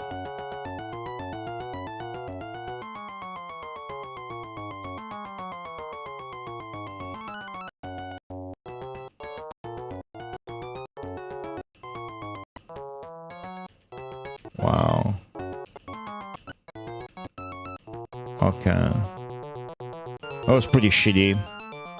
No actual effort to make the clue part of the movie. That was it. Holy shit. Such a shit game. That was so shit. Holy fuck. Oh, let's check this NES game. People have been telling this is bad. Nintendo Complete has good playthroughs. Ooh, smooth movement. Man, this looks like shit. What the fuck? Did they make this for NES first? Is that why it looks so bad? But it's like 92. Why would they? Well, this NES just came out, though, kind of. I don't think they skipped stuff. It was just that shitty. Computer games, like DOS games, didn't need to be good to be made, right? You don't need to get the permission from Sega or Nintendo because you're making the game on the Mega Drive or the Super Nintendo. You can just make a game. As long as you find a publisher or publish the game yourself, you can put out whatever fucked up game. Doesn't even need to be finishable or working, right? So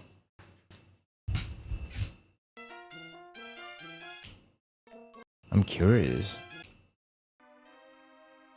Tim Curry doesn't look like Tim Curry. Maybe they didn't want to risk. Well, Joe Pesci and Marv are full on digitized. This looks like shit. It looks really bad.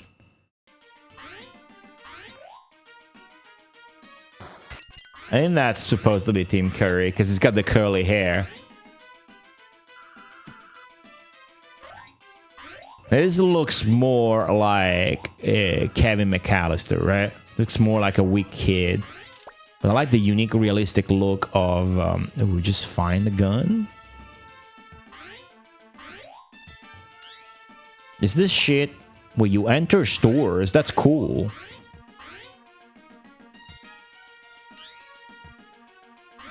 Yeah, looks like crap, G. Oh, yeah. Sprites are cool.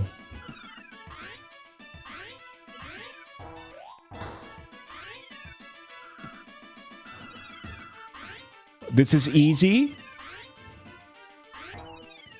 The fact that you can finish a game in 10 minutes means nothing, though, right? It truly means nothing.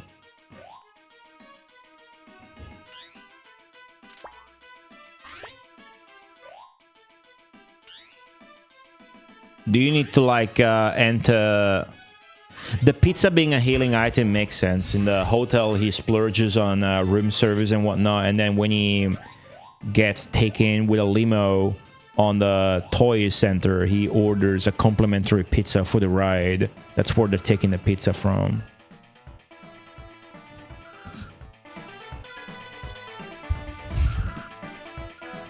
Kevin could slide, push things, jump. That's about it. Wasn't able to do the knee slide like he was fucking Roberto Baggio. I like the dynamic music. Elevator music? Seems cool.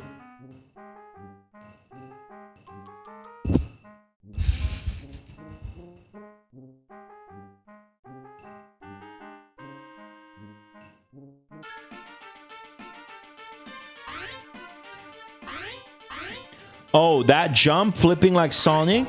I didn't even realize that was off other plays or whatever.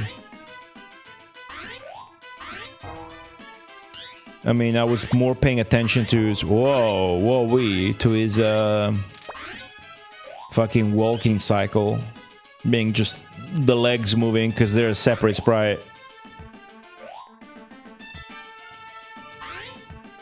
Oh, that's a power-up? Oh, this seems fucked up. Yeah, this seems like you gotta figure out how to beat a level.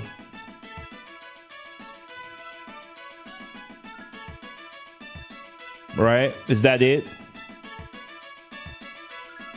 Alright, I want to see the other levels. How they're presented. That's the hotel. Yeah, this is still the hotel, dude. It's still the hotel. He's doing a pillow fight with the maid. Hot. Man, how much longer is it? The entire... Okay, half the game is the hotel. Wait, I gotta see this. There isn't a kitchen in the movie.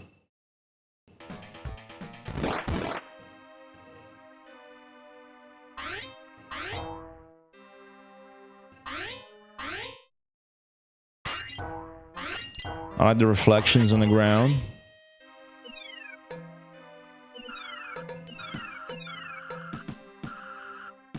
Man, this is the exact opposite of the game we played, even presentation-wise. It's got a fucking... Is he getting progressively naked as you hit him? Okay, that's sick.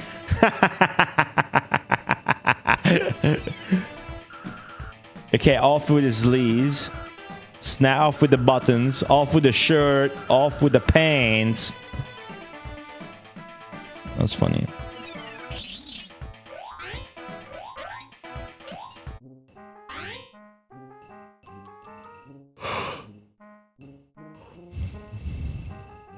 Oh, it's got the chick from the movie that he touches the butt of to get her to punch them. Their in-game sprites don't even look like them. Oh, there you go. Does it show... Oh yeah, it shows him touching the girl. See? But she had a run-in with Marv before, which the game doesn't really explain it, but...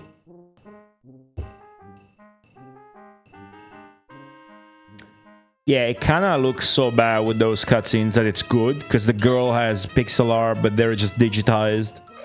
Why didn't they digitize the girl? She's an actress in the movie as well. Right? Wouldn't that have been easier than pixeling her? Oh well. This looks better than the hotel, graphics-wise. Who developed this game? Doesn't say. The SNES version was the flashy screenshot-worthy one of the trio.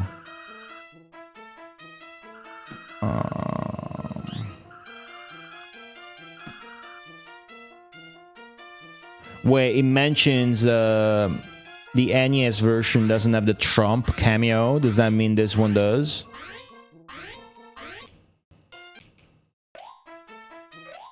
This level looks like shit, dude. I mean, it's half time of the game and we just got out of the hotel. What the fuck, right? The uncle's house. Straight up. No toy center. No toy store. This game sucks. It say THQ. That's the publisher, though. Imagineering. Thanks. I was gonna look it up on Moby Games. It's more reliable, but this is a good YouTube channel with good descriptions. THQ is not a developer. THQ licenses shit and then has developers do them. Like the Buffy games recently. The dubs as well. Alright, this is trash. I don't care for this anymore. However, this looks cool.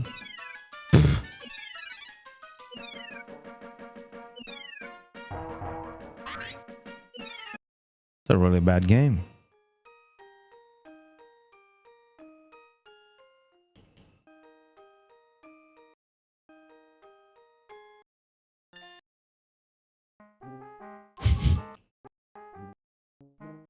This scene is not in the movie. Wow, that was trashy as shit. Maybe this is the original, and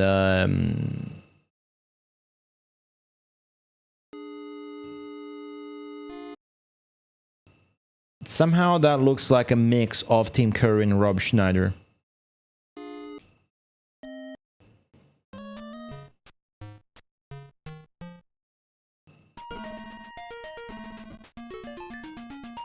Why does he look like he's got a skateboard helmet on? Holy shit.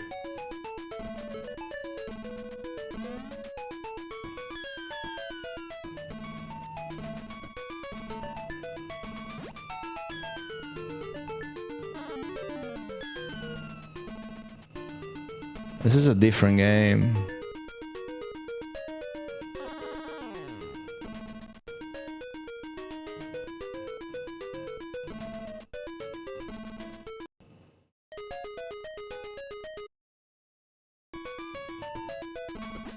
Oh, it is the same kind. Is she throwing bloody pillows? Like pillow is bloody? What the fuck? Show me the bathroom. Oh, that's a kitchen. This looks... The cutscenes look better. Like a lot better. Grab her ass, Kevin! It's not the ass in this. And the move, it's the ass. Wow, okay, how shitty. This might be the best version. I think this is gonna be the best version. I love Game Boy games.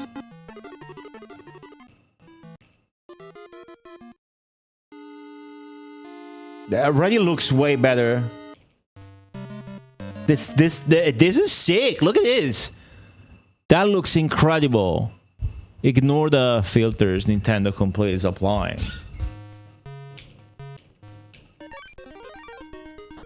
Man, speaking of floaty, still, it seems like you still gotta do insane shit though. And half the game is the hotel.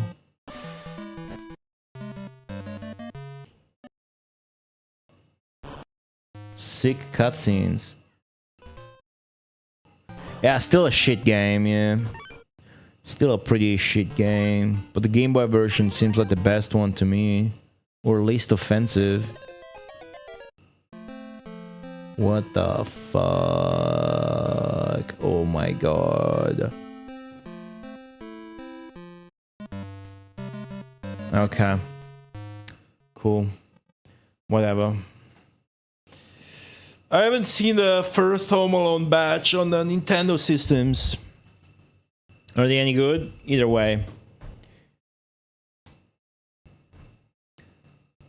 The next game appears to be, no doubt about it, Booger Man. With 1 million votes. If you're subscribed, or you were gifted the subscription and have not voted yet, this is your final chance. For we are about to roll a new poll. You may be like, well, Boogerman is winning. For sure. Why should I vote? The votes are permanent. You could vote for Insector X, so the next time it has 11 votes instead of 10. And it could show up right now. Again, back to back. It has happened. It's happened before.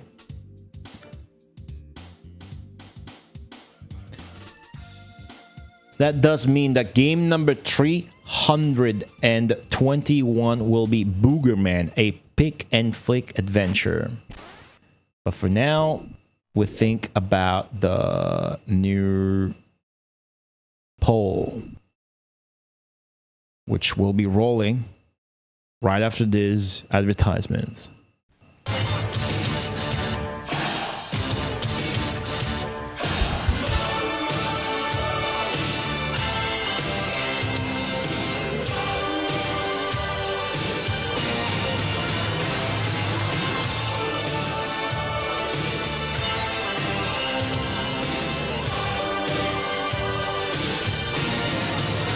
ない水イオンサプライポカリスエット Don't mind me, I am just filling in the spreadsheet, the almighty spreadsheet you can find at this link. Today is the 23rd of September, which means I'm gonna roll it like this. I counted 7 deaths, but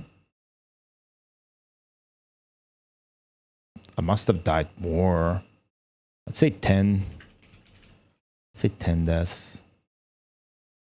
10 deaths. Notes? Not really. Just beaten on the first try, I suppose. Lost a credit though. It's a pretty easy game. There's no doubt the Boogeyman game is next. Okay. Hold on.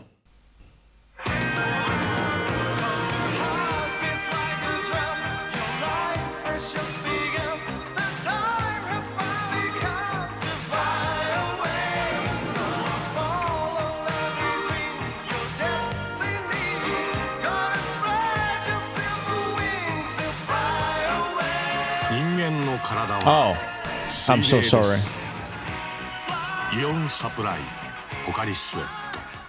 Okay, you need to fix the spreadsheet developer credits a little bit, because Uteray, hello.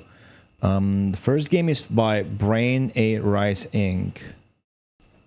Brian A. Rice Inc.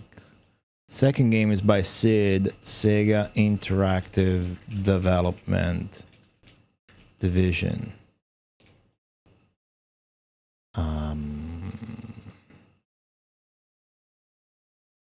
Or SID for short.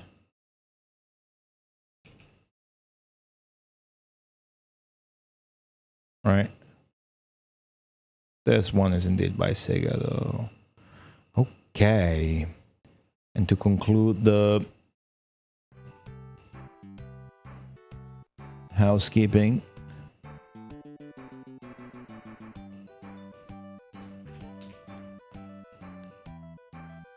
see, developer edits. Sid. It would be Sega Interactive Development Division. Mark as beaten, 10 deaths. Cleared in 2 hours, 14:11. Okay, that does it. We can now roll a new poll. Are you starting Booger Boy today? No, not at all. I'm gonna go eat something and do other stuff. I will prepare for Booger Man and then I will stream Booger Man. I don't want to half-ass these games at all. The Game Boy game was the first game. Wait, the actual Game Boy game, console, or the Game Boy Home Alone game you gifted with your first paying job? Sivas, hello. What's Joe Pesci? Need to watch some movies, man. I did. I got too many tabs open. Oh, I did. Thanks. I fucked up Hit the Ice, which somehow seems like it's a Japanese game. Wow.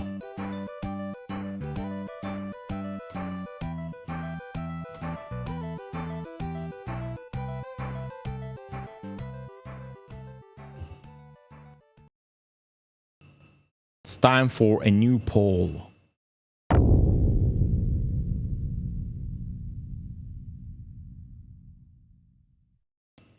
Anything can happen.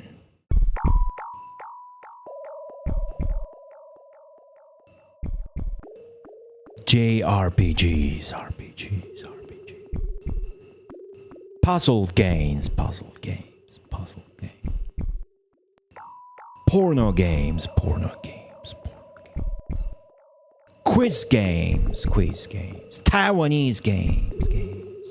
Russian bootlegs.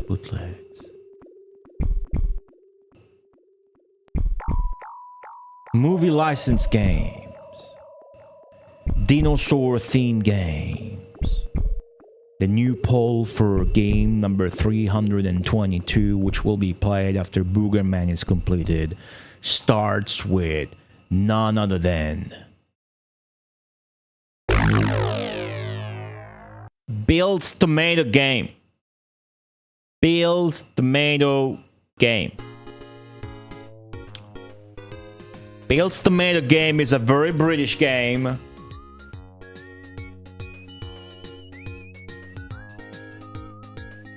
Bill's Tomato Game is a mini game also in Wiz and Liz, which is published by Psygnosis.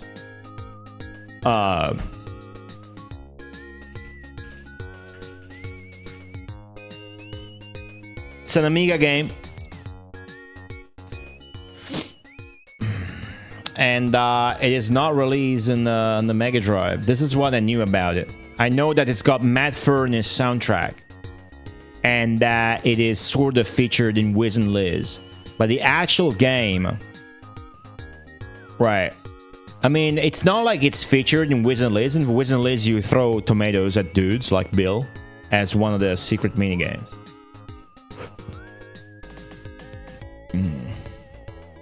So, yeah. Seems like a complete game. Tempest Software.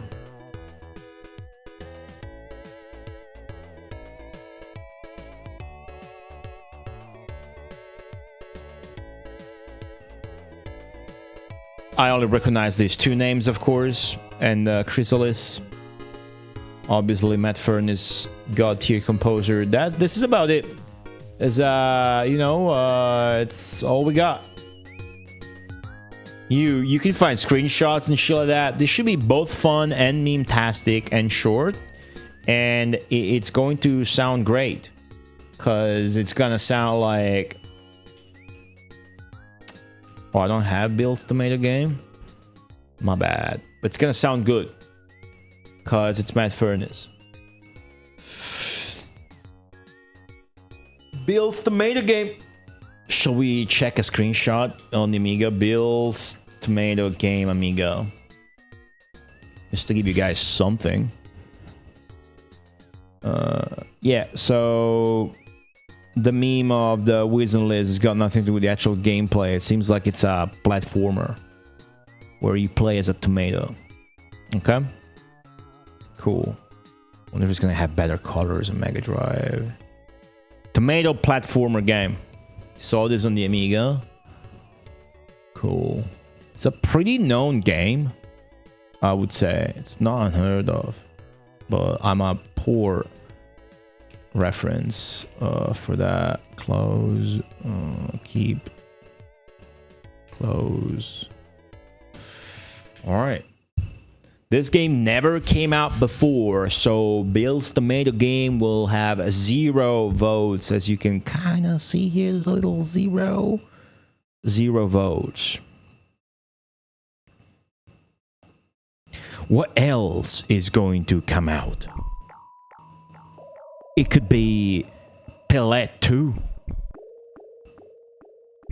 Or a nondescript soccer game. It could be...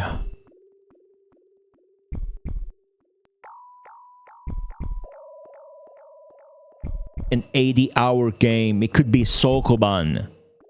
It could be Surging Aura. It could be a bootleg. Or it could be...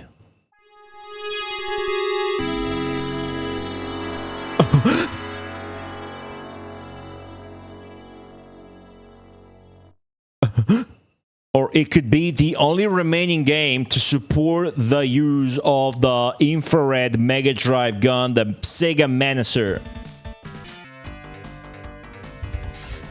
Yes, it is the... It's a light gun game, yes. Very famous game. I never played it. My cousin had it on the Super Nintendo. You might have seen it on the arcades. It is T2, the arcade game. And Sega Retro decided to die right now. Never mind, we're back. It's T2, the arcade game. No spoilers. Let's take a look at this. Right here. Came out in Japan, even. Huh. Probe developed the #1 arcade smash. Not Smash It, just Smash. #1 arcade smash. Alright. Arnold have a heart on his sunglasses. Okay, playable with a Sega Genesis Manacer. It shows the fucking arcade cabinet in the fucking box art. It's such a shit cover art, dude. Look how shit the character insert is. Well, I suppose that's a side of the cabinet. Couldn't even tell. Alright. Alright. Sure. #1 arcade shooting game of all time explodes onto Genesis. You're a T-800 Terminator with an awesome array of weapons. Rapid fire machine gun. I'm pretty sure that's about it. Shotgun, rockets, and an M79 grenade launcher. Blast endoskeletons and HKs. Terminate the liquid metal T-1000 or be terminated. Okay, arcade status screen. Blast T-800 endoskeletons. That's all I remember. Destroy Sabardine systems. Blow up aerial hunter killers. Defend human hideout. The graphics seem pretty big. Blast open liquid nitro tanker. It also seems to have 3 colors. Escape T-1000's helicopter attack. Hasta la vista, baby. Wait.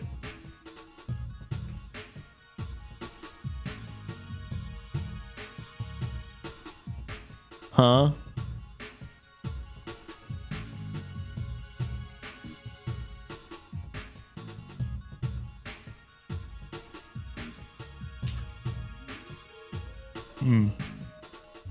No. That's T2, the arcade game. It's really one of like 5 supported Menacer games. I think 3 on the Mega Drive. I can't even remember. There's a 6-pack. The 6-pack, 6-in-1 Menacer pack-in cartridge. We did that.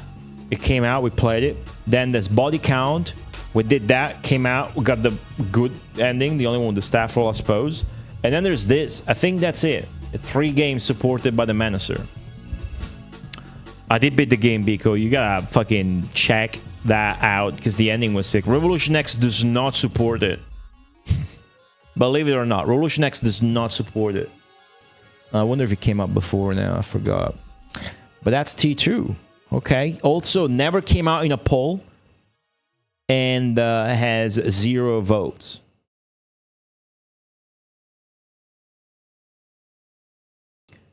And I don't know if we can say the same about Teddy Boy Blues. Oh, yes, we can say the same about Teddy Boy. Teddy Boy Blues. Teddy Boy Blues. Teddy Boy Blues. Teddy Boy Blues. Teddy Boy Blues is not a physical game. Teddy Boy Blues is a game you can only play on the Mega Drive if you downloaded it. For the Sega game Toshokan on the Sega channel. There's no physical release. It is Teddy Boy Blues. And I think it might be a Master System thingy. I'm not sure. It's an arcade game. There you go. Endorsed by Japanese singer Yoko Ishino. Themed around her 1985 pop single Teddy Boy Blues. So when did the arcade game come out? 85. So this is ultra early use of FM sound along with Space Harrier, also in 1985. They didn't have FM sound in arcade cabs in Japan before 85, I think. Is it a game at all? Of course. It's kind of like Flicky, I guess, if I were to categorize it, but not quite. There's hints. There's a promo with the idol. Where's the Mega Drive? Oh, well, you wouldn't get the Mega Drive cover art again because that was, as I was saying, this was a downloadable version. What I don't know is whether or not the downloadable Mega Drive version is just a direct Master System port or a new thing. Yeah, Marble Madness in the West, Space Harrier in arcade. I always like to talk about that. Somebody one time mentioned their Japanese game that might have been before Space Harrier, but now I forgot. So this is definitely a Mega Drive game. I am not aware. Let's see. Rearrange stages layout. There you go.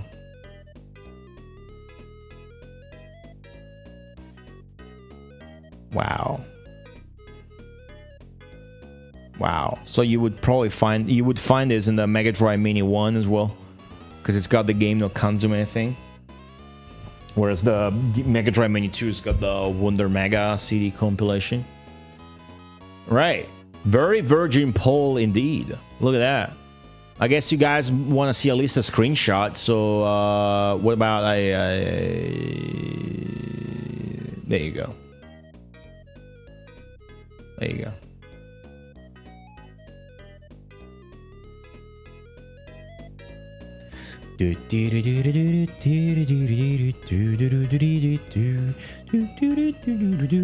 You linked it?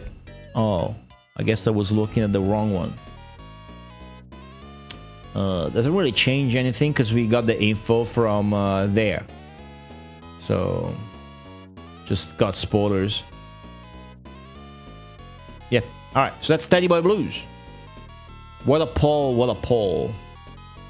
Very virgin, fully virgin poll. There's no votes. 0, 0, 0. Which means if something comes up now with votes, it may be very, very unbalanced. But Twitch subs have a way. Lanceball, hello. The best song from Championship Pool? No, that's from Minnesota Fats. I don't have any Championship music pool music on deck. but it had good music, even though it had 4 songs.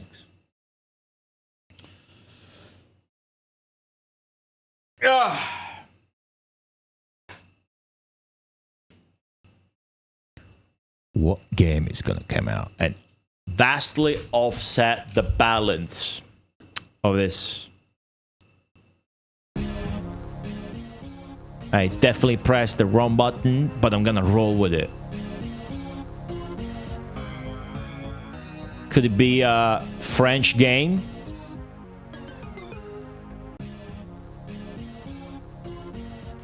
So far we got 1 European game, 1 Japanese game, and 1 American game, and holy fucking shit, the European game is extremely European.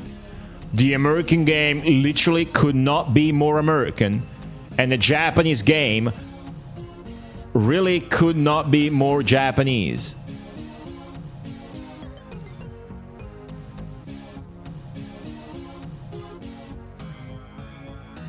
Yeah, right. It is Probe, but it's Terminator. Doesn't matter. It's Terminator. Hello, Jeffrey Funk. Yeah, the Genesis Home Alone 1 was extremely good. Yeah, with the futurist. I'm a huge fan of that game. I think that game is like a masterpiece. If I were to rate it, I would say like 9 out of 10, and everybody should check it out because it's so unique and the gameplay loop is so fun. But we just finished playing Home Alone 2, and now for the format I've been going on with for 10 years. I'm going to roll a poll where subscribers on Twitch can vote on what's the next game after Boogerman. Boogerman won the previous poll, but welcome to the YouTube stream, Jeffrey Funk.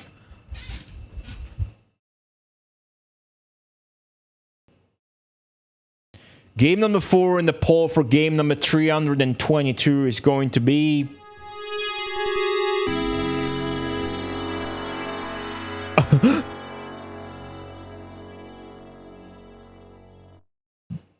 Paperboy! Because it says Paperboy 2, but we haven't played Paperboy 1 just yet, even though I own 2 different versions of the goddamn game. For some reason, I got the European and Japanese version of Paperboy, which is pretty much the best port, I do believe. It's closest to the arcade, I think, because emulating the arcade, because it got analog controls, is pretty tough. So Paperboy and Mega Drive is gonna be like close to playing Paperboy in the arcade, which is pretty interesting. You don't like Paperboy? How come? Let me switch it around, hold on. She was coming home to the jungle and to their wild, untamed love for butter, cut down by cholesterol until... Darling, look what I've brought back. I can't believe it's not butter. It's the premier spread flavored with real sweet cream buttermilk for a fresh butter taste, but without the cholesterol. How civilized. I can't believe it's not butter. The taste you love without the cholesterol. Watching these ads directly supports Goatee_. Please keep watching the stream. When I'm tired and all alone, ポカリスエットがうまいのは細胞を潤すからだ。イオンサプライポカリスエット。Holy shit, guys. Holy shit. Paperboy, it's its 3rd time coming up in the poll and has a number of votes. Paperboy has 33 votes. What the fuck did Paperboy lose to get 33 votes and then lose? I did not play Paperboy on the Megamarathon. They are not different. I just have 2 different regions. I'll play the American version. Doesn't matter. I think they're the same, but that's the kind of shit I research after. I don't know, but I think they're the same. Your voting system is terrible. It served us so fucking perfectly right now that if you guys were to fucking make a coalition and decided that, like, hey, let's all vote on this to overthrow Paperboy, it would work. But you guys never do that. And even then, I feel like this has been working perfectly. And it's just fair that if a fucking game lost with 33 votes, it would most likely win the next time it shows up. It lost to Coach K and Dragon. Well, there you go. JBA 92. Sokoban could come up next, and you guys could merge all your votes, but you guys never have that conversation, do you? Maybe you just I like Paperboy. I remember as a kid, I had the cartridge to Paperboy on the Lynx, and it wouldn't work anymore. And I was pissed about it. I remember as a kid, I had 2 little cartridges that wouldn't work. And I would always try obsessively to let them run, and I could never play those games. And I was obsessed about playing those games, and they would never run. They were Paperboy and the Lynx, and some Looney Tunes game on the Game Boy. Right? Imagine if Game 5 is Pyramid Magic 3. I don't have to imagine what Game 5 is, because I know that Game 5 is Granada by Wolf Team.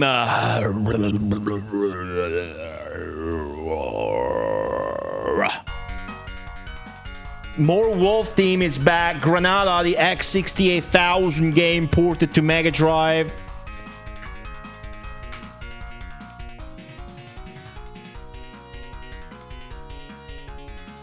Don't fall for the meme of Akishino. This is a respected game, at the very least. It is in Dino Land. It's a top-down game where you pilot a tank and there's bombs and shit. It doesn't try to be realistic, so it's cool. What can I compare it to? It's top-down, but it's free movement, right? You move around freely. It's not like a shmup with scrolls. It's a top-down shooting game where you move freely, right? So it's not like a normal shmup, right? I'm trying to think of a game that does the same shit, and I'm coming up surprisingly short. It's like Orel on Arcade by Western, but that one is very weird. Either way, Granada, the super strategic defense initiative of the 1990s, banned intercontinental ballistic missiles and nuclear warheads. Now the year is 2016. Wow, 26 years in the future. Weapons today are limited to super strategic mobile weapons. Anti-Granada, Hypertech Cannon Tank, HCT. Firepower as we know it today is all but abandoned with Granada. Granada uses shields and a radar to create its defense mechanism. Offensive firepower is provided by the most awesome array of weaponry ever assembled on a battlefield. These include multi-directional interceptors, long-range homing missiles, and a device designed to totally obliterate all opposing forces. It's probably called the A button. You will command Granada through the peaceful streets of Tabora. Battle a giant flying battleship as Starsha and Valsik under HCT. If you enjoy fast-paced, action-packed thrills, you'll love the feel and sound of Granada.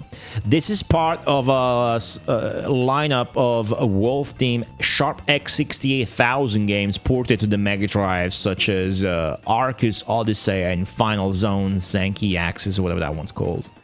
Granada is one of those. I've never actually played this game, but it's a 1990 game, so this might have been the first Wolf Team game on the Mega Drive. It's got quite a cool illustration, even though we're looking at the US box, it is the same.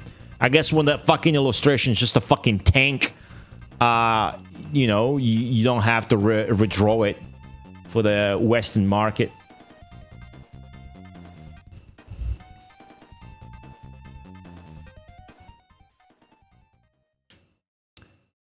But that is it. Let me... Hold on. Don't vote. I fucked up something. Hold on. Do not vote. Just yet. Please. Do not vote. Do not, I repeat, vote. Do not vote. Do not vote.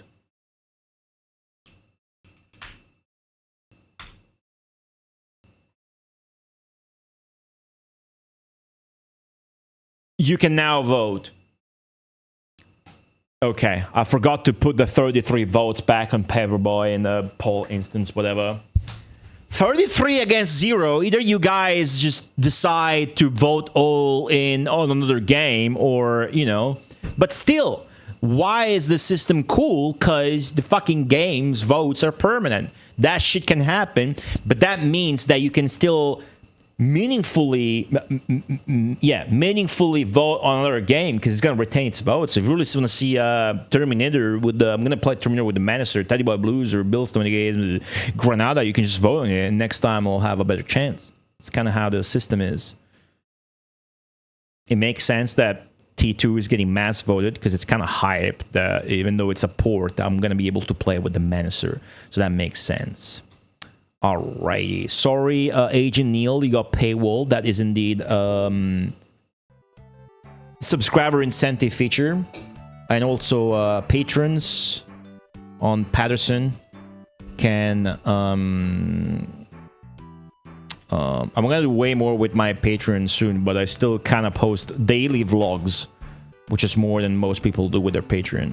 And if you subscribe on Patreon, which is cheaper, and I get all the money rather than getting only half on Twitch, you can also vote. There's a dedicated Patreon Discord channel and whatnot. Hold on.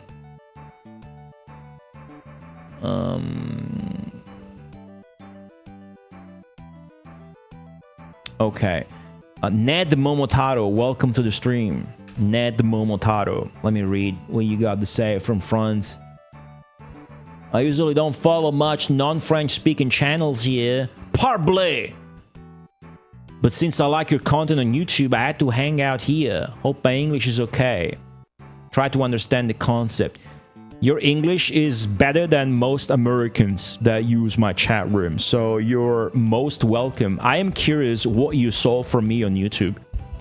Did you see the live streams on YouTube, or was it a video? That's what I'm curious about, but welcome. You'll do just fine here.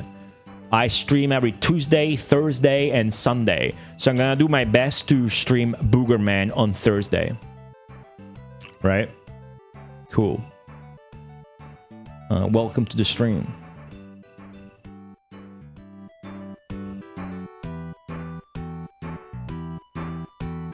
I like my videos. Nice. You'll have some nice surprise soon, hopefully. I know I haven't uploaded a video in more than a month, but I'm cooking something up, which I hope you will enjoy. That's it.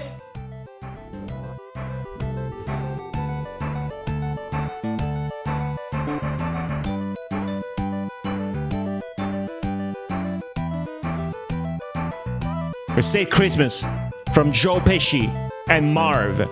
We'll never have to run away from Joe Pesci ever again. We can start building more positive Joe Pesci memories together again.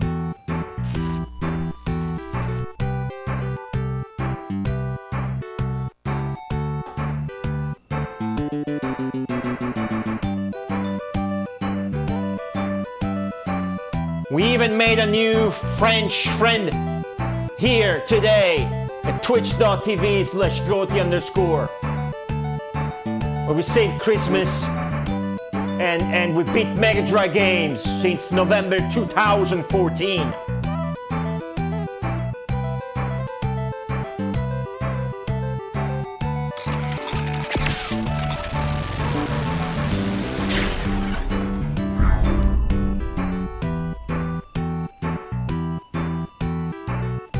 You're here.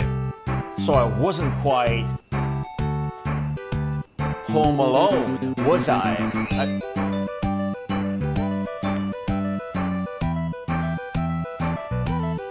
Look forward to my next stream on Thursday at the same time, the same place, where I'm gonna be cosplaying maybe as Boogerman.